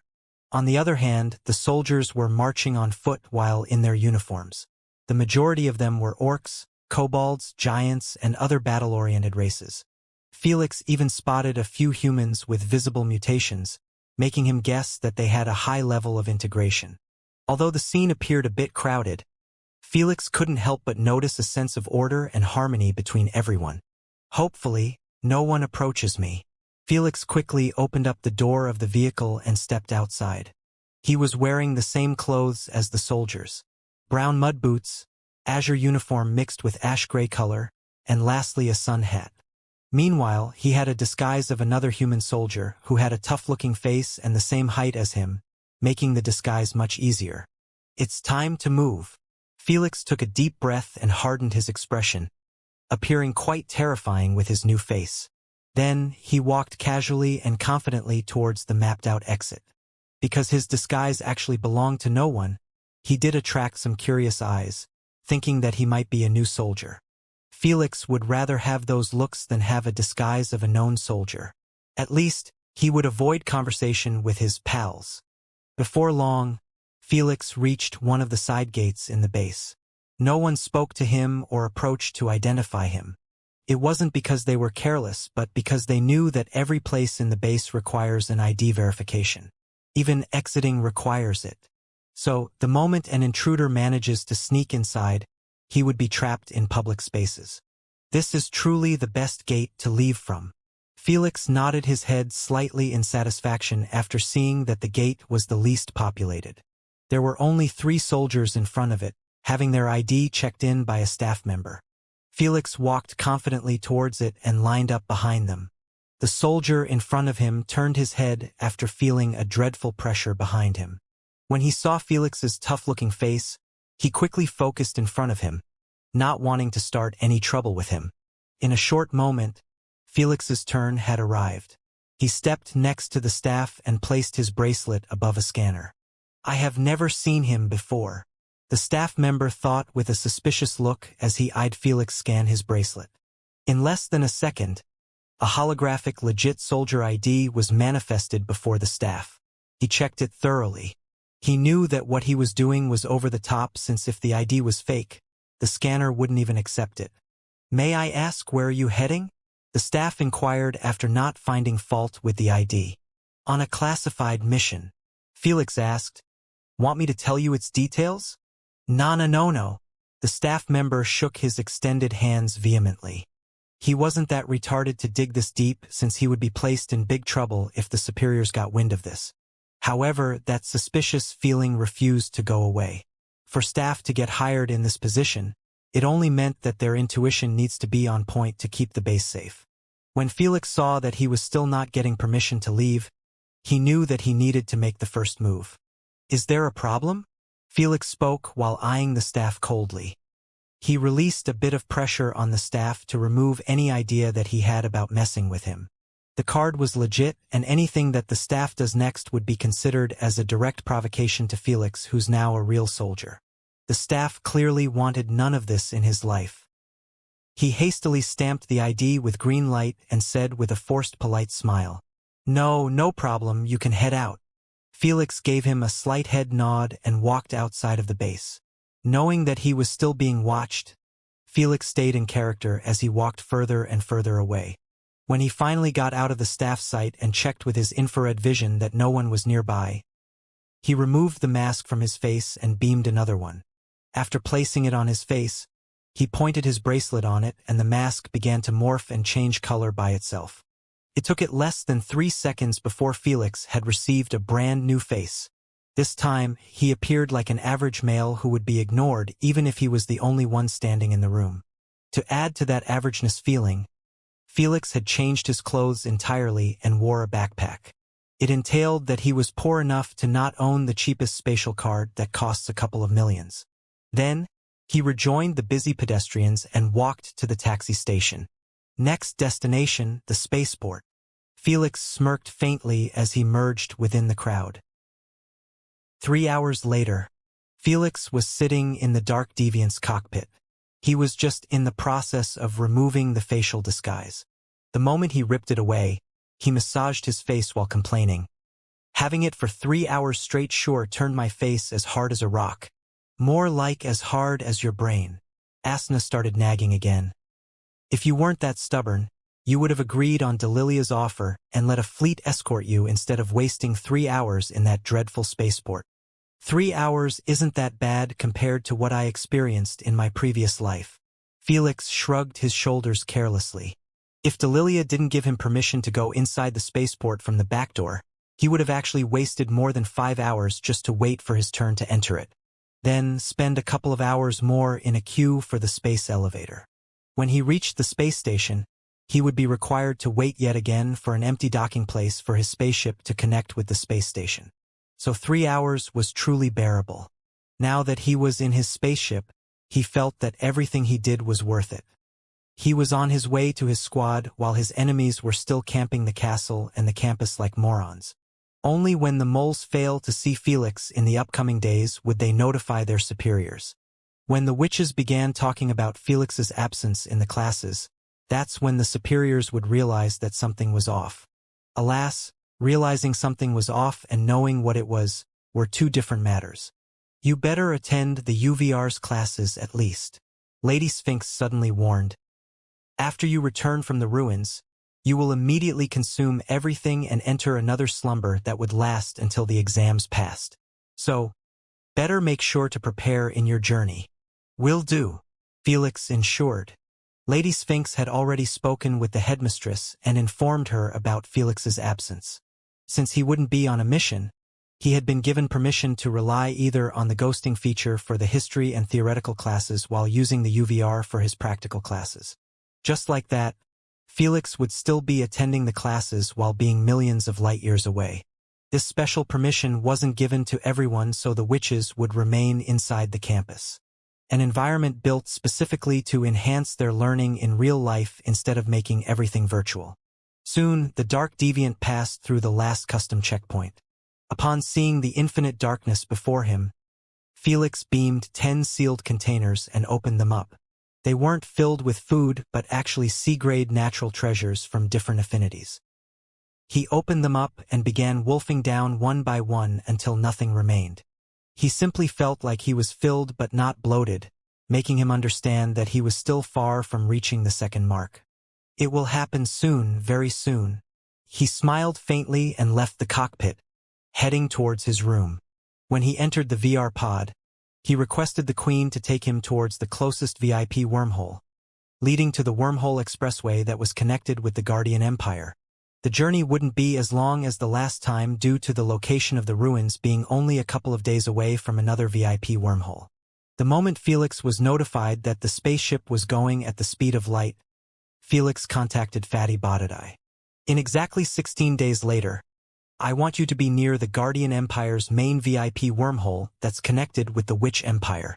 Felix stressed with a solemn tone. Understood. I will charge you 100 KSC for each hour that you are late. Fatty Botadai said with a wicked laugh. Fine, just get it done. Felix hung up on him, not wanting to waste bickering over a couple of 100,000. Then, he wore his academy outfit and started preparing for a practical class while concocting some bullshit excuse to feed the girls why he wouldn't be attending the classes in real life. How about I tell them my grandfather died, and I am busy preparing his funeral to leave my room? Felix scratched his chin at the thought. Meanwhile, in a pizzeria restaurant in the UVR, Robert suddenly sneezed out of nowhere and looked at the staff warily. Which bastard wants me dead? 7 days later. Class dismissed. Don't forget to do your homework. The exams are getting nearer and nearer.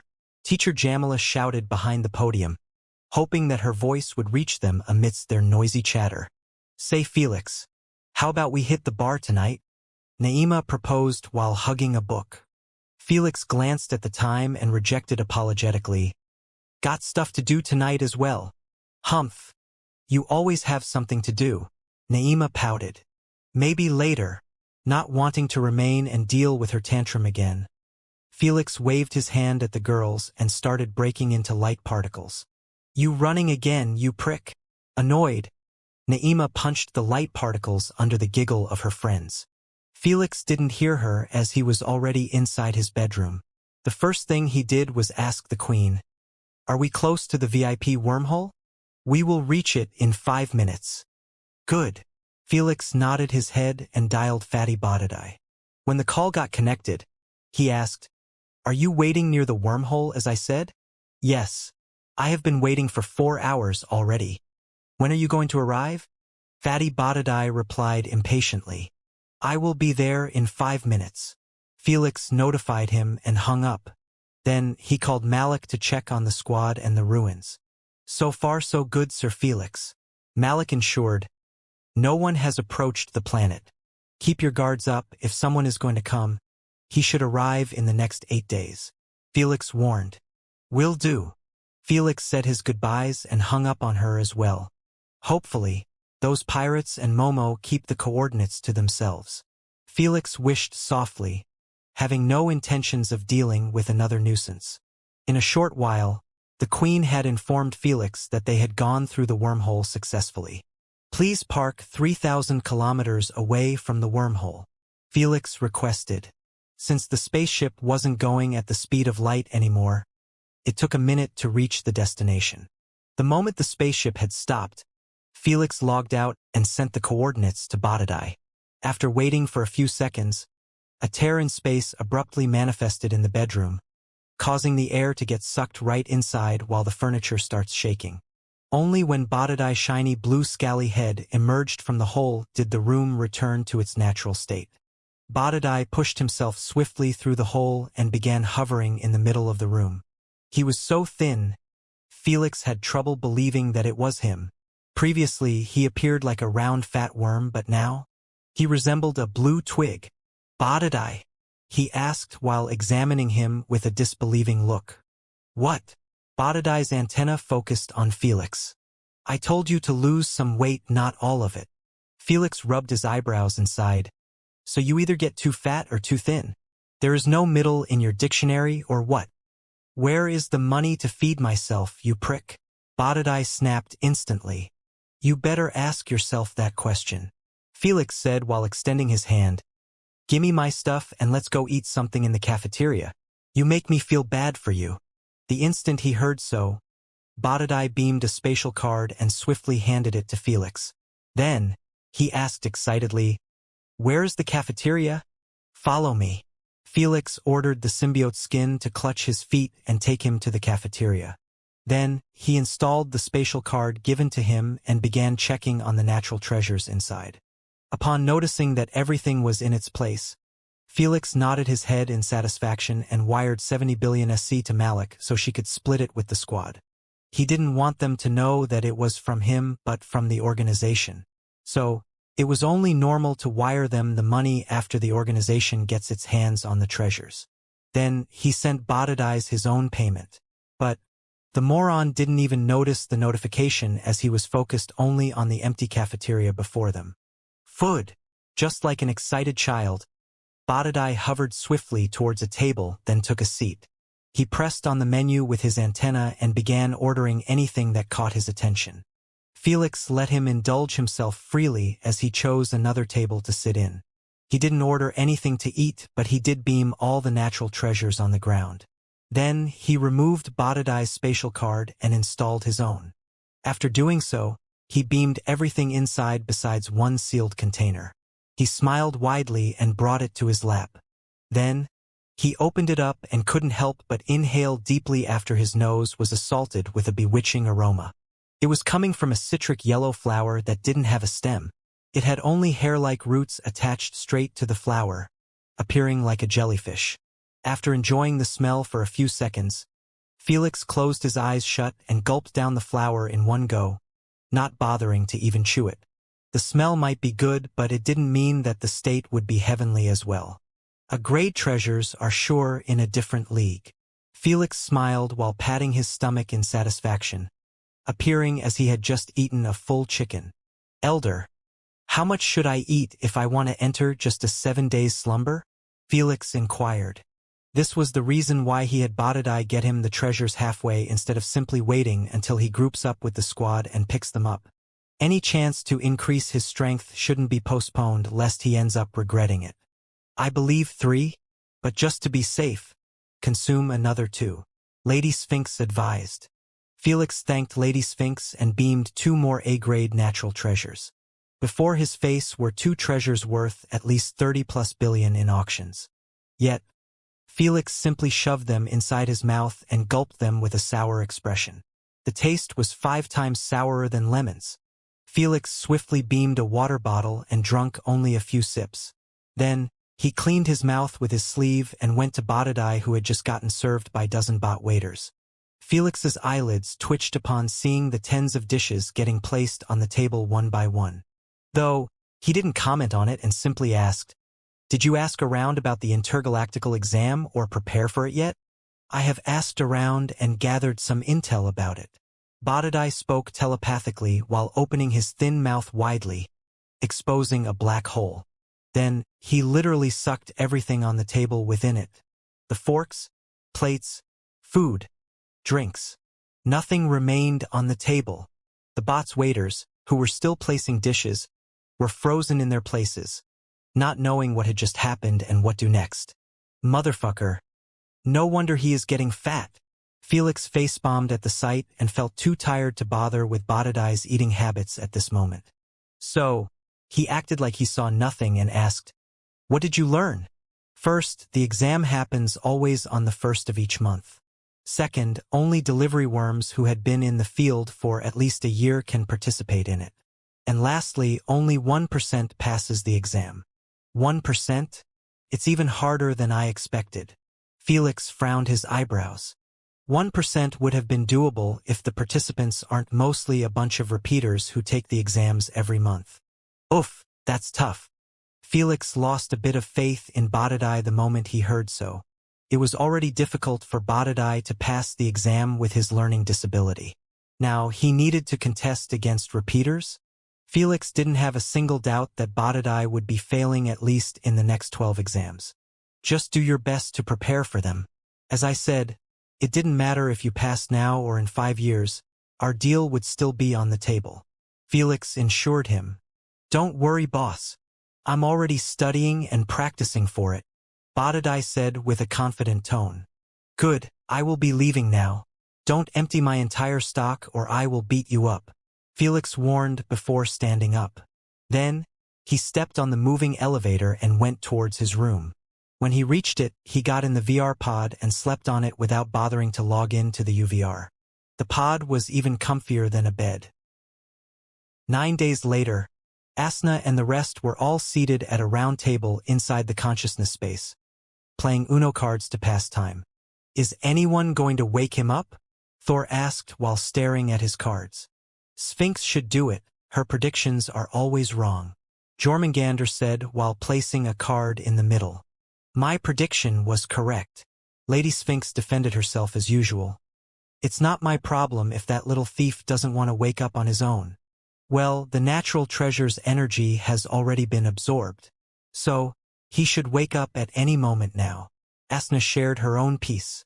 Just as Jormungandr wanted to reply, they heard the Queen's voice resound in Felix's mind. Sir Felix, we are about to arrive at the Shurima planet. Sure enough, the little golden planet could be seen from the cockpit window of the spaceship after its speed had been reduced to supersonic. Felix was the one naming it as such due to the only thing being within it were the ruins. We arrived. Felix yawned while opening up his muddled eyes, feeling like he had a nasty hangover. Felix beamed 2 rejuvenation potions and drank them. After feeling refreshed, he remained in his place until the Queen informed him that the spaceship had stopped 100 kilometers away from the planet. The first thing that Felix did was send a message to Malik. I have arrived. Can you detect my spaceship? In the Northern Sentinel cockpit, Malik's eyes widened after hearing Felix's message.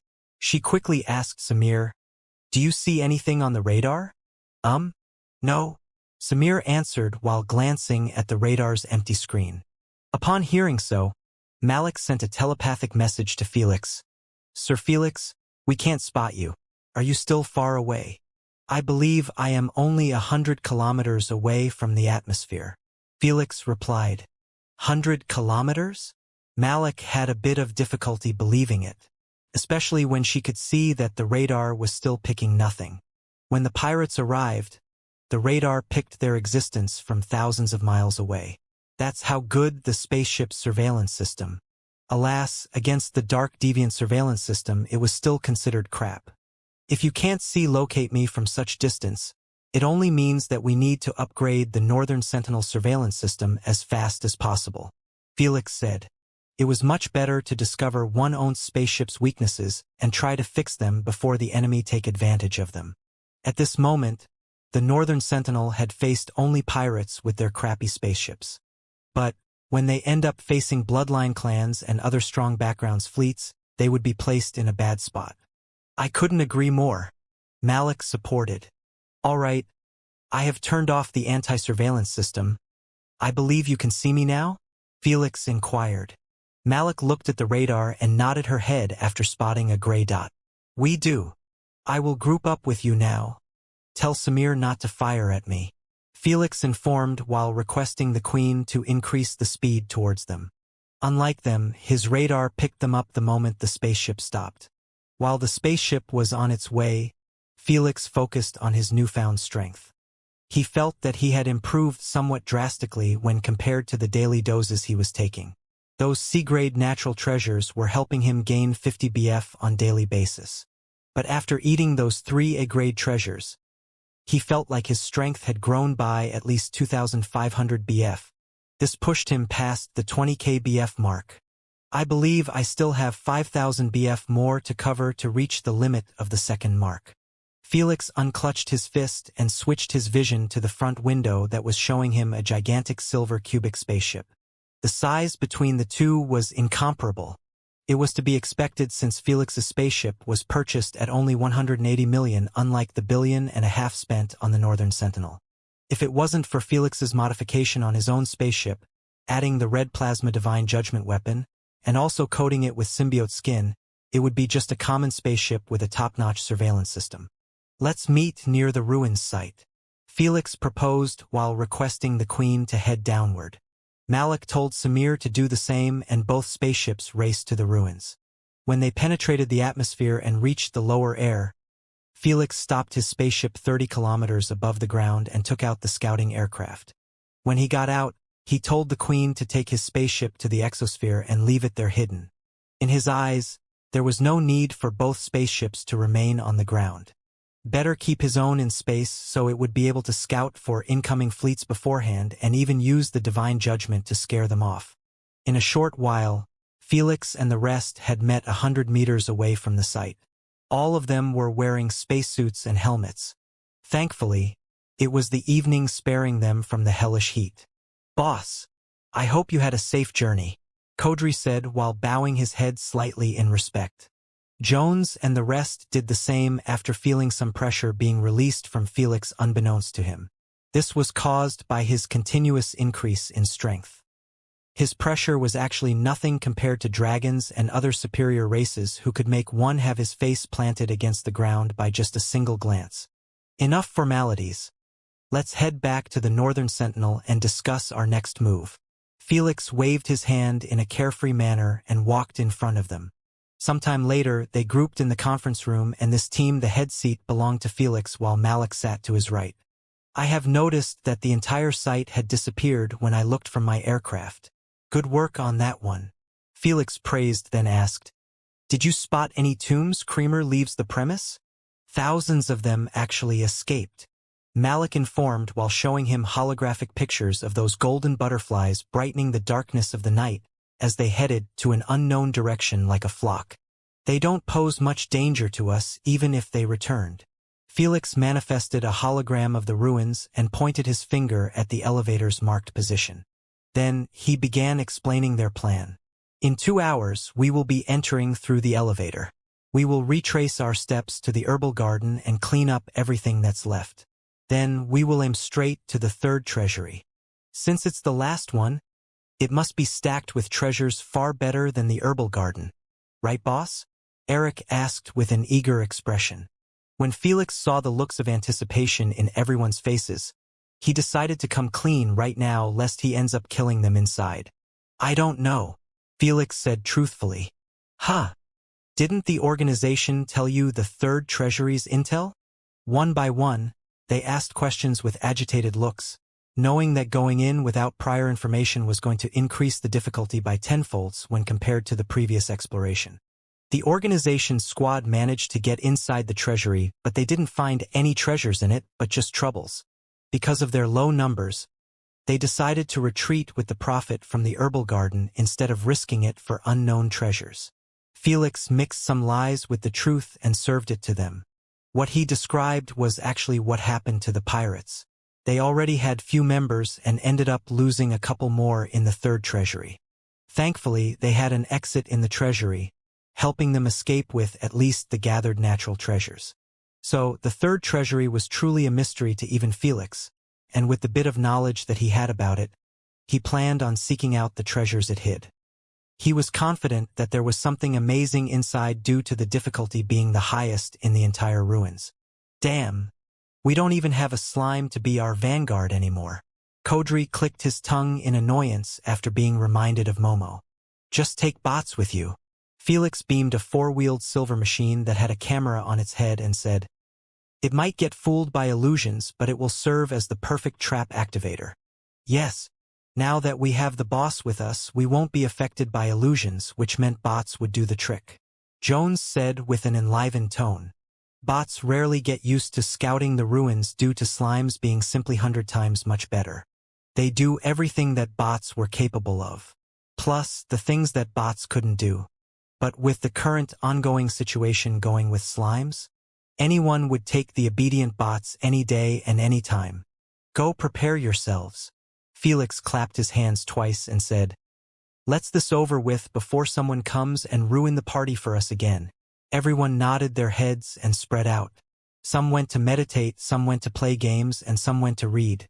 Each had their own unique method of mental preparation, and Felix left them to it. Unlike them, he logged into the UVR and went to Jormungandr's UVR room to spend those 2 hours, bathing in the poison swamp. He never stopped doing this to increase his affinity with poison so he could actually use external poisonous abilities in his fights. So far, the progress had been going too slow, and Jormungandr had explained to him that it wasn't just his talent alone affecting this but actually the virtual aspect of the affinity. The Queen might have copied the poisonous particles to a terrifying degree, but at the end of the day, it is still just a virtual copy. If I want my affinity to increase noticeably, I need to build my own herbal garden, filled with nothing but A-grade poisonous natural treasures. Felix smiled bitterly.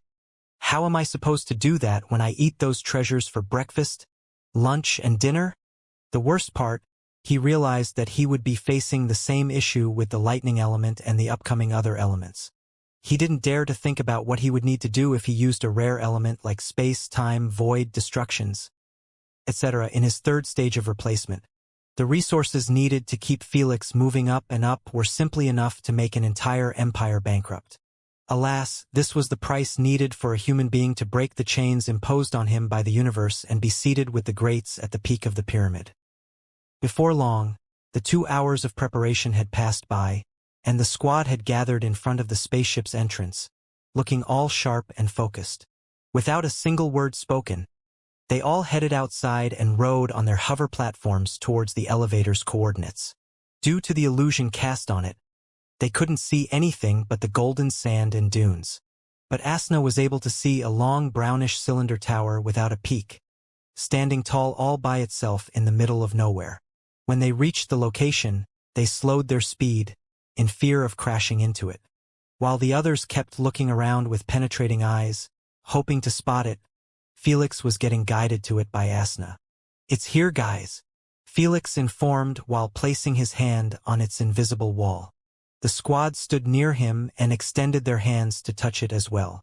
After feeling it, they couldn't help but marvel at the owner of the ruins to create such an everlasting effective illusion. "I will go up first to scout," Felix disclosed while using his hover platform to speed up vertically. The hover platforms were using the same anti-gravitational system as in the hovercars, making them able to go anywhere as long as there was a surface. In a few seconds, Felix was stopped by Asna after he was about to reach the peak. Felix used the nanobots on his feet to clutch tightly into the platform so he wouldn't fall down when it stops. "What do you see?" he asked Asna. "It's closed again," Asna replied while looking at the sealed-shut ceiling of the tower. "Do you see any button, handle, riddle, or anything that could help open it from the outside?" Felix inquired. "Nope. I guess violence it is."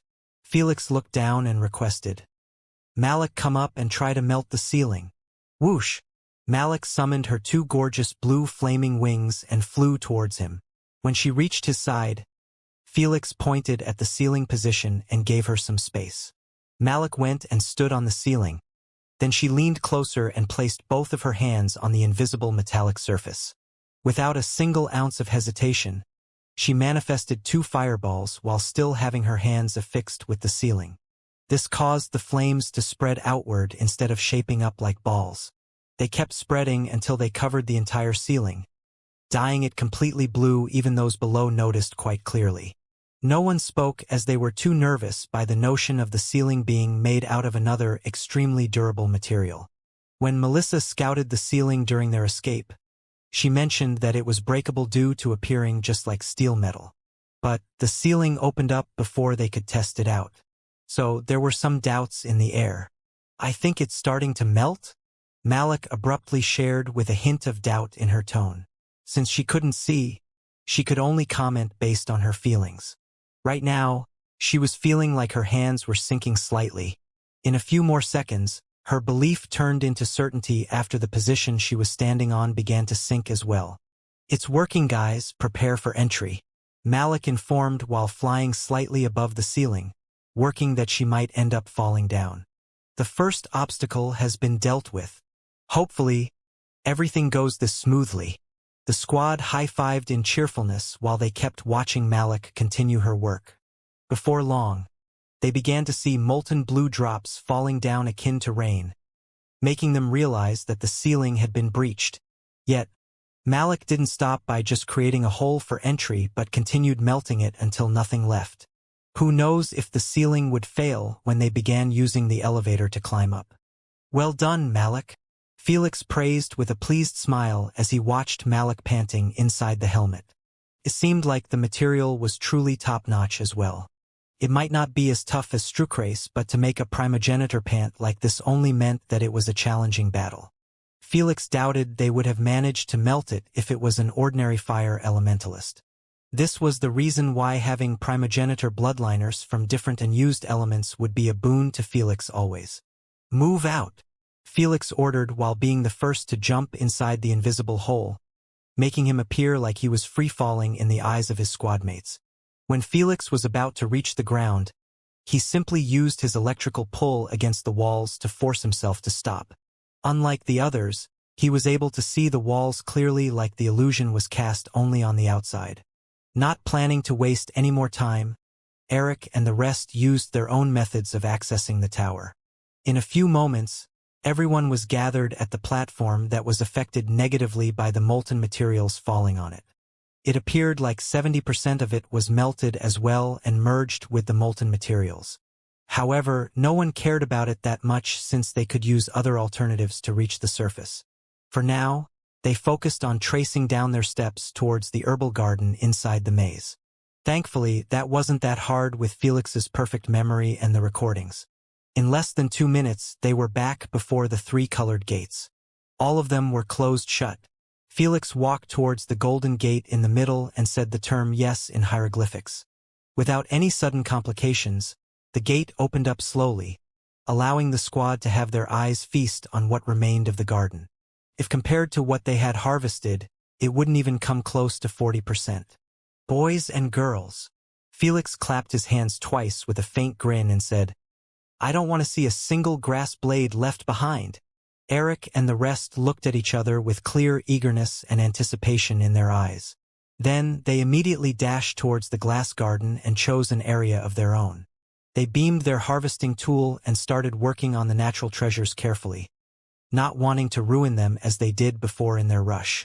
Meanwhile, Felix kept walking inside the garden with his eyes closed shut, feeling like he was stepping on the immortal land. Because he had 100% sand affinity, he could sense the sand particles all around him like he was buried deep within a dune. This feeling is actually almost on par with what he was experiencing in the virtual poison swamp. The fact that I can reach the same level of sensitivity in less than 5 seconds sure makes it apparent that virtual training of affinities is crap. Felix smiled bitterly after recalling the hundreds of hours spent in the virtual poison swamp. Hundreds of hours of hard work could be crossed in few seconds. That's the most demotivating news one could hear in his life. Felix was only a human.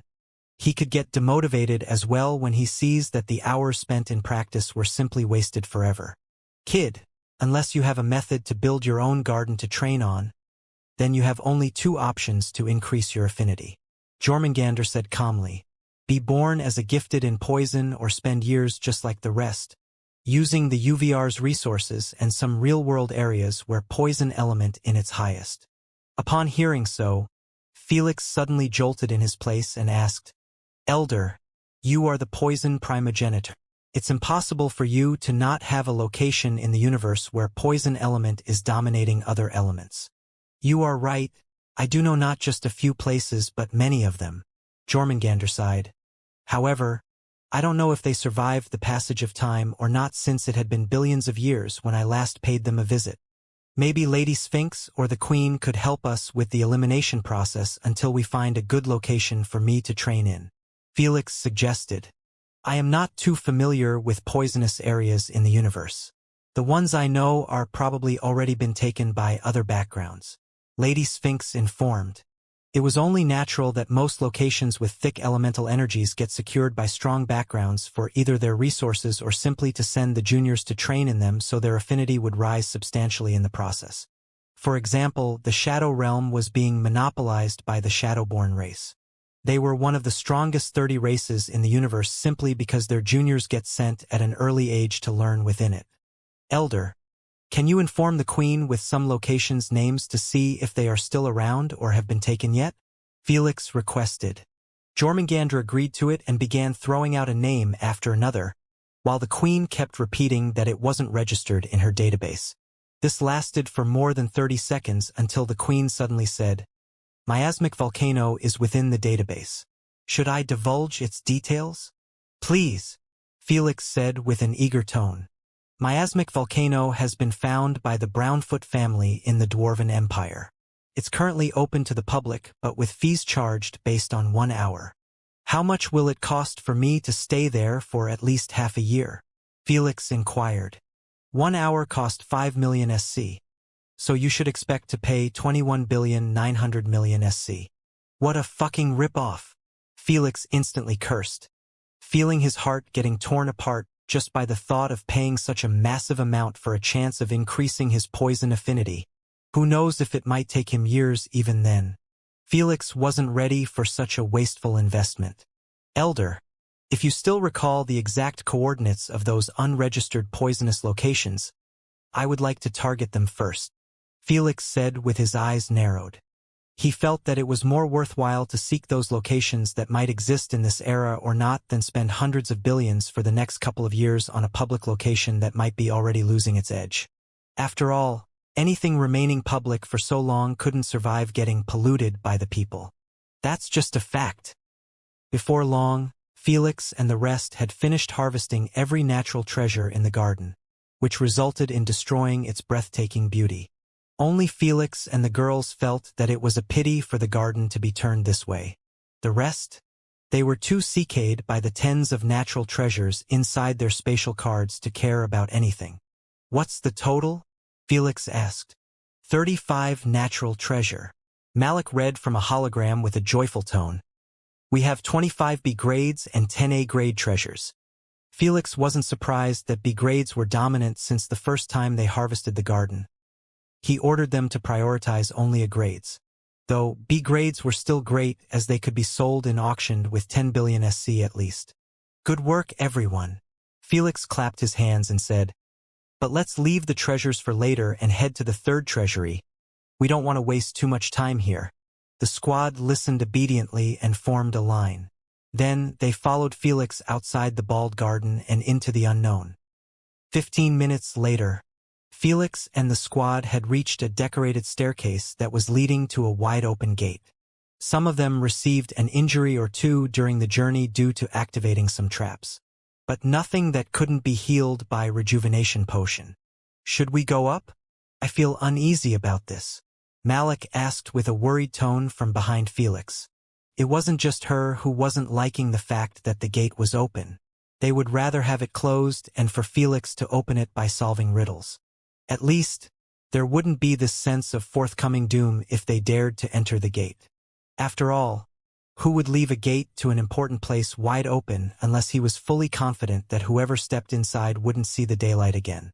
I will go take a look. Don't follow me, Felix said as he climbed the staircase, fully confident that nothing would happen to him as long as he remained outside of the gate. The squad was worried about him, but they listened to his order and stayed put and silent. When he reached the peak, Felix was greeted with the same sight as the one he saw in the documentary. A humongous rusty statue sitting on a throne while surrendered by tens of guardians in armor suits and holding different types of weapons. All of them seemed to be made out of normal rocks instead of strucrace that never get affected by the environmental hazard or passage of time. The statue on the throne had the head of an alligator and the body of a human. He had his right palm extended forward like he was begging for money.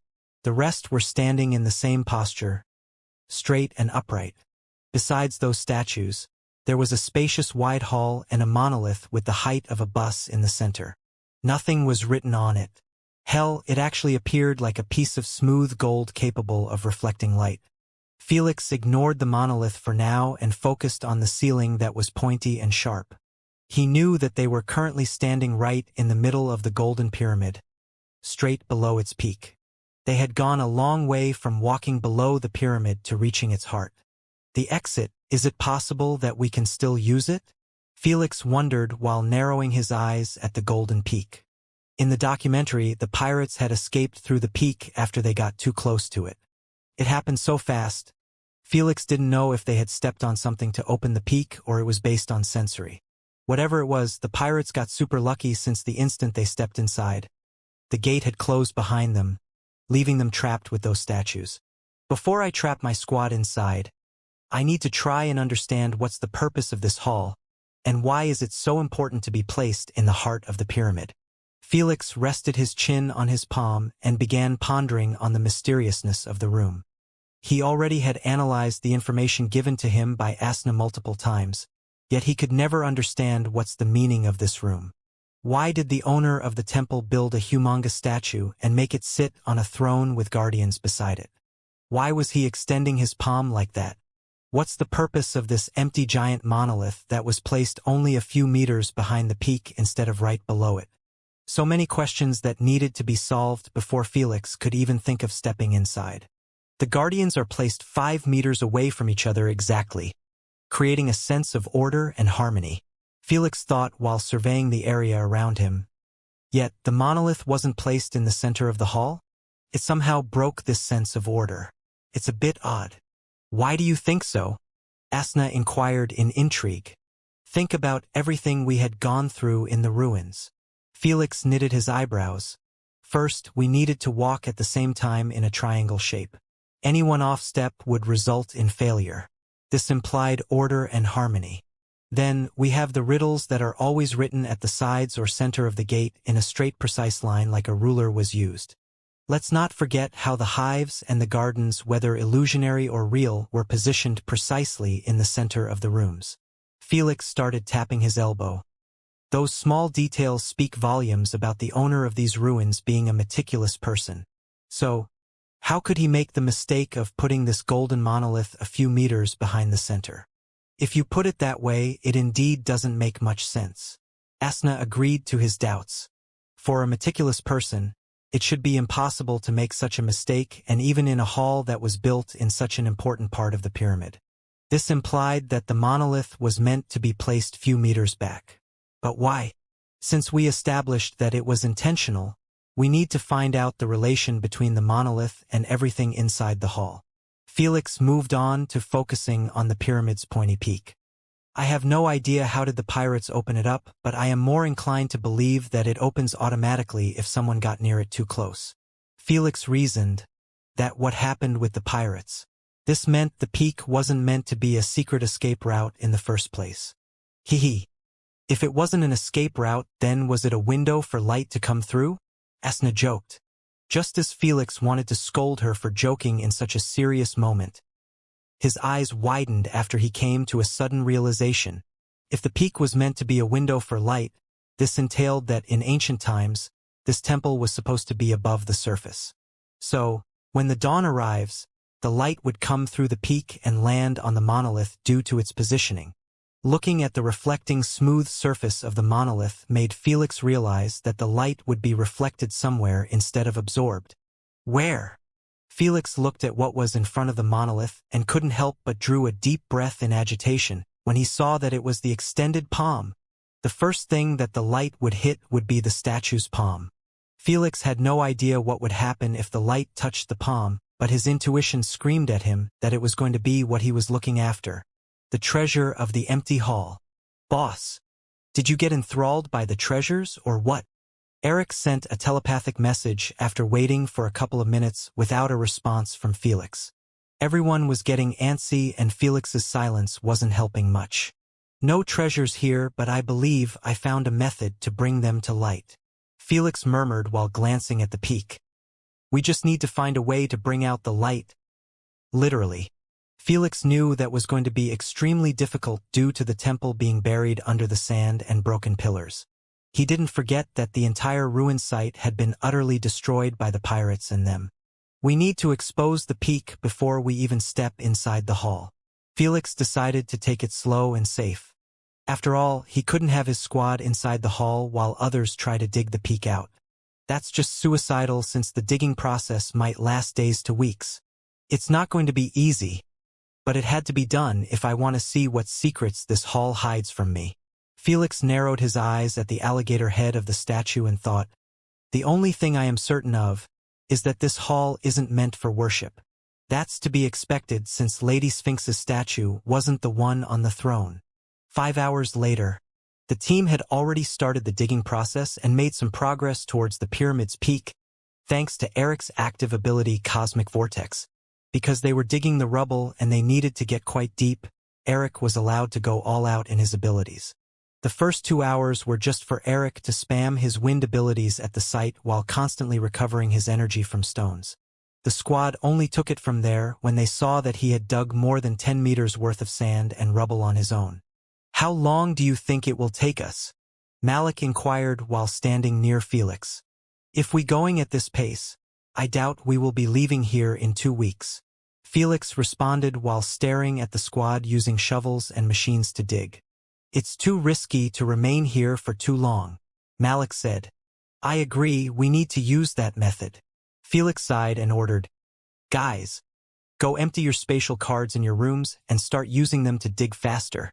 Felix didn't want to use this method because it requires the spatial cards to be empty so the sand wouldn't touch the items within. It wasn't decent to make others empty their spatial cards because it possesses their secrets and some items that could be spoiled if remained exposed for too long. That's why Felix didn't feel the need to use it the first time since it took only a few days to find the entrance. But not this time. Understood, boss. On it. The squad mates obliged the order obediently since they understood that the situation was time-sensitive. In a few minutes, they returned from the spaceship and restarted their work. Eric pointed his AP bracelet at the sand before him and started beaming it like a vacuum inside his spatial card. It didn't even matter if he ended up beaming rubble or big rocks as the spatial card accepts anything lifeless. The rest were doing the same in a 5 meters radius.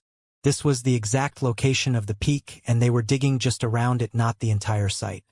In less than a minute, Jones lifted his hand and said, I am full. I am going to unload. Then, he sprinted towards an empty space and began emptying the content of the spatial card freely. One by one, the others started doing the same. When they were done, they head back to repeat the same sequence. 6 days later, Felix could be seen joining in the fun by using 4 AP bracelets and spatial cards to dig the surrounding area. Those were his tenants' bracelets in use. When the squad asked him about them, he simply told them that they were spare bracelets with spatial cards. They bought it in a heartbeat since there wasn't really any other alternative in their minds. We are getting too deep. Watch out for sudden collapses. Felix warned everyone as he lifted his head and looked at the depth of the hole they were in. It was being supported by pillars they had dug out. They were being enforced by Nikki's vines network that was covering the entire hole.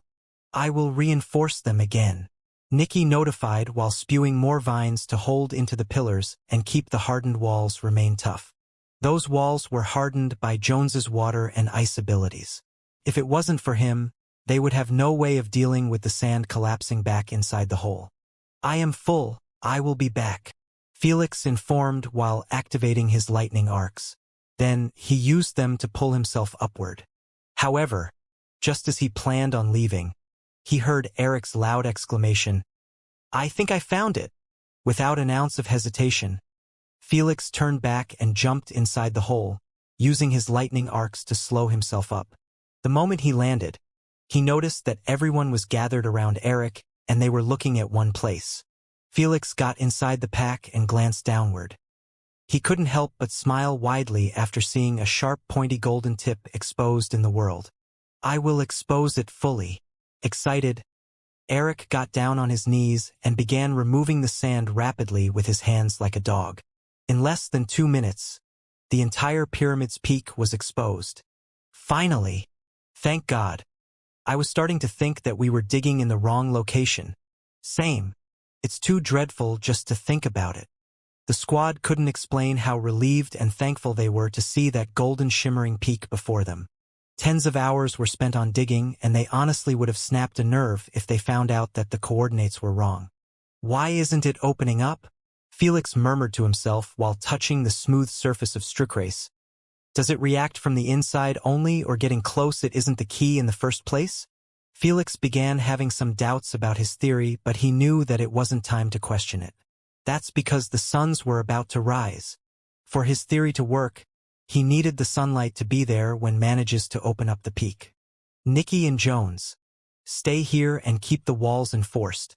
Felix voiced his orders quickly. The rest follow me to the spaceship. We don't know how long those walls would last even with Nikki's and Jones' reinforcement.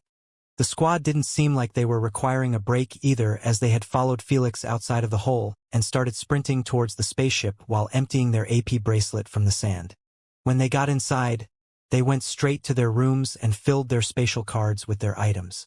Then, they went towards the elevator after throwing 2 boxes worth of elemental stones to Jones and Nikki. Sometime later, the squad had arrived at the staircase, leading to the empty hall. This time, they all climbed the stairs with Felix while having serious expressions. Felix had already informed them that the Guardians would wake up the moment their feet touches the hall. They weren't easy opponents to deal with in the slightest. When they reached the wide-open gate, Felix ordered them to stop while timing his watch to the exact time when the suns would be high enough to shine at the pyramid's peak. We have less than 5 minutes. Felix informed the squad of the plan. Melissa, I need you to find out the method to open the pyramid's peak. Try everything since our lives depend on it. I will see through it, Melissa ensured with a solemn tone. As for us, we will be dealing with the Guardians. Felix pointed at them and said, There are more than 10 Guardians around without adding the one sitting on the throne. It's going to be extremely difficult for you guys to kill them, so I need you to focus on buying Melissa time instead of risking your lives to kill one. Understood. Yes. Upon hearing their harmonized firm shout in his suit's intercom, Felix gave them a slight head nod and then dashed inside the hall. CLZLZLZ. He used his tether lighting arc to pull himself on top of the monolith and immediately activated his electric field to brighten up the entire hall for them. Mark your Guardian and go for it, Felix shouted his order. I will take the one on the leftmost. Leave me the one with the bow and arrows. The Hammer Guardian and the Whip Guardian is mine. Dibs on the female Guardians and the Spear Guardian. The squad members kept yelling at their Guardians one by one while heading towards them with their abilities fully activated. When Felix saw that 4 Guardians were left untaken, he said, I will be dealing with the rest. See.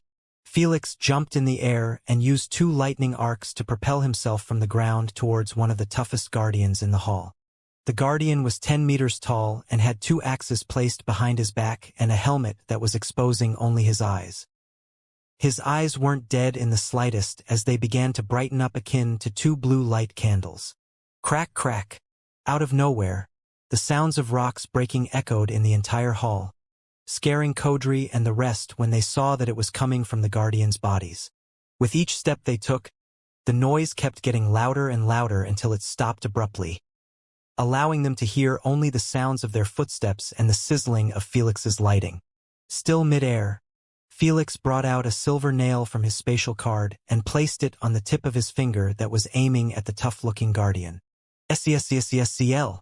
Blue and yellow-colored lightning coursed on his arm continuously, building more force for Thor's ordnance. The moment Felik entered the perfect range to hit the Guardian's head, he immediately flicked his finger, causing the nail to get propelled like a bullet while encased in a thick golden dreadful beam. Based on its trajectory and speed, Felix didn't doubt for a second that it was going to hit. Whoosh! Unfortunately, his confidence in his ability has shattered the instant he saw the horrifying sight of the Guardian moving his head to the side just as the beam reached it. Boom!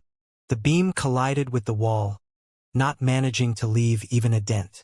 As for the Guardian, his rocky gray cheek had turned slightly black after being grazed by the beam. Well, fuck me. Felix gulped a mouthful when he saw that the Guardian had pulled both axes from his shoulders and entered a combat stance while staring coldly at him with red eyes. Felix knew that he should not underestimate them even though his strength had already surpassed 20k. The worst part, he wasn't dealing with just 1 but 4 of them. The other 3 Guardians weren't any less fierce than the Axe Guardian. One of them had a female body and was slightly shorter than the rest, but she had 10 daggers holstered around her waist. Those oversized daggers appeared like they were meant to be thrown and not for close-up battles. Coming from the left and right sides were the other 2 Guardians. One of them had a massive shield while the other had a halberd. Thud thud. Felix stopped looking at the others and focused on the Axe Guardian who smashed both of his axes together barbarically. Then he charged towards Felix fiercely. The Shield Guardian and the Halberd Guardian supported him from the sides, appearing like they were using a formation. Meanwhile, the Dagger Female Guardian kept her distance and pulled a dagger out. Felix stole a quick glance at Melissa and realized that his theory of the peak opening up automatically was wrong. This meant that Melissa would be taking a long time to open it up, which would leave the team exposed to a dangerous situation. Hence, he decided to go all out and minimize the number of Guardians instead of just wasting time so he could support his team. Whoosh! The moment the Axe's Guardian appeared before Felix, he swung both of his axes from the corners, making it almost impossible to dodge them due to their massive size and the pressure they kept emitting in their path. Yet, Felix didn't even flinch. He simply swung his arm at the approaching Halberd Guardian and used the tether-like lightning to connect with his weapon. Before the Guardian could realize what happened, Felix pulled himself rapidly towards the halberd, managing to dodge the axes while at the same time preparing his counterattack. Zlzlzlzz. His other arm turned into a lighting torch as he aimed the newly beamed silver nail straight at the head of the Halberd Guardian. Without wasting a split second, Felix fired it off, causing the Guardian's head to jerk backward. But that was it. The Guardian was merely slowed down a little while getting a new black patch on his forehead. Their skin was frighteningly tough to crack, and Felix realized mid-air that his petty elemental attacks wouldn't cut it out in this fight. Instead of wasting his time and energy on them, Felix snapped both of his fingers in mid-air and morphed himself into a 7 meters giant, buffing his physical strength to a monstrous level. A giant against a giant. That's how things were supposed to be. Boom! Felix smashed his hardened fist at the exact spot where his attack failed before. This time, the Guardian didn't jerk slightly, but ended up having his entire head blasted to thousands of gray rocks of various shapes and sizes. Felix's strength was already good enough to put up a decent fight against those puppet Guardians, but with size manipulation added to the mix, the end result was this headless remain of the Guardian, taking one slow step at a time without having a balance of his body. Thud! In the end, it fell sideways, sending a strong tremor on the ground. causing Eric and the rest to steal a glance at the source. Upon seeing the headless guardian and the giant Felix standing on its chest proudly, they couldn't help but feel awed and a bit terrified. Here they are, trying their best to survive the onslaught of their targets while Felix had managed to take one down in less than 30 seconds. Although he made seem easy, they still had absolutely no intentions of switching to the offense as they had used their abilities at the start and failed to leave a scratch on those guardians. Haha, the boss will probably end up killing all the guardians here if we don't do something about them first. Eric's laughter resounded in the squad's intercom. He didn't seem too pressured by the two guardians he was facing as he kept using his wind-based abilities to swivel around their strikes. Shit, I am hoping he will do it. Kodri quickly refocused back on the guardian that was attempting to bat him with a dreadful gigantic club. Thankfully, he managed to narrowly dodge the club by sprinting rapidly outside of the contact zone on four limbs. He was morphed fully as a large-sized dog, providing him with the necessary mobility to keep himself untouched throughout his battle. Unlike Puolani, who was in a bear form, he was having a tough time evading his target's strikes due to his lack of mobility. Hell, he almost ended up getting killed by the very first assault on him due to him not expecting a giant guardian to deliver a quick strike. As for Malak, she was doing her job remarkably as she was relaying on her blue flaming wings to play with her targets. Meanwhile, Felix was pulling herself away from the attacks by using his electric pull ability. He had already shrunk himself since he believed that he would have much better control like this than being in his giant form. At least until he manages to find another perfect chance to counterattack. Melissa update. He asked while continuing to jump from a guardian to another akin to a monkey. I am still trying, Melissa replied with an anxious tone while touching the surface of the stones, believing that the key might be on them. Do you see anything on those stones? Felix asked as he narrowly dodged a 3-meter gray dagger thrown at him while mid-air. No, Melissa answered. The peak stones are as smooth as the ones beside them. I believe an illusion has been cast to hide the key as we saw before, she informed while continuing to press on the stones. I believe so as well, Felix reinforced while sneaking a peek at the stones beside Melissa.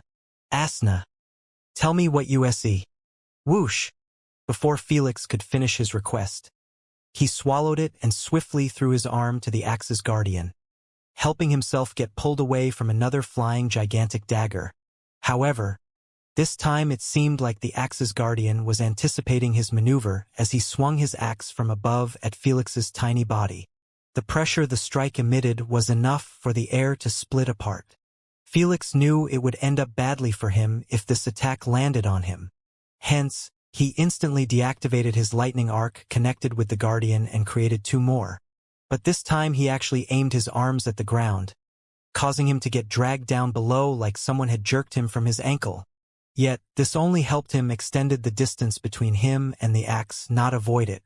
So when his feet touched the ground, Felix rolled once, then placed his hands on the floor and took advantage of the momentum to propel himself away. Boom! The axe smashed the ground behind him, causing tremors and a cloud of dust to be sent away. Now, instead of rejoicing his successful evade, Felix immediately turned around and used his electric pull to link himself with the axe's head. Due to the cloud of dust, the guardian didn't realize that Felix was linked with his axe when he tried to lift it, because the axe was being pulled up towards the guardian's shoulder. Felix kept dangling by his lighting arc like he was holding into a rope. When the axe finally emerged from the smoke, Felix snapped his finger with a cold expression, turning his body into a giant within a split second. By the time the guardian realized that he was in a crappy situation, Felix's tightened fist was already on its way to greet him. A split second later, boom! His fate was no different than the previous guardian as his head had been blown out into tiny fragments, getting propelled everywhere like bullets. Good shit, boss! Eric exclaimed in excitement the instant he heard the explosion and saw what transpired. The rest of the squad who were capable of speaking also sent their delighted compliments. Felix didn't bother replying to any of them as the moment he landed on the ground. He dashed towards the shield-carrying guardian who was somewhat useless in this fight due to Felix's lack of offensive attempts on him. Felix ignored the female guardian with the daggers for now due to her being far away. "Melissa, go help out Pualani," Felix ordered calmly. "I will be dealing with the pyramid peak when I get rid of those two." The moment he realized that illusion might be included, he decided to let Asna take a look at it. But he didn't want to do so if it meant leaving his guardians roaming freely in the hall. His team was already struggling, and he knew that one or two of them would get killed if his guardians decided to give up on him. "On it!" Melissa didn't question his order as she swiftly flapped her wings towards Pualani, who had already lost control of his fight and was currently barely surviving the strikes. If he didn't receive support any sooner, he would be the first victim in this expedition. When Felix saw that Melissa had reached Pualani, he stopped bothering with his squad and focused on the shield guardian. How should I play this? Felix squinted his eyes at the gigantic gray shield that was covering the guardian's upper body, making it extremely difficult to target his head. The worst part, the female guardian was hiding exactly tens of meters behind him. She was holding two daggers in a throwing posture, making Felix understand that the moment he exposed an opening, those two daggers would be sent as a welcoming gift. Shit, if only it was possible for me to fly in the hall. Felix clicked his tongue in irritation while eyeing Melissa and Malik, who were currently using their air supremacy to keep their guardians in check. Felix understood that it would have been much easier for everyone if they simply drunk flight-based potion and flew to the ceiling, leaving those guardians to play with each other on the ground. Alas, he knew that the moment four individuals get in the air, those guardians would start emitting red laser beams from their eyes at them. He couldn't forget the way those pirates ended up getting turned into ash by those beams after trying to fly all at once to the peak. Felix already warned the bunch and made it crystal clear that only Melissa and Malik had the right to use their wings. "You better hurry and deal with them," Asna advised with a casual tone. "You know that the daylight cycle ends pretty quickly on this planet." "I know." Felix's expression turned somewhat grim as he looked above him. Everything he was currently doing was for the suns to spotlight the monolith and check if his theory was correct or not. But if the suns went past the pyramid's peak before he opened it up, he could only give up on whatever treasure was hidden here. Time to go all out. Felix narrowed his eyes at the exposed legs of the shield guardian, then dashed rapidly towards them. The shield guardian was smart enough to focus on protecting his head after seeing the fate of his companions. Hence, he didn't use lower the shield to protect his legs.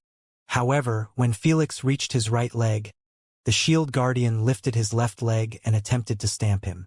Boom! Cloud of dust had risen from the fierce contact with the floor, helping Felix hide within it after he dodged the stamp. Since the shield guardian didn't feel like he touched someone with his foot, he quickly lifted his leg and kicked the cloud of dust, hoping to land a direct hit on Felix. "Who are you kicking?" Felix asked mockingly while clinging into the guardian's gigantic knee.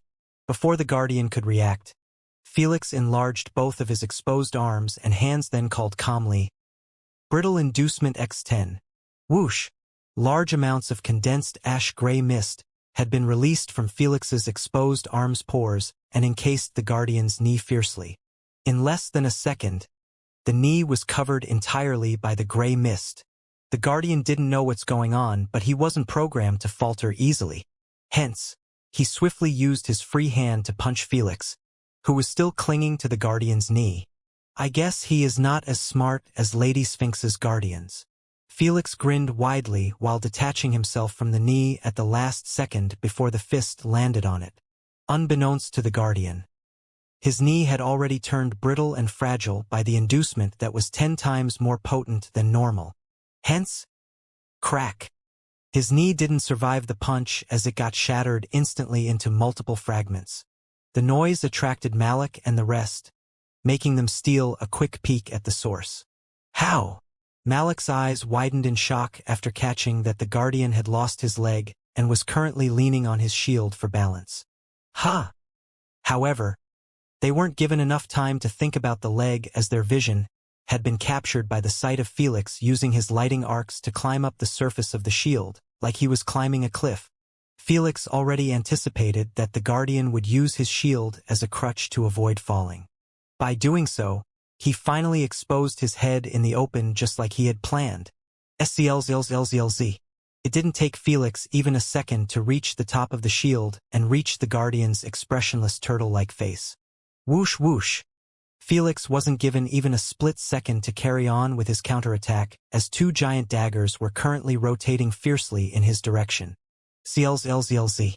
Felix instantly entered his supersonic mode, allowing him to analyze the trajectory of the flying daggers. Her aim is more accurate than a homing missile. Felix's eyelids twitched after realizing that he would be hit by one dagger that was going to graze the Guardian's ear in the process. He thought that he would be safe if he took cover behind the Guardian, but it seemed like that was not the case. Yet, Felix wasn't fazed at all as he quickly enlarged his body and kicked the turtle-like head from the left side. His kick was strong enough the Guardian's head got cracked a bit. But most importantly, the force was able to move it slightly to the right. This caused the incoming dagger to smash into the Guardian's scalp instead of grazing his ear like the female Guardian planned. Since everything was still happening in slow motion in Felix's eyes, he managed to spot the other dagger piercing through the broken fragments of the first dagger and the Guardian's head. Felix smirked faintly while moving only slightly to the side, causing the dagger to bypass him in slow motion. However, instead of letting it go, Felix extended his hand swiftly and caught it by the handle while still revolving, growling. It was tough as Felix was forced to grit his teeth to combat the force of the dagger. He even felt like if he didn't let go, his waist would snap. Yet, he swallowed the pain and barbarically stopped the dagger without breaking it. "Why are you doing this?" Asna asked weirdly. "To counterattack, of course." Felix smirked devilishly while swapping the dagger to his other hand. Then, out of nowhere, Felix extended his arm in direction of the female Guardian and activated his ability Thor's Ordnance. On the dagger! By the time his gigantic entire arm was sizzling with illuminating lightning throughout the entire hall, the dagger had already been flicked by Felix. Then, an enormous golden beam had suddenly emerged for a split second before disappearing into the nothingness. Boom! The only thing it left behind was the booming noise of the sound barrier getting shattered and the female Guardian's body getting exploded into fragments and fine dust. From the moment Felix's climbed up the shield to the death of the female Guardian, the entire sequence took only 2 seconds to be carried out. Everything happened so fast. Malik and the rest were still thinking if Felix would be alright being so close to the Guardian before the situation developed like this. "What are you fools gawking about?" Felix shouted with a pissy tone after spotting that his squadmates were not focused on their own battles in such a dangerous situation. Boom! After hearing his voice, everyone broke out of their shock and narrowly dodged incoming strikes from their targets. A split second later and they would have been toasted. "Don't let your guard down again." Embarrassed, Malik chided them with slightly reddened cheeks as she was also in the same boat.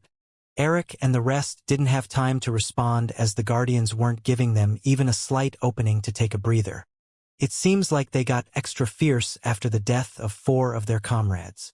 Felix frowned his eyelids at the sight of his squad getting pushed back over and over again. Time is running out. Without further ado, Felix beamed Angel Wings potion in his palm and drank it after opening up his helmet. Then, he ordered the nanobots to give a way for his wings to manifest. For such a high-quality potion, the gorgeous milky white wings took only a second to shape on Felix's shoulder blades. "I will be flying now. Malik, remove your wings for a short moment." "Understood." Whoosh whoosh. The moment he received Malik's confirmation, Felix took off in the air. Shortly, he reached the pyramid's golden peak. "Asna, what do you see?" Felix squinted his eyes at the golden rocks while waiting for Asna's response. "There is a hieroglyphic writing on the rock near the pyramid's tip." Asna disclosed casually. "It says Heaven's Window." "Heaven's Window?" Felix knitted his eyebrows as he got closer to the tip. He extended his hand and started touching the area until his fingers finally crossed the hieroglyphic's writing. Then, without doing or saying anything, the pyramid's peak began to shake, forcing Felix to put some distance from it. "It's happening!" Felix's eyes brightened slightly by the sight of the pyramid's peak opening up akin to a teapot. Thud! A few seconds later, the peak was completely wide open, exposing the beautiful blue sky and the two suns gleaming all over. They really opened it. Startled, Jones exclaimed loudly while gawking at the inside of the hall from the opening. "Oh no! They are losing the fight." Nikki, who was beside him, couldn't help but get worried after seeing the miserable condition of her squad. "Boss, should we get inside and help?" Jones asked in the intercom. "No, just keep enforcing the sand walls," Felix warned while moving to the side, allowing the golden shimmering light to enter the hall akin to a triangle-shaped beam. The light wasn't spread out in the room but actually compressed in that shape even though it shouldn't be possible. When Felix saw that the triangle-shaped beam was a few meters away from the mirror-like monolith, his grin couldn't help but reach his ears. "With this, my theory is 90% correct." Felix knew that all he needs to do now was wait until the light reaches the mirror-like monolith and reflect it towards the King Guardian's palm. The hidden treasure was finally about to be revealed. "Arg! Sore. Why guys, I can't go on any cough more." Suddenly, Puolani's exhausted and pained voice resounded in the squad's intercom, causing everyone to tense up as they glanced in his direction. When they saw that Puolani was bleeding buckets from a nasty wound on his back, they realized that he was indeed standing by mere will and resolve. "Attack me, you bastard!" Melissa cried out loud as she flew at the Guardian's head with her sharp nails extended a few centimeters. Alas, even when she reached the Guardian's face and began striking him, he barely reacted to her. Why would he when her nails barely left scratch marks on his hard skin? Unfortunately, only Felix was capable of damaging those Guardians' tough skin. Even though he made it seem too easy, that was only due to his strength that was on par with Origin Realm bloodliners. "Cough? Melissa, just leave it." Puolani coughed blood with dropped eyelids and shaky knees, making him appear as he would fall at any given second. Malik and the rest hardened their expression after hearing so, but they didn't dare to take a single peek at his situation since they were also barely surviving the Guardian's fierce attacks. They wanted to move and help him out, but their hands were tied up. Whoosh! Abruptly, the Guardian lifted his sword high up, making Melissa fall into despair by the sight, as she had absolutely no idea how to save him. She already thought of dragging him away, but she knew that wouldn't be possible to achieve due to Paulina's transformation. He was resembling a giant thick bear, making his weight far surpass her limitations. At this point, she could only stare widely at the gigantic sword splitting the air in direction of Puolani, who was already on his knees with his head lowered. "Sigh, it seems like I need to help them grow stronger faster if I don't want them to be a liability in the upcoming ruins." Felix shook his head slightly as he snapped his finger, slowing the flow of time for him. Then, he flew swiftly towards Puolani. When he reached him, he caught him by his neck and dragged him on the ground away from the strike zone. Boom! The moment the flow of time was restored, the sword smashed the ground until rubbles were lifted a few meters in the air. Just as Malik and the rest felt like their heart was about to sink at the thought of losing a squad mate, Felix shouted in the intercom, "Don't lose focus. He is safe. Thank God." Upon hearing Felix's voice, no one doubted the validity of it or bothered to think twice. They simply continued using their abilities to keep the Guardians busy.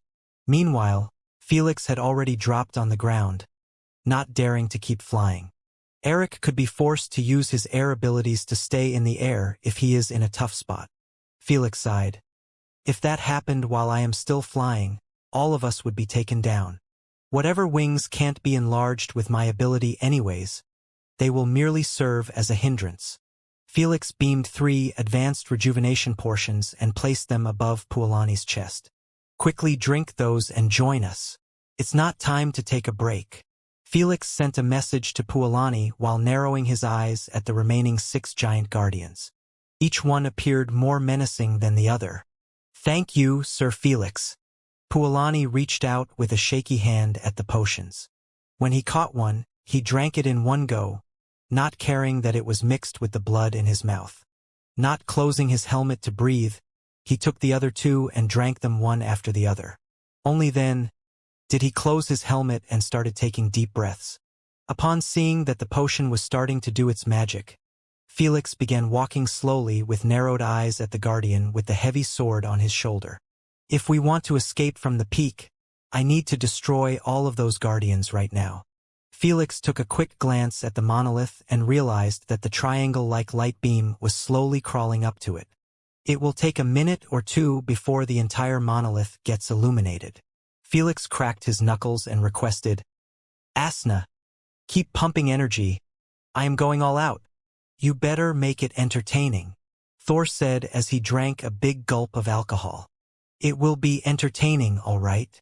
Felix smirked faintly as he felt the raging purified energy course through his veins. Then, he disappeared from his place, leaving behind him bright sparks. That's the last thing Puolani managed to see before a symphony of explosions and rain of rubble began to fill the entire hall.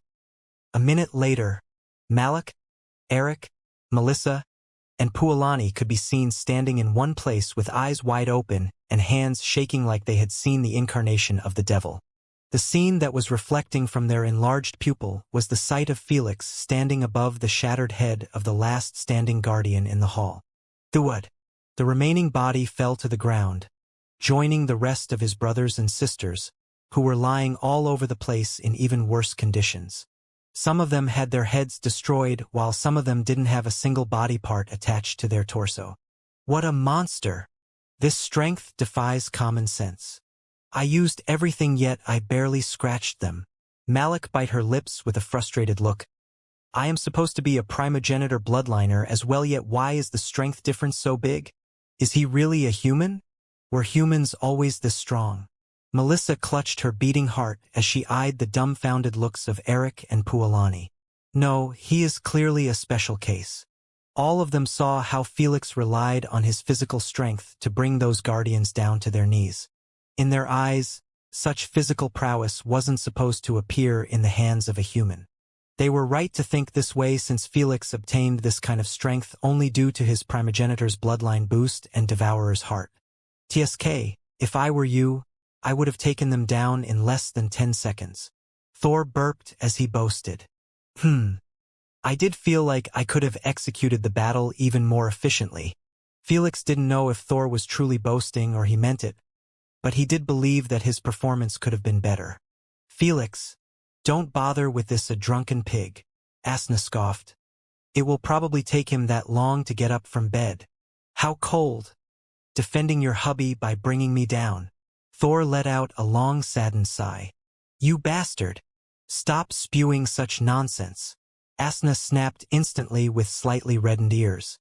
Felix smiled a little at their bickering and eyed the monolith. When he saw that the light was about to be fully reflected against the kingly guardian's extended palm, he immediately wiped that cheeky smile and sprinted towards the monolith.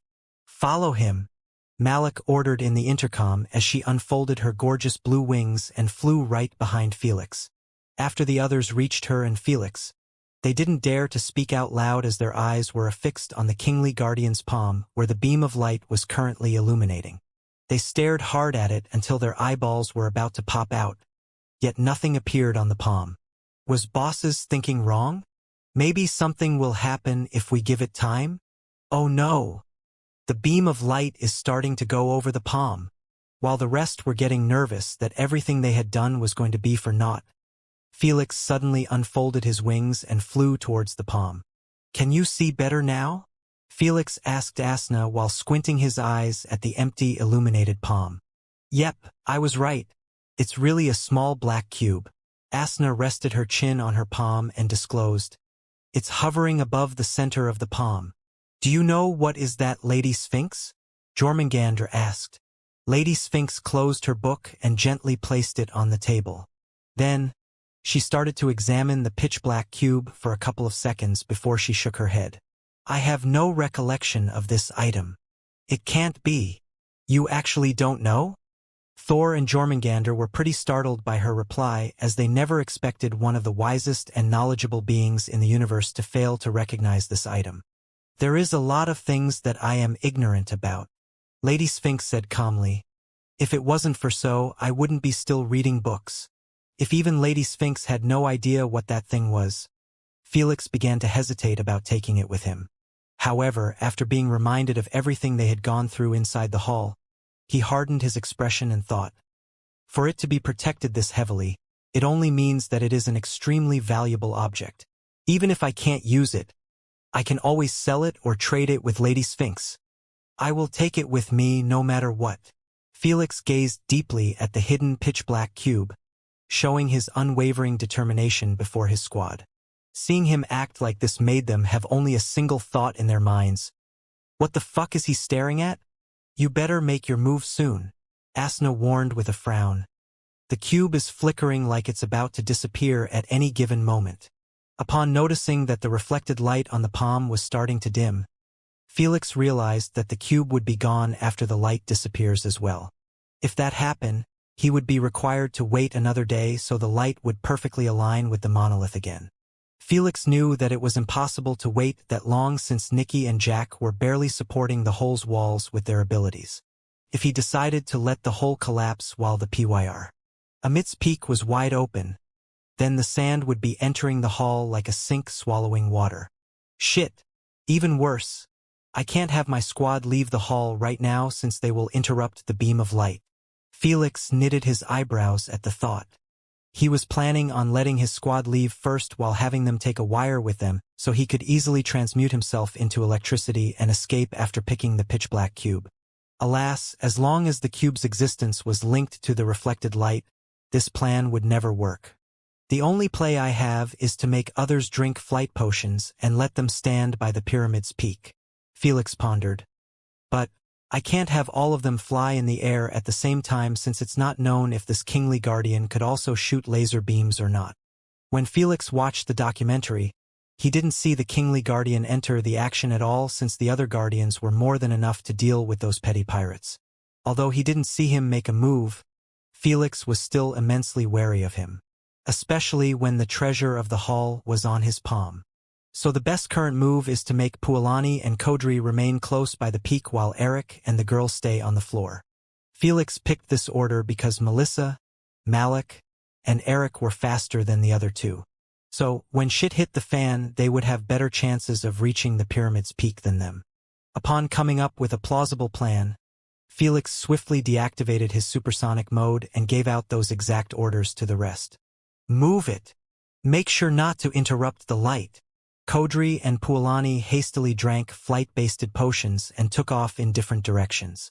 When Felix saw that they had reached their positions, he gave Malik a serious look. Then he flew rapidly towards the kingly guardian's palm. Everyone tensed up while watching him diving towards the center of the palm. They didn't know what exactly he was doing since they couldn't see the cube, but they had no intentions of wasting time by remaining doubtful or confused. Meanwhile, Felix was even tenser than them as the closer he got to the cube, the more his gut feeling screamed at him to back off. This made him get nervous if it would be all right to own such an object. Alas, Felix was in it too deep to let his emotions change his mind. Hence, the instant he reached the palm, he didn't hesitate to voice out his request. Queen, please beam everything that is above this palm. His AP bracelet instantly projected a blue light on the entire surface of the palm for a split second. Then, immediately disappeared without creating any fanfare. Did it work? Felix wondered while surveying the palm below him. He was doubtful because he didn't see any blue particles that should represent the existence of the cube. Nope. It's still hovering in its place. Luckily, Asna saved him the trouble of asking the queen. I thought all objects in the universe could be put inside the spatial cards without much trouble. Felix's confusion was understandable. Spatial cards were tutored to have the ability to store anything in a solid, liquid, and gas form, as long as it was not alive. For the process to fail, it made Felix reach only one conclusion. Asna, is this cube alive? Felix asked nervously. I don't know. Asna squinted her eyes at the cube for a second, then shrugged her shoulders carelessly. It appears like a normal solid Rubik's Cube but black in color. Nothing more, nothing less. Just as Felix wanted to respond, Asna rushed him. Stop thinking too much and make a decision. The cube is starting to turn hazy. Damn it. Guide me to it. Knowing that it wasn't time to hesitate, Felix made up his mind to pick up the cube directly. Asna swiftly gave him directions to it since the palm surface was quite wide. When Felix was close to the cube, he didn't require Asna's help anymore since it was surrendered with a wicked and evil aura. Kathump. Felix's heart skipped a beat after getting in contact with this aura. Even though he was wearing a helmet and was fed oxygen from a tube, Felix began to feel like he was getting suffocated while his heart was clutched tightly by a strong grip. This was the first time he experienced something like this, and he didn't know how to react at all. Whoa, that's one hella of an evil aura. Thor raised his eyebrows in surprise at the sensation that Felix was experiencing. It's not as heavy and overbearing as the Paragon of Sins, but the fact that it is coming from a small cube is quite concerning. Jormungandr hardened his expression as he ordered, "Felix, leave this thing behind at once." Before Felix could react to Jormungandr's warning, Lady Sphinx objected with a brightened look. "Don't listen to this scaredy cat. As long as you have me, nothing will happen to you both physically and mentally if I decided to give you a hand. So, bury those emotions deep and take it with you. Sphinx, your curiosity would get him killed." Jormungandr glared at Lady Sphinx and said, "You know that anything related to the Paragon of Sins is not a matter to joke about. How could this cube be related to that being, who never bothers to leave his void realm?" Lady Sphinx retorted, "Your fear will cause little Felix to lose a potential opportunity to grow stronger quickly."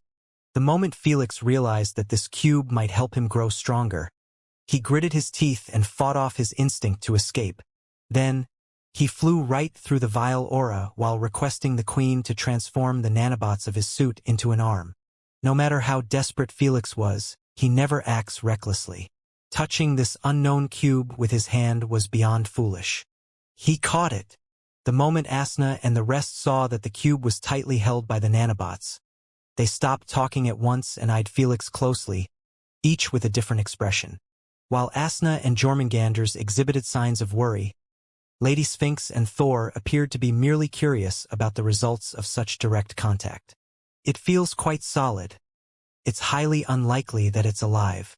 Meanwhile, Felix's anxiety was about to blow his heart apart, as he was quite scared that the cube might pull a fast one on him.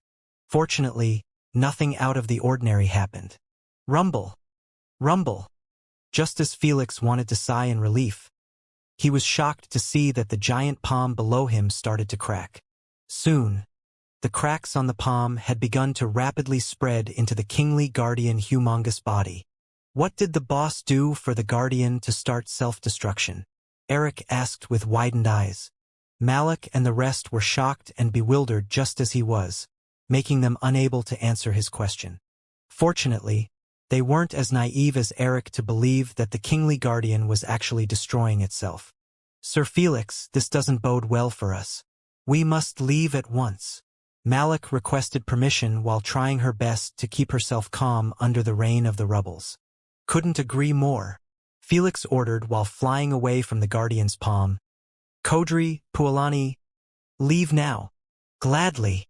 Finally we can leave this hellish place." Those two immediately flew towards the pyramid's peak with relieved looks, as if they had just been given a royal pardon. Since they were already pretty close to it, no one doubted for a second that they wouldn't make it out safely. Alas, the moment Felix blinked his eyes, two blinding milky white beams appeared on his enlarged pupil. The beams were glamorous and mesmerizing, but neither Felix nor the rest of the squad had the luxury to appreciate them since the moment they appeared, both Kodri and Pualani had disappeared. Literally, not a single visible particle was left behind to represent their existence. Just like they presented themselves silently, those gorgeous white beams had disappeared silently as well. The only thing they left behind was two giant burnt marks on the golden stones and a deadpan silent hall. Felix, Malik, Melissa, and Eric could only tremble on their spots while slowly turning their stiffened heads from the pyramid's peak to the source of those beams. When they finally came in contact with the source, chills coursed their spine at the sight of the kingly guardian's eyes burning furiously with white flames while his mouth exhibited the most sinister smile they had ever seen in their lives. "What was that noise, guys? Are you okay?" Abruptly, Joan's concerned voice resounded in the intercom loudly, managing to jolt Felix and the rest from their daze. "It's nothing. Just keep focusing on the wall's stability." Felix responded calmly after taking a deep breath. He could see from the opening that both Nikki and Jones were trembling in their positions while continuously releasing ice and vines from their hands at the walls. In such a situation, Felix knew that hiding what happened from them was the best decision. "I can't risk breaking their focus at such a critical moment." Felix knew that the moment the walls collapsed, they would be locked with this gigantic monstrosity that could make a peak fourth-stage bloodliner disappear without a trace. "Sir Felix, what should we do now?" Melissa asked while staring fearfully at the kingly guardian, who was slowly standing up on his feet. After seeing Kodri and Pualani's fate, she didn't dare to consider flying to the pyramid's peak. As for feeling sad about their death, no one had such luxury. Felix didn't reply but activated his supersonic mode to slow down the flow of time for a few extra seconds of contemplation. "I feel bad for the way Kodri and Pualani died, but this isn't the time to mourn for them." Felix squinted his eyes at the sinister smile of the kingly guardian and thought, "The fact that it didn't shoot another beam of a laser at me even though I am flying implies two things. Either the guardian doesn't want to harm the cube or he shoots only at targets that are seeking to escape from the pyramid's peak. Whatever it is, I brought this trouble upon myself and the squad. I can't get them wiped out at the finish line." Felix hardened his expression. "The only way to secure their safety is by forcing the kingly guardian to focus only on me. At least you take responsibility for your greed." Jay with Tilda Munginder somewhat praised, just as Felix wanted to show a bitter smile. His eyes widened in shock when he saw that the kingly guardian's eyes were getting extra bright while staring at Malik. "Shit! He actually can aim even at those on the ground." Without another thought in mind, Felix sprinted at the speed of sound towards Malik, who could be seen trying to flap her wings in slow motion, preparing to dodge the incoming laser beam. But from the look of despair on her face, she clearly knew that she was way slower than that laser beam that could appear at the speed of light. Hell, even Felix knew that he was way slower than it after seeing its first emergence.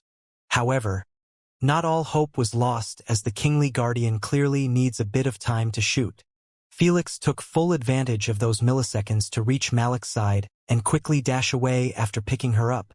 A split second later, bright milky white light illuminated the hall yet again, forcing everyone to close their eyes shut.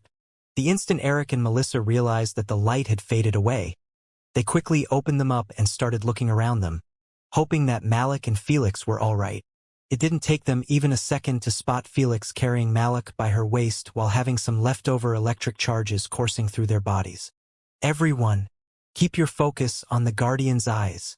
The moment you see them getting brighter, leave your spot at once," Felix shouted immediately in the intercom, not giving time for the others to react. Thud. Soon, he dropped the paralyzed Malik, who was in direct contact with his lightning overflow, and then ordered them again with a serious tone. "I won't repeat myself. All of you be prepared to escape outside the hall the moment I give you the order." "Boss! But save the chit-chat and concentrate on his eyes if you don't want to die," Felix roared as he sprinted towards the guardian's slightly cracked left leg.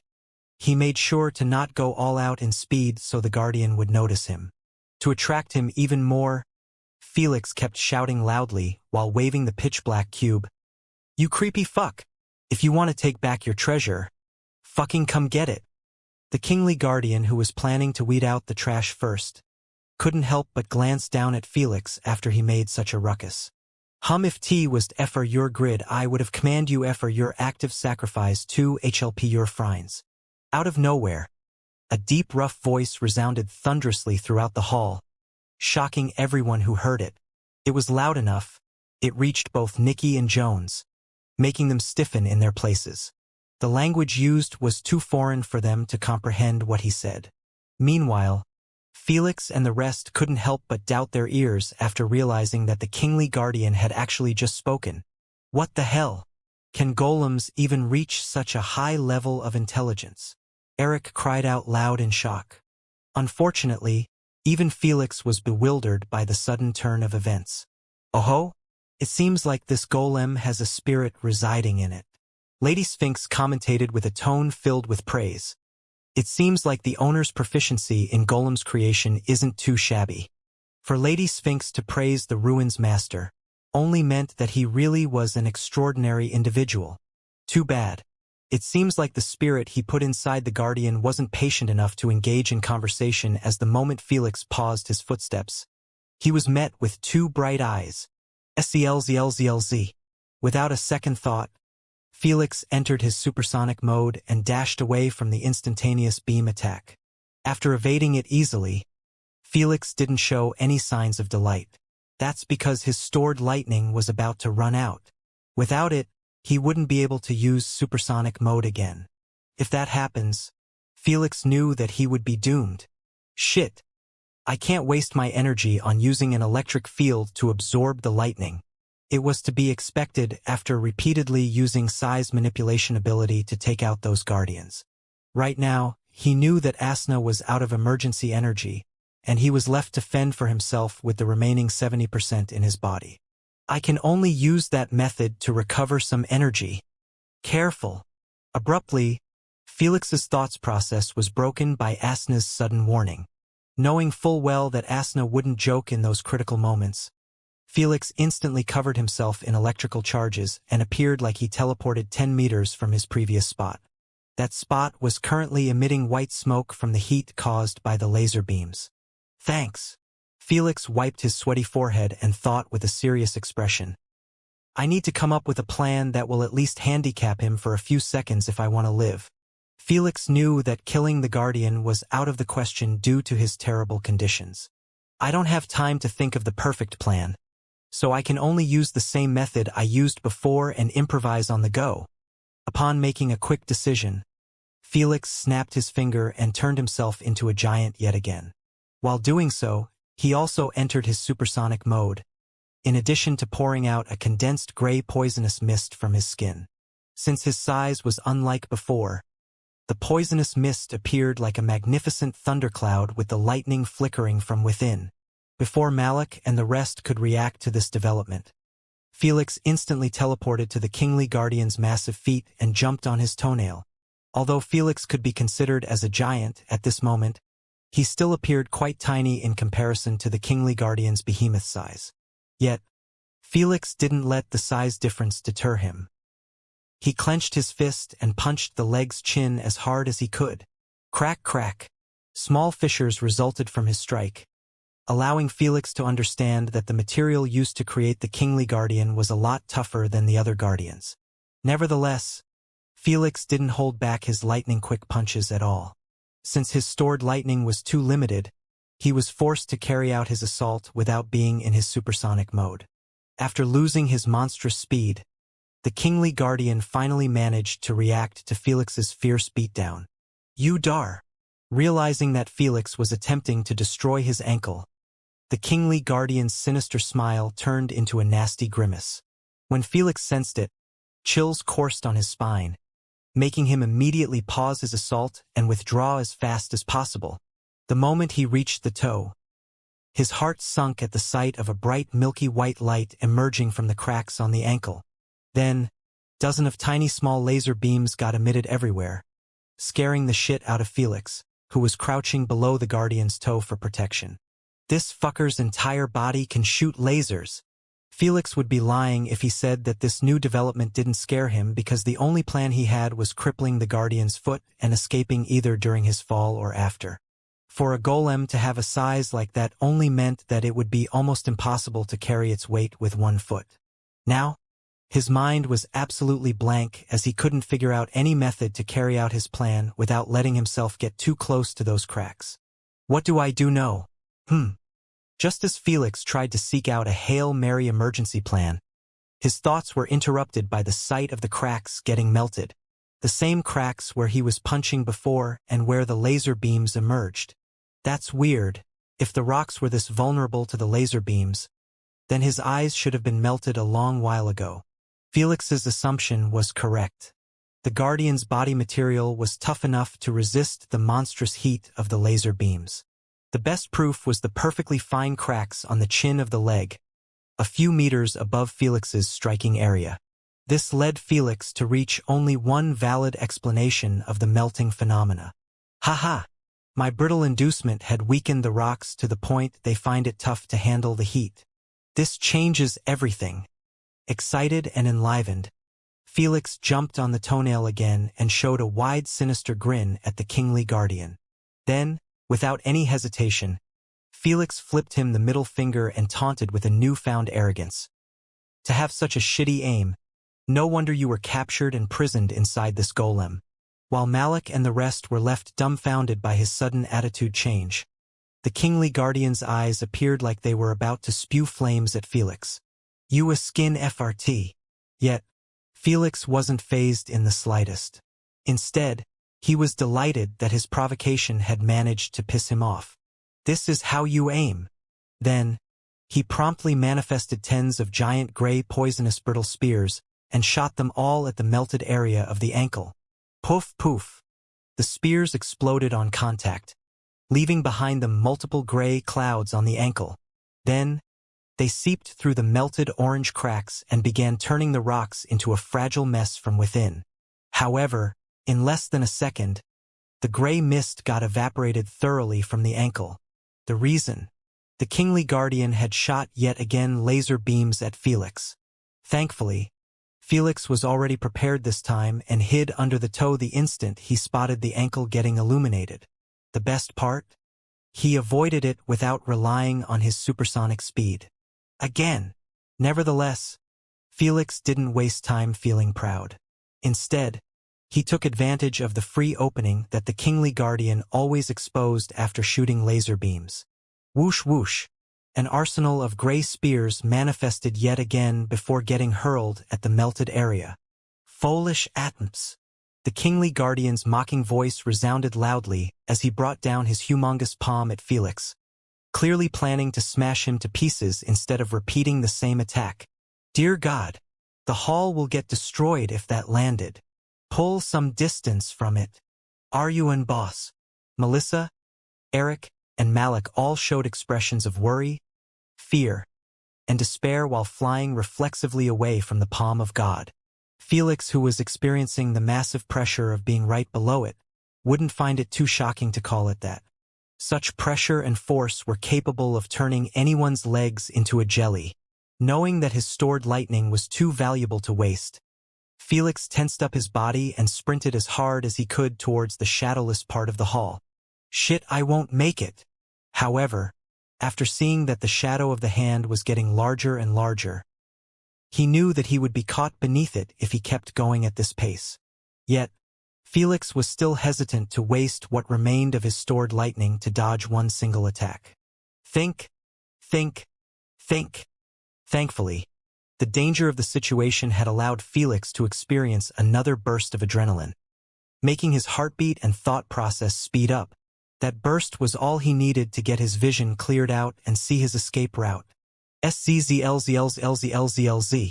Felix squinted his eyes at an opening between the ring and the middle finger that was only a few 10 meters above him.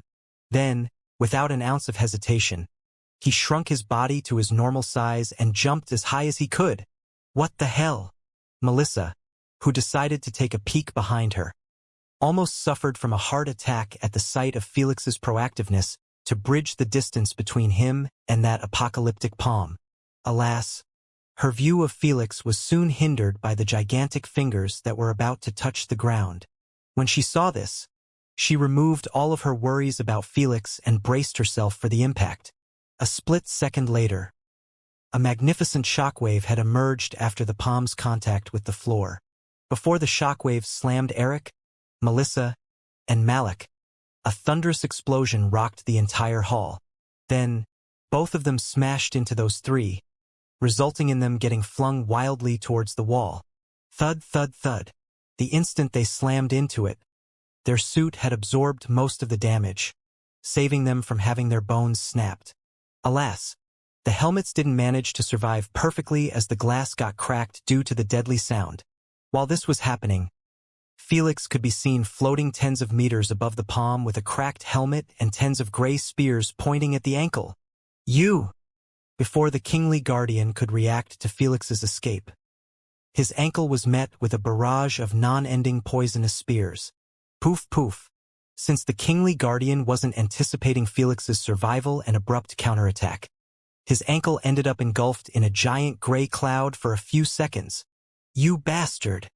Only after sensing that his ankle was getting weaker and weaker did the kingly guardian realize that he couldn't keep this up. So naturally, he shot laser beams from his ankle to evaporate the mist. Alas, the instant he did so, his ankle began breaking into melted pieces, at least the front part of it where Felix focused the most.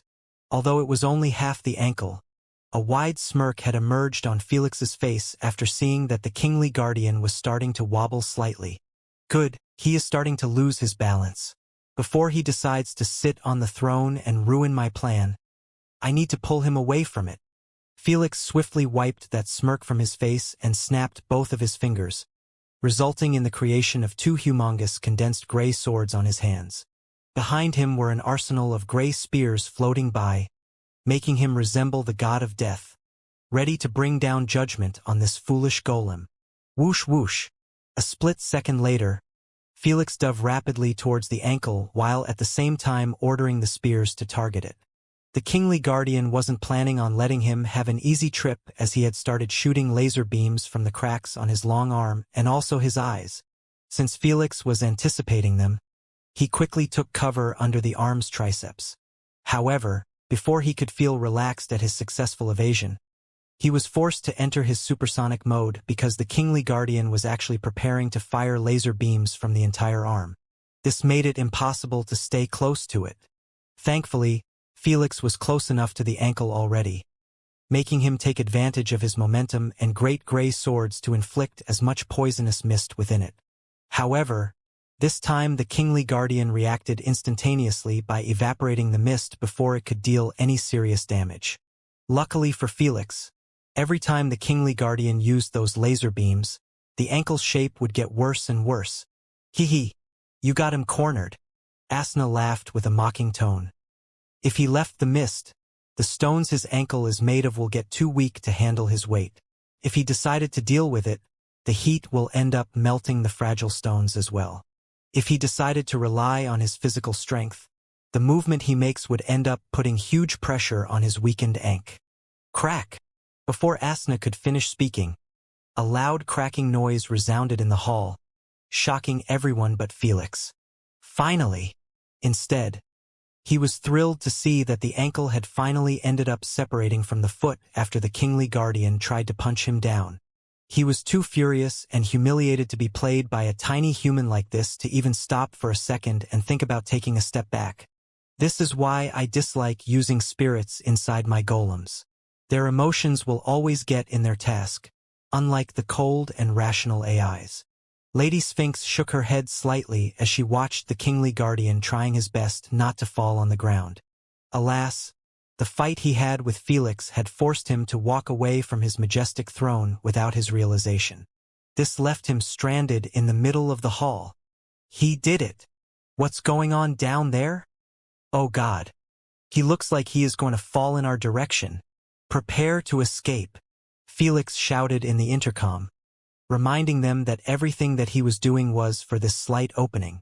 Currently, he could be seen breathing ruggedly with sweat covering his entire forehead, clear marks of elemental exhaustion. The fight had sapped him clean, leaving him with only 5% in his tank so he wouldn't pass out. All of this was to simply destroy the kingly guardian's ankle. Thud thud. After a couple of seconds of trying to balance himself out, the kingly guardian finally realized that it would be impossible to keep standing on one foot. So, instead of resisting it, he actually decided to control the way he fell. You foals! As LNG as I kept my eyes on you, you will never run I. Everyone's ears quivered at his furious bellow, but they still didn't understand the language spoken. However, seeing how the kingly guardian's eyes never left them even though he was falling down slowly, they easily figured out what he meant. Their hearts sank at the thought of trying to fly to the pyramid's peak in such conditions. In their eyes, the only reason Felix went on a limb to handicap the kingly guardian was to make him lose attention on them, giving them few seconds to escape. But now, thud! The kingly guardian's knees touched the ground, making him regain his balance in a kneeling position. He appeared as solid as before, making Eric and the others feel utterly hopeless about their escape. What's worse, his infuriated eyes were on them this time instead of Felix, who was remaining surprisingly silent with his hands tightened into fists. When Malik and the rest saw him like that, they could only sigh in dejection and acceptance of their doom. They could see that Felix had spent everything to save them, even though he could have easily escaped on his own by relying on his supersonic mode. After all, it was simply impossible to hit him with laser beams during it. "Boss, if you have any juice left, please leave us behind. You did more than enough." Eric gave Felix a sincere smile and said, "All the years I have lived don't compare to a single minute that I have spent serving under you. I am satisfied with the adventure." Malik and Melissa glanced at him with a wry smile. They wished they could be as selfless and loyal as he was. But that ain't happening with the short amount of time that they spent with each other. Absolute loyalty couldn't be obtained so easily. So, they lowered their heads without approving or disapproving of what Eric said. "Asna, is it done?" "Yep." Felix unclutched his hands at the sound of that, allowing a bunch of black rubble to fall off. He heard what Eric said, but he didn't bother to think about it. "Why? It's time to leave." Felix smirked faintly as he glanced at the kingly guardian's sinister expression. He knew that the kingly guardian didn't attack them right away because he saw the despair in their eyes and believed that he had already won this. Too bad for him. Handicapping him was only the first part of Felix's shrewd plan. Cut the soapy bullshit and use everything you have to fly to the pyramid's peak right now. Jones, Nikki, leave as well. Before they could try and understand what he meant, they saw Felix's body get consumed inside a massive pitch-black cloud. Corruption inducement was used. Impossible. The kingly guardian was shocked since Felix had clearly shown signs of elemental exhaustion. Even if he didn't, the kingly guardian firmly believed that Felix's energy shouldn't be infinite to the point he could go all out against his minions than him. Alas, what he didn't know was that Felix always kept holding high-graded poison stones tightly in his palms. While he was absorbing them, Asna was immediately purifying the energy and storing it away. This was the emergency method that he thought of with Asna. He was glad that it came in handy by giving him just enough to finish this battle. Whoosh! Felix didn't give the kingly guardian time to remain shocked for long as he flew like the wind towards his head. When Felix reached his face, the pitch-black cloud morphed into a gigantic widescreen that blocked the kingly guardian's vision from the pyramid's peak completely. The instant Malik and the rest saw this, their faces brightened up akin to a kid getting a PS5 as a gift on his birthday. "Goo!" Malik screamed in excitement as she unfolded her magnificent blue flaming wings and took off like a rocket towards the exit. Melissa followed after her tightly while Eric surfed on a self-created wind gale that led to the top. However, the moment they crossed the half-line, Felix yelled out a warning, "Dooge!" Whoosh, whoosh, whoosh. All three of them instantly made a sharp curve to the sides before Felix's voice could even echo once. Their superb reflex and trust in Felix's shot calling allowed them to successfully evade two laser beams that were aimed right at the peak's exit. "We did it!" Eric yelled in excitement as he continued surfing to the exit, knowing full well that the Guardian could not shoot another laser before they get out. Just as he anticipated, all three of them wheezed right through the hole without any hindrance, joining Nikki and Jones. "You little bastards!"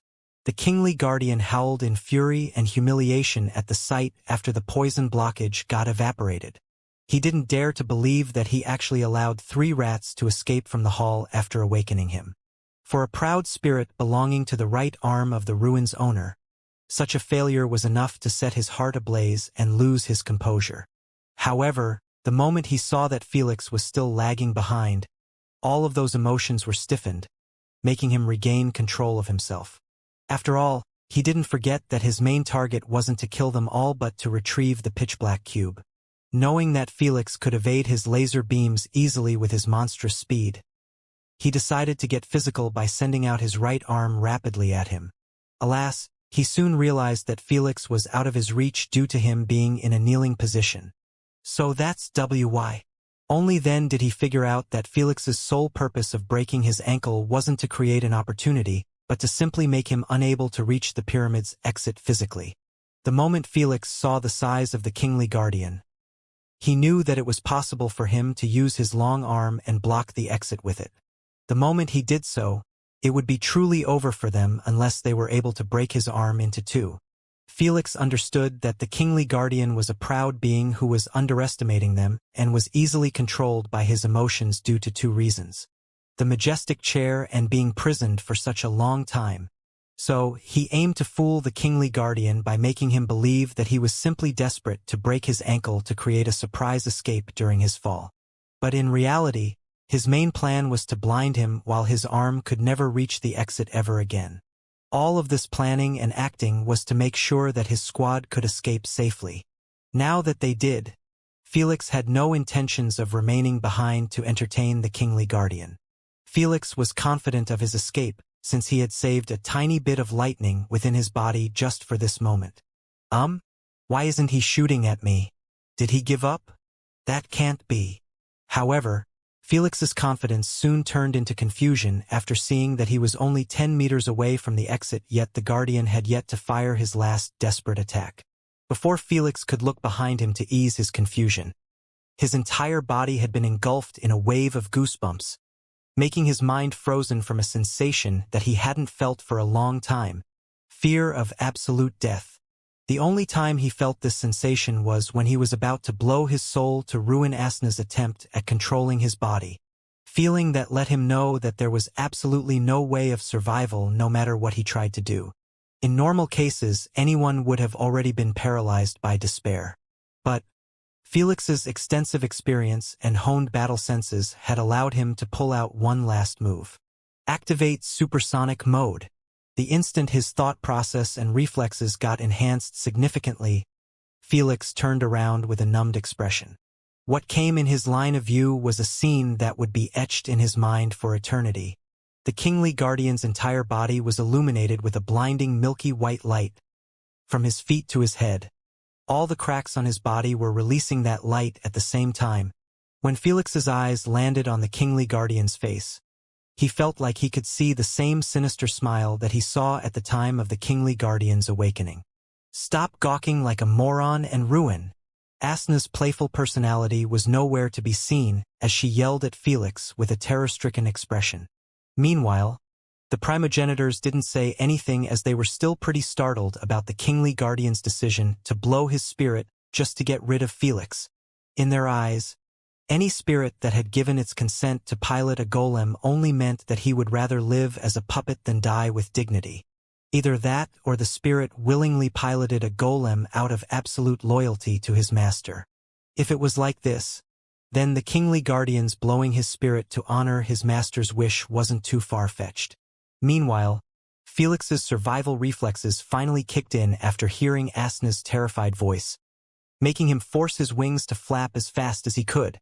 His numbed expression had already been changed to a deranged look. It's not over yet. Due to his sudden burst in speed, he finally managed to cross over the other side. He could see that the hole was crumbling because of Nikki and Joan's escape with Malik and the rest. Yet, Felix didn't even flinch as he kept bursting through the sand and rubble akin to a drill. Just as he was about to pierce through everything and be welcomed with open arms by the clear, beautiful blue sky, the awaited explosion had finally occurred within the hall. Damn! No sound was heard, but Felix instantly knew that it happened since half of his body had been instantly consumed by a wide triangle-like pillar of light. He felt absolutely no pain or discomfort, even when his eyes had been burnt to a crisp by the mere brightness of the light. If he could still see, he would have been awed by the light pillar that had pierced the sky and reached space. A moment later, the concentrated explosion noise and shockwave had finally caught up, rupturing Felix's eardrums and hurling him hundreds of meters away from the light pillar. But Felix didn't even feel it since he had already lost consciousness after the light pillar consumed his heart plus everything on the left side. Only his head and his right side were left somewhat intact. If it wasn't for the pyramid being built with Strucrace material, it would have been blown apart by the force, resulting in Felix getting caught in the real explosion, so as Malik and the rest. They were lucky to put enough distance from the light pillar, unlike Felix. Thud! After a short while, Felix's gruesome corpse finally landed on a sand dune, resulting in the creation of a giant sand cloud. The momentum of his fall was too strong, he ended up getting buried a few meters within the sand dune. Even when he was spilling rivers of blood while sand filled his organs from his wounds, he didn't even quiver. How could a dead corpse with no heart quiver? Meanwhile, within Felix's consciousness space, a mega-earthquake had started to ruin the place. The soul barrier was getting cracked. The consciousness lake was being agitated until waves began to form and splash anything in sight. Destruction of consciousness space.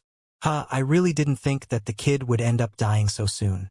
The worst part, he was lucky that only half of his body got hit by the light pillar, but unlucky at the same time to be his left side. Thor commentated with a wry smile while creating a jar of wine within the chaos. He appeared like he already accepted the end of his new journey and was drinking one last time before it all ends. Shut your trap. Felix will not die like this. Asna immediately snapped at him with reddened eyes. She would be lying if she said that the sight of Felix's doomed corpse didn't make her fall into an abyss. She could see that his condition was beyond saving without getting help. But she still refused to accept it. It's only over if Lady Sphinx claimed to be over. Jormungandr took a deep breath and glanced at Lady Sphinx with a pleading look. Upon hearing so, Asna swiftly teleported to Lady Sphinx and beseeched, "Big sis, please save him. I know you can do it." Seeing the desperation and helplessness in Asna's eyes, Lady Sphinx couldn't help but smile faintly and pat her head. "You don't need to worry too much. The little thief will survive." Lady Sphinx placed a finger on Asna's right chest and said calmly, "Soon, the Devourer's heart in his body will take the role of his lost heart and start pumping blood." Ka-thump, just like it was waiting for her to finish. The pitch-black Devourer's heart thumped thunderously within Felix's body. The remaining blood began to cycle through Felix's body, revitalizing the organs and especially his brain. With his serious injuries, the blood will keep seeping out of his body no matter what. Thor shook his head, knowing that Felix's condition wouldn't get better simply by having his secondary heart operate again. Confirming his statement, the cracks on the soul barrier slowed down but didn't stop. However, Lady Sphinx still remained composed, like everything was going as expected. "Big sis." Hearing Asna's helpless voice, Lady Sphinx mentioned calmly, "It seems like you guys have already forgotten that Felix had a protocol installed to help him in those dire situations." Immediately after saying so, the Queen's monotonous voice resounded loudly in the consciousness space. "All conditions have been met to commence revival protocol." The silent AP bracelet in Felix's right wrist began to light up within the sandpit. In a short moment, the light disappeared, but Felix's body had been placed within a silver pod that resembled VR pods. The revival pod. Asna's eyes brightened up in happiness after seeing this pod's emergence. Memories of Felix's buying the pod resurfaced in her mind. Her agitation and fear of losing Felix had made her completely forget about it and the protocol that Felix erected with the Queen. The protocol entails that the moment Felix loses consciousness for more than 10 seconds while suffering heavy injuries, the revival pod should be used to treat him until he regains consciousness. This revival plan was used by almost every person who treads on a dangerous path. No wonder you knew that he would be fine as long as the Devourer's heart revived him for a short while, Jormungandr said with an appreciative tone, knowing that the Queen wouldn't have activated the protocol until 10 seconds passed by. However, Felix's consciousness space was never going to hang for that long. When it gets destroyed, the connection between Felix and the Queen would break, resulting in him completely losing a way to save himself. The Devourer heart helped slow Felix's consciousness space destruction until the conditions had been finally met. Right now, Felix's body could be seen getting submerged within a blue liquid after the sand had been suctioned outside of the pod. Soon, an oxygen mask covered Felix's mouth and nose, helping him start breathing properly. Although his brain was receiving oxygen and blood, he had yet to regain consciousness. Still, the sight of his consciousness space returning to its usual calmness was more than enough to pacify Asna's heart. "Fucking prick. Making me worry always," Asna mumbled in annoyance as she took a seat beside Lady Sphinx, who seemed focused on Felix's hand. When Jormungandr and Thor saw that, they swiftly looked at Felix's hand and couldn't help but click their tongues.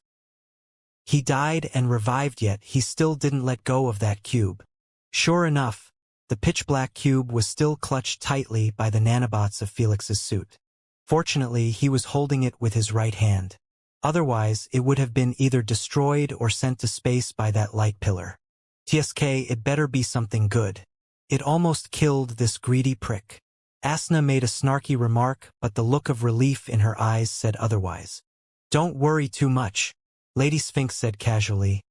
"Even if he couldn't use it, I would buy it with a price he wouldn't be able to refuse." If Felix heard so, he would be giggling foolishly for the entire day. What's going on?" Suddenly, Asna exclaimed after spotting the remaining of the nanosuit getting pulled back to shape up like a small ball. Lady Sphinx raised her eyebrows at the sight and disclosed with a surprised tone. "It seems like the Queen is attempting to remove anything that hinders or slow his recovery." Just as she mentioned, Felix's nude body soon got pierced by multiple needles that were connected to small tubes. This wouldn't have been possible with the nanosuit protecting his skin. In normal situations, this wouldn't have alerted the primogenitors and Asna. However, seeing that the pitch-black cube was now floating beside Felix's unprotected hand made them on edge. "Isn't this a bit bad?" Thor commentated while scratching his beard. "We don't know what it is, but the evil aura it kept releasing is enough to let us conclude that nothing good will happen out of their direct contact." The moment he finished speaking, the cube slowly inched closer to Felix's pinky, scaring the shit out of Asna. "Can't we do something to push it away from him?" Asna suggested while biting her nails nervously. "We need to control his body to achieve so, but you know what will happen if we did that," Thor said. "He would die the moment we do so, even if his soul was perfectly intact." Jormungandr sighed. "We can't order the Queen to help us since Felix hadn't given either of us permission," Lady Sphinx added. "So you telling me that we can only watch and pray that nothing row?" Asna was forced to interrupt her tirade halfway after she saw that the pitch-black cube had finally made direct contact with Felix's fingers. Silence covered the consciousness space as everyone held their breaths within and kept eyeing the cube with different emotions. Some were showing a bit of anticipation and curiosity, while some were giving off a worried look. Meanwhile, the pitch-black cube kept floating by Felix's arm, touching it here and there until it reached his ear. Suddenly, the peaceful cube began to disintegrate into a black liquid and went through Felix's ear until nothing was left behind. Before Asna and the primogenitors could react, a sudden deranged howl resounded thunderously in the consciousness space. Soon after, pitch-black darkness began to invade the consciousness space from every direction, leaving Asna and the primogenitors trapped inside. Roar! Howl! Terrifying devilish-like howls kept emitting from within the dark waves. When Asna and the others looked closely, they managed to spot two humongous bloodish red eyes gazing at them with a blood-curdling look that would make any commoner pass out from the mere sight of it. Yet, neither Asna nor the primogenitors showed a hint of fear in their expression. Instead, they all looked somewhat amused. Thor even gave a pitiful look at the being within the darkness and ignored his existence entirely. "Bitch, you chose the wrong neighborhood to park in." Asna placed her hands on her hips and showed one sadistic smile that made the being's diabolic gaze resemble a kitty trying to act mad. Before the evil being could react, Asna and other primogenitors all released their suppressed spiritual pressure at the same time. The darkness waves were frozen solid, the howls were silenced, and the horrifying red eyes of that being showed nothing but pure dread. "Be easy on him, little Asna," Lady Sphinx spoke casually while summoning a new book. "It seems like his soul is still in its infancy and without any rational thoughts." Jormungandr nodded his head. "He is just following his instincts, so it's easier to control him with a bit of pressure." "I will show him some pressure, all right." Asna cracked her fingers and instantly teleported within the dark wave. In a split second, she emerged outside while holding in her hand a black-furred raccoon-like creature. He appeared to be shivering constantly, but still didn't muster the courage to remove Asna's hand from his neck. If it wasn't for his scary bloodish eyes, his appearance could have been seen as cute before normal citizens. When Lady Sphinx laid her eyes on him, she closed her book and said with a hint of intrigue, "Who would have thought that the cube is actually an egg?" An egg! Everyone got shocked at her revelation, since they saw how the cube had turned into liquid and invaded Felix's brain physically and consciousness space spiritually. Don't even mention the cubic shape of the egg. How was it possible to do that before hatching? "I am quite confident in my guess," Lady Sphinx informed. "I have seen a similar kind of egg that was shaped like a crystal hexagon. The egg was able to turn into a liquid, solid, and even gas state, then invade life forms and hide within them until the day they hatch. At least, that's what I'm assuming." "Soon," she sighed. "Unfortunately, I have seen it only by chance in memory of a subject, so I couldn't really discover its secrets. All of my knowledge could be considered as speculation. Eggs with the ability to change their physical state are indeed quite weird and never heard of," Thor commentated while analyzing the silly raccoon-like creature closely. "Though, why did this thing took the shape of Trash Panda?" Asna said speechlessly while smacking the raccoon-like creature in the head, resulting in him whimpering silently. "Who knows?" Lady Sphinx shared. "Maybe it copied the shape of a random animal inside Felix's memories if it managed to glance at it. Or it took that shape subconsciously from its own buried original memories." J. with Tilda Mungander raised an eyebrow in surprise and said, "You mean that the universe gave birth to it like Asna and the rest of the Unijin race members?" The revelation was quite shocking since the universe only made a move personally if something was threatening its balanced state. So, if this creature was its own creation, it only meant that he was created to fix or fill a hole to restore its balanced state. That's a bit too far-fetched for now, since there are clearly other eggs that are somewhat similar, Thor guessed.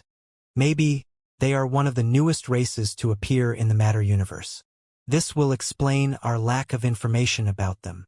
Asna and the rest nodded their heads in agreement.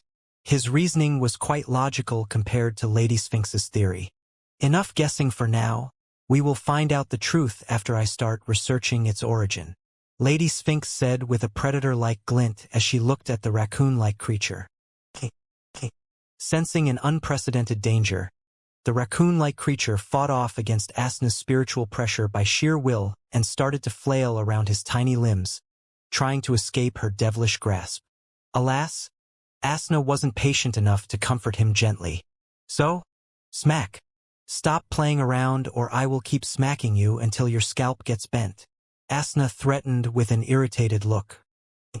The raccoon-like creature didn't understand one thing that she said, but his instincts clearly told him to never offend Asna. "Now what? Do we just leave him inside Felix's body?" Asna asked with a tingle of worry.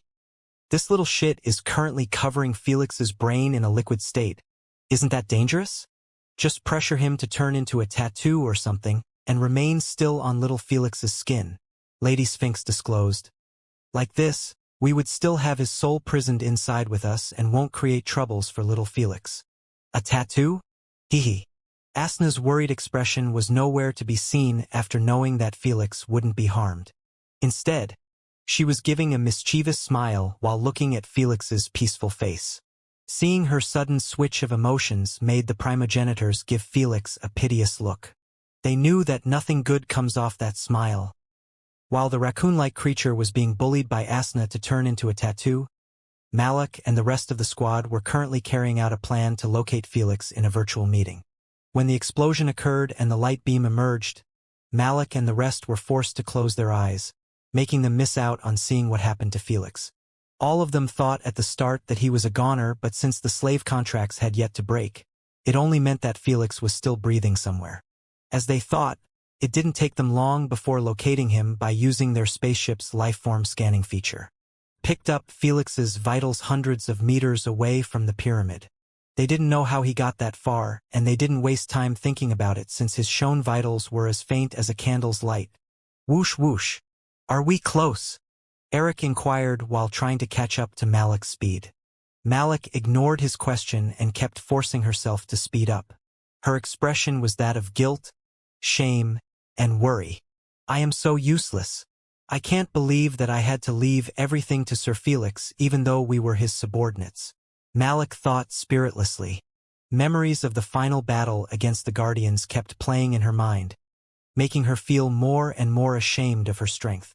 What pained her even more was the fact that Paulini and Kodri ended up dead and Felix severely injured while she was still perfectly fine.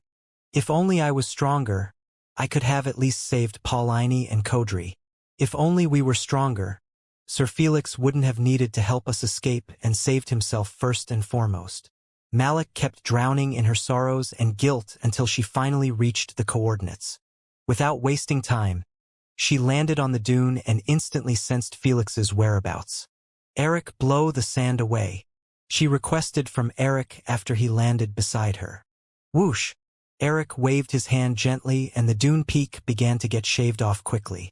In a short moment, the silver exterior of the revival pod was exposed, startling both of them. The revival pod!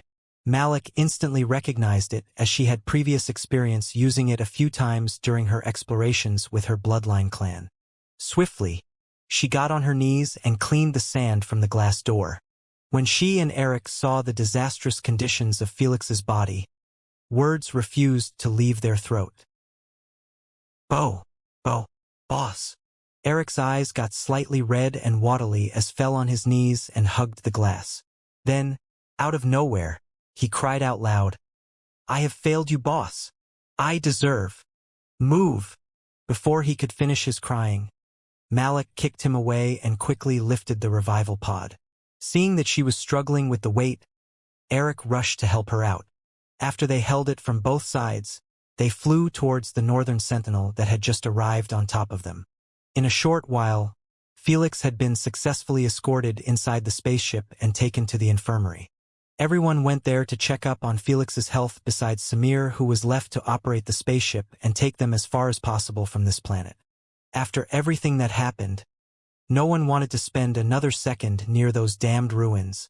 2 weeks later, inside the infirmary, Felix could be seen sleeping above a nice bed while tucked inside white sheets. Sitting beside him was Malik, who was concentrating on reading a virtual book. She looked quite exhausted, yet she refused to close her eyes for a short break. Just as she wanted to change the page, she sensed a slight movement beside her. She quickly focused on Felix and saw that his eyelids were quivering slightly. Sir Felix, can you hear me? Thrilled, she called out for Felix. Felix lifted his left hand slowly to wave at her and murmured with a muddled, sleepy look, I won't be if you keep shouting near my ear. He yawned casually and asked, Why am I in the infirmary? Before Malik could reply, a torrent of memories flooded Felix's mind, reminding him of the final battle in the ruins and its outcome. You were hurt. No need, I remember now. Felix silenced her with his palm and closed his eyes, focusing solely on his memories. Upon reaching the point when his vision got blinded by the pillar light, Felix opened up his eyes and sighed deeply. I must have been saved by the revival pod. I am truly one lucky bastard. Lucky my ass, you moron. Abruptly, Asna insulted Felix while gritting her teeth. If it wasn't for Big Sis making your devourer's heart act as a primary heart in such emergencies, you would have kicked the bucket and killed me with you. Felix was lost for words after hearing so. Alas, Asna wasn't done from emptying her grievance on him. All of this just for what? A fucking useless trash panda. Trash panda? Ha! Felix was now confused.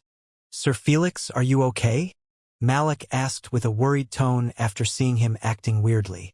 Felix regained his wits and nodded his head at Malik. I am fine for now. Thank you for looking after me. I should be the one saying that. Malik quickly got on her feet and bowed deeply at Felix. I sincerely apologize for not living up to your support. You gave me so much, yet you still had to do everything by yourself. I am ashamed. Felix waved his hand carelessly and said, It was my own fault for taking you guys inside that hall that was clearly way above your strength level. Still, enough. I don't want to hear another word about this. Felix gazed at the ceiling and said with a faint smile, I am just glad that we made out Ali. The moment Felix mentioned this, the scene of Paulini and Kodri's death played in his mind. He couldn't help but swallow the rest of his sentence, feeling a bit guilty about their unfortunate death. Felix knew that he had a share of the blame for their death, but that didn't mean that he would feel awful about it for the rest of his life. After all, he experienced the death of his squadmates way too many times in his previous life to get affected heavily by it. Soon, Felix let out a long exhale and ordered composedly, Malik, I want you to hold a conference meeting in 1 hour. Until then, don't let anyone enter the infirmary. Malik nodded her head and excused herself after seeing that he wanted to be left alone.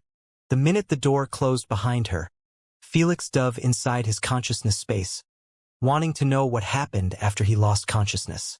In a short moment, he opened his eyes inside his consciousness space that seemed to be recovering quite well. The soul barrier was still cracked here and there, but nothing serious to alarm Felix. Here they are. When Felix glanced over, he quickly spotted the bunch hanging together on a round table. Just as he wanted to rush over, his eyes were widened in shock after catching a glimpse of a black-furred raccoon, wearing a female-made outfit and serving drinks to the bunch. He seemed well-trained and obedient as he kept pouring drinks for them without lifting his head. What the hell is going on? Felix mumbled speechlessly. This is the trash panda you almost died for. Asna turned around and gave Felix one of the nastiest looks he had ever received from her. The moment he saw it, Felix instinctively raised his guard before his face. Just as he expected, Asna teleported in front of him and delivered a round kick at his face. Felix was pushed back a few meters, but he stood his ground. However, before he could attempt to pacify Asna, he found himself held tightly from the back by her.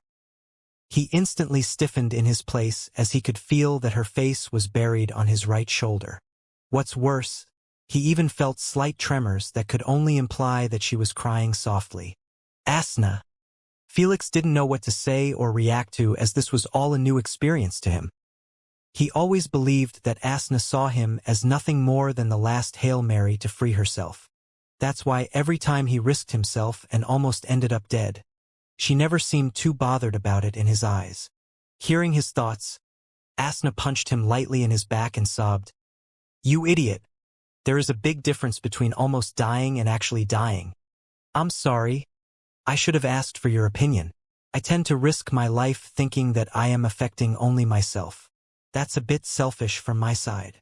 Felix placed his hand on hers and promised, Next time, I will discuss it with you, especially if stakes worth wasn't known. Felix thought that Asna was behaving like this because she actually felt that she had no control over her death. He was an asshole enough to keep leaving her out of decisions that could get her killed as well. He kept tooting that they were partners, but he almost never acted upon it in serious moments. You good? Sensing that Asna stopped trembling, Felix smiled gently, thinking that she was finally pacified by his promise. I am good, Asna replied with a suppressed tone. Then why are you tightening your grip? Felix asked in confusion. For this. Instead of replying, Asna shouted with a begrudged tone while lifting Felix in the air and showing him the real German suplex. Boom! Ouch! She really suplexed him on her mansion's concrete. Thor showed a sympathetic expression as he eyed Felix's limp body lying on the ground. He kinda deserved it.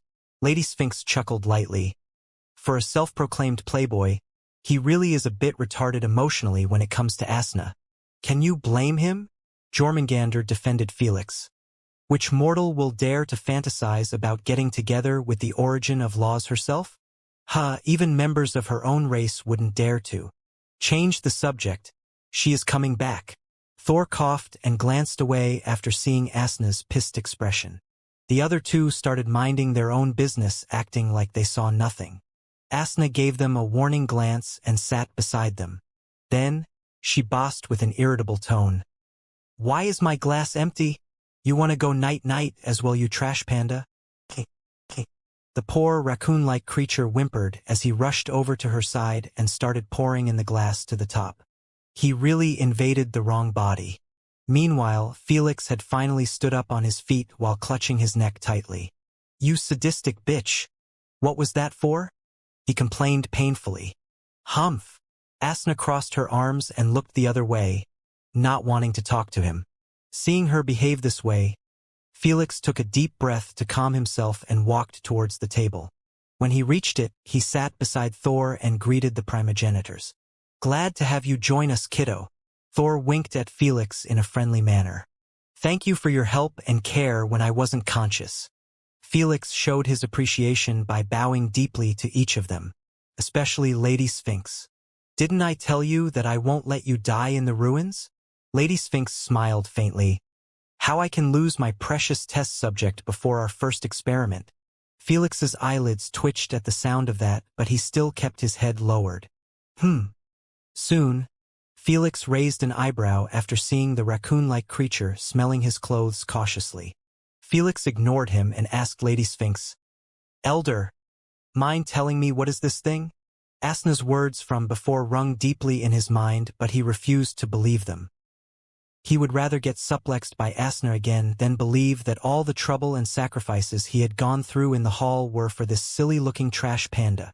Refusing to believe it won't change the truth. This is Nimmo, the spirit of the creature residing within the cubic egg. Lady Sphinx chuckled while lifting the raccoon-like creature and placing him on her thighs. Nimmo? Egg. Felix was left baffled by her information.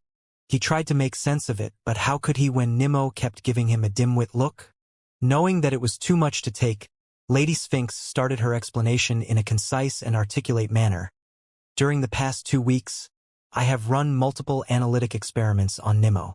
Since I don't have his physical form to work with, I managed to find only some basic information. Felix listened carefully. First, his spirituality or consciousness prowess only below beings as primogenitors and unigens. This is scary on its own since he is still actually inside the egg in his weakest form ever. Lady Sphinx said with a serious tone while rubbing Nimmo's fur. That's strong. Felix was shocked. He knew what it meant to have such a high level of spirituality since he always desired to have it as well. Alas, he knew that was almost impossible since each race gets a specific level of spirituality based on its placement in the universal pyramid. The fewer the numbers in each race, the higher the spirituality they get born with. That's why races like humans could be easily suppressed on a spiritual level by multiple races. Yet, this creature was already close at peak of spirituality before even hatching from its egg. Heh! Life sure is fair. Felix showed an envious look at Nimmo, who was purring like a cat while being patted by Lady Sphinx. With the opportunities in your arsenal, you shouldn't be complaining about fairness. Jormungandr scolded him. Cough, you are right. Felix suppressed his envy and quickly changed the subject. What else did you find? Lady Sphinx continued on. He is currently as dumb as a monkey. He can be trained to pour drinks and such, but that's his limit. The only way for him to gain true intelligence is by hatching the egg to give him his own proper physical form. Felix nodded his head in understanding. Then he questioned, if we manage to hatch the egg, this means his soul will leave this place. Doesn't that mean you will lose your spiritual pressure on him? Felix was quite worried about getting instantly killed by Nimmo after he hatched from the egg. After all, his spiritual prowess far surpassed him, plus he was clearly being bullied by Asna, which would make him try to vent on him. Controlling him after hatching the egg isn't that hard, since we can simply make him sign a soul contract with you, Thor explained. The moment he emerged from the egg, he would consider you as his parent and wouldn't dare to question your requests. As dumb as he is, don't you think that he would remember me from here? Felix inquired. His memories from here would be erased by us before the egg hatches. Jormungandr informed of their plan. I guess you have it all figured out when I was asleep, Felix said, smiling. Upon hearing so, all of them sighed with a helpless look, making Felix feel slightly uneasy. We keep talking about hatching it, but in reality, We only have a single theory on how to do it. Lady Sphinx smiled wryly and said, "You see, we found out that Nemo's egg is actually made out of the purest void energy in the universe. So pure, this egg should have been born only in the core of the void realm." Upon hearing those heavy terms, Felix knew that what was about to come wouldn't please him one bit. "So we believe that the only way to hatch it is by providing him with an immense amount of pure void energy constantly. It's like the warmth of a broody hen, who sits on and incubates the eggs day and night until they hatch. So, not any void energy but pure void energy." Felix lifted his head and stared at the ceiling with a faint teardrop at the corner of his eye. Whenever Felix gets hit with something that requires a shitload of capital and effort, he always feels tragic about it but still believes that he could get it done. But with this, Felix instantly lost all hope to hatch the egg. He knew that the void element was graded as one of the rarest elements in the universe due to the shortage of its resources in the universe. Shortage wasn't even the proper word to describe how scant it was in the universe. That's because the only place to get some of it was inside the void realm,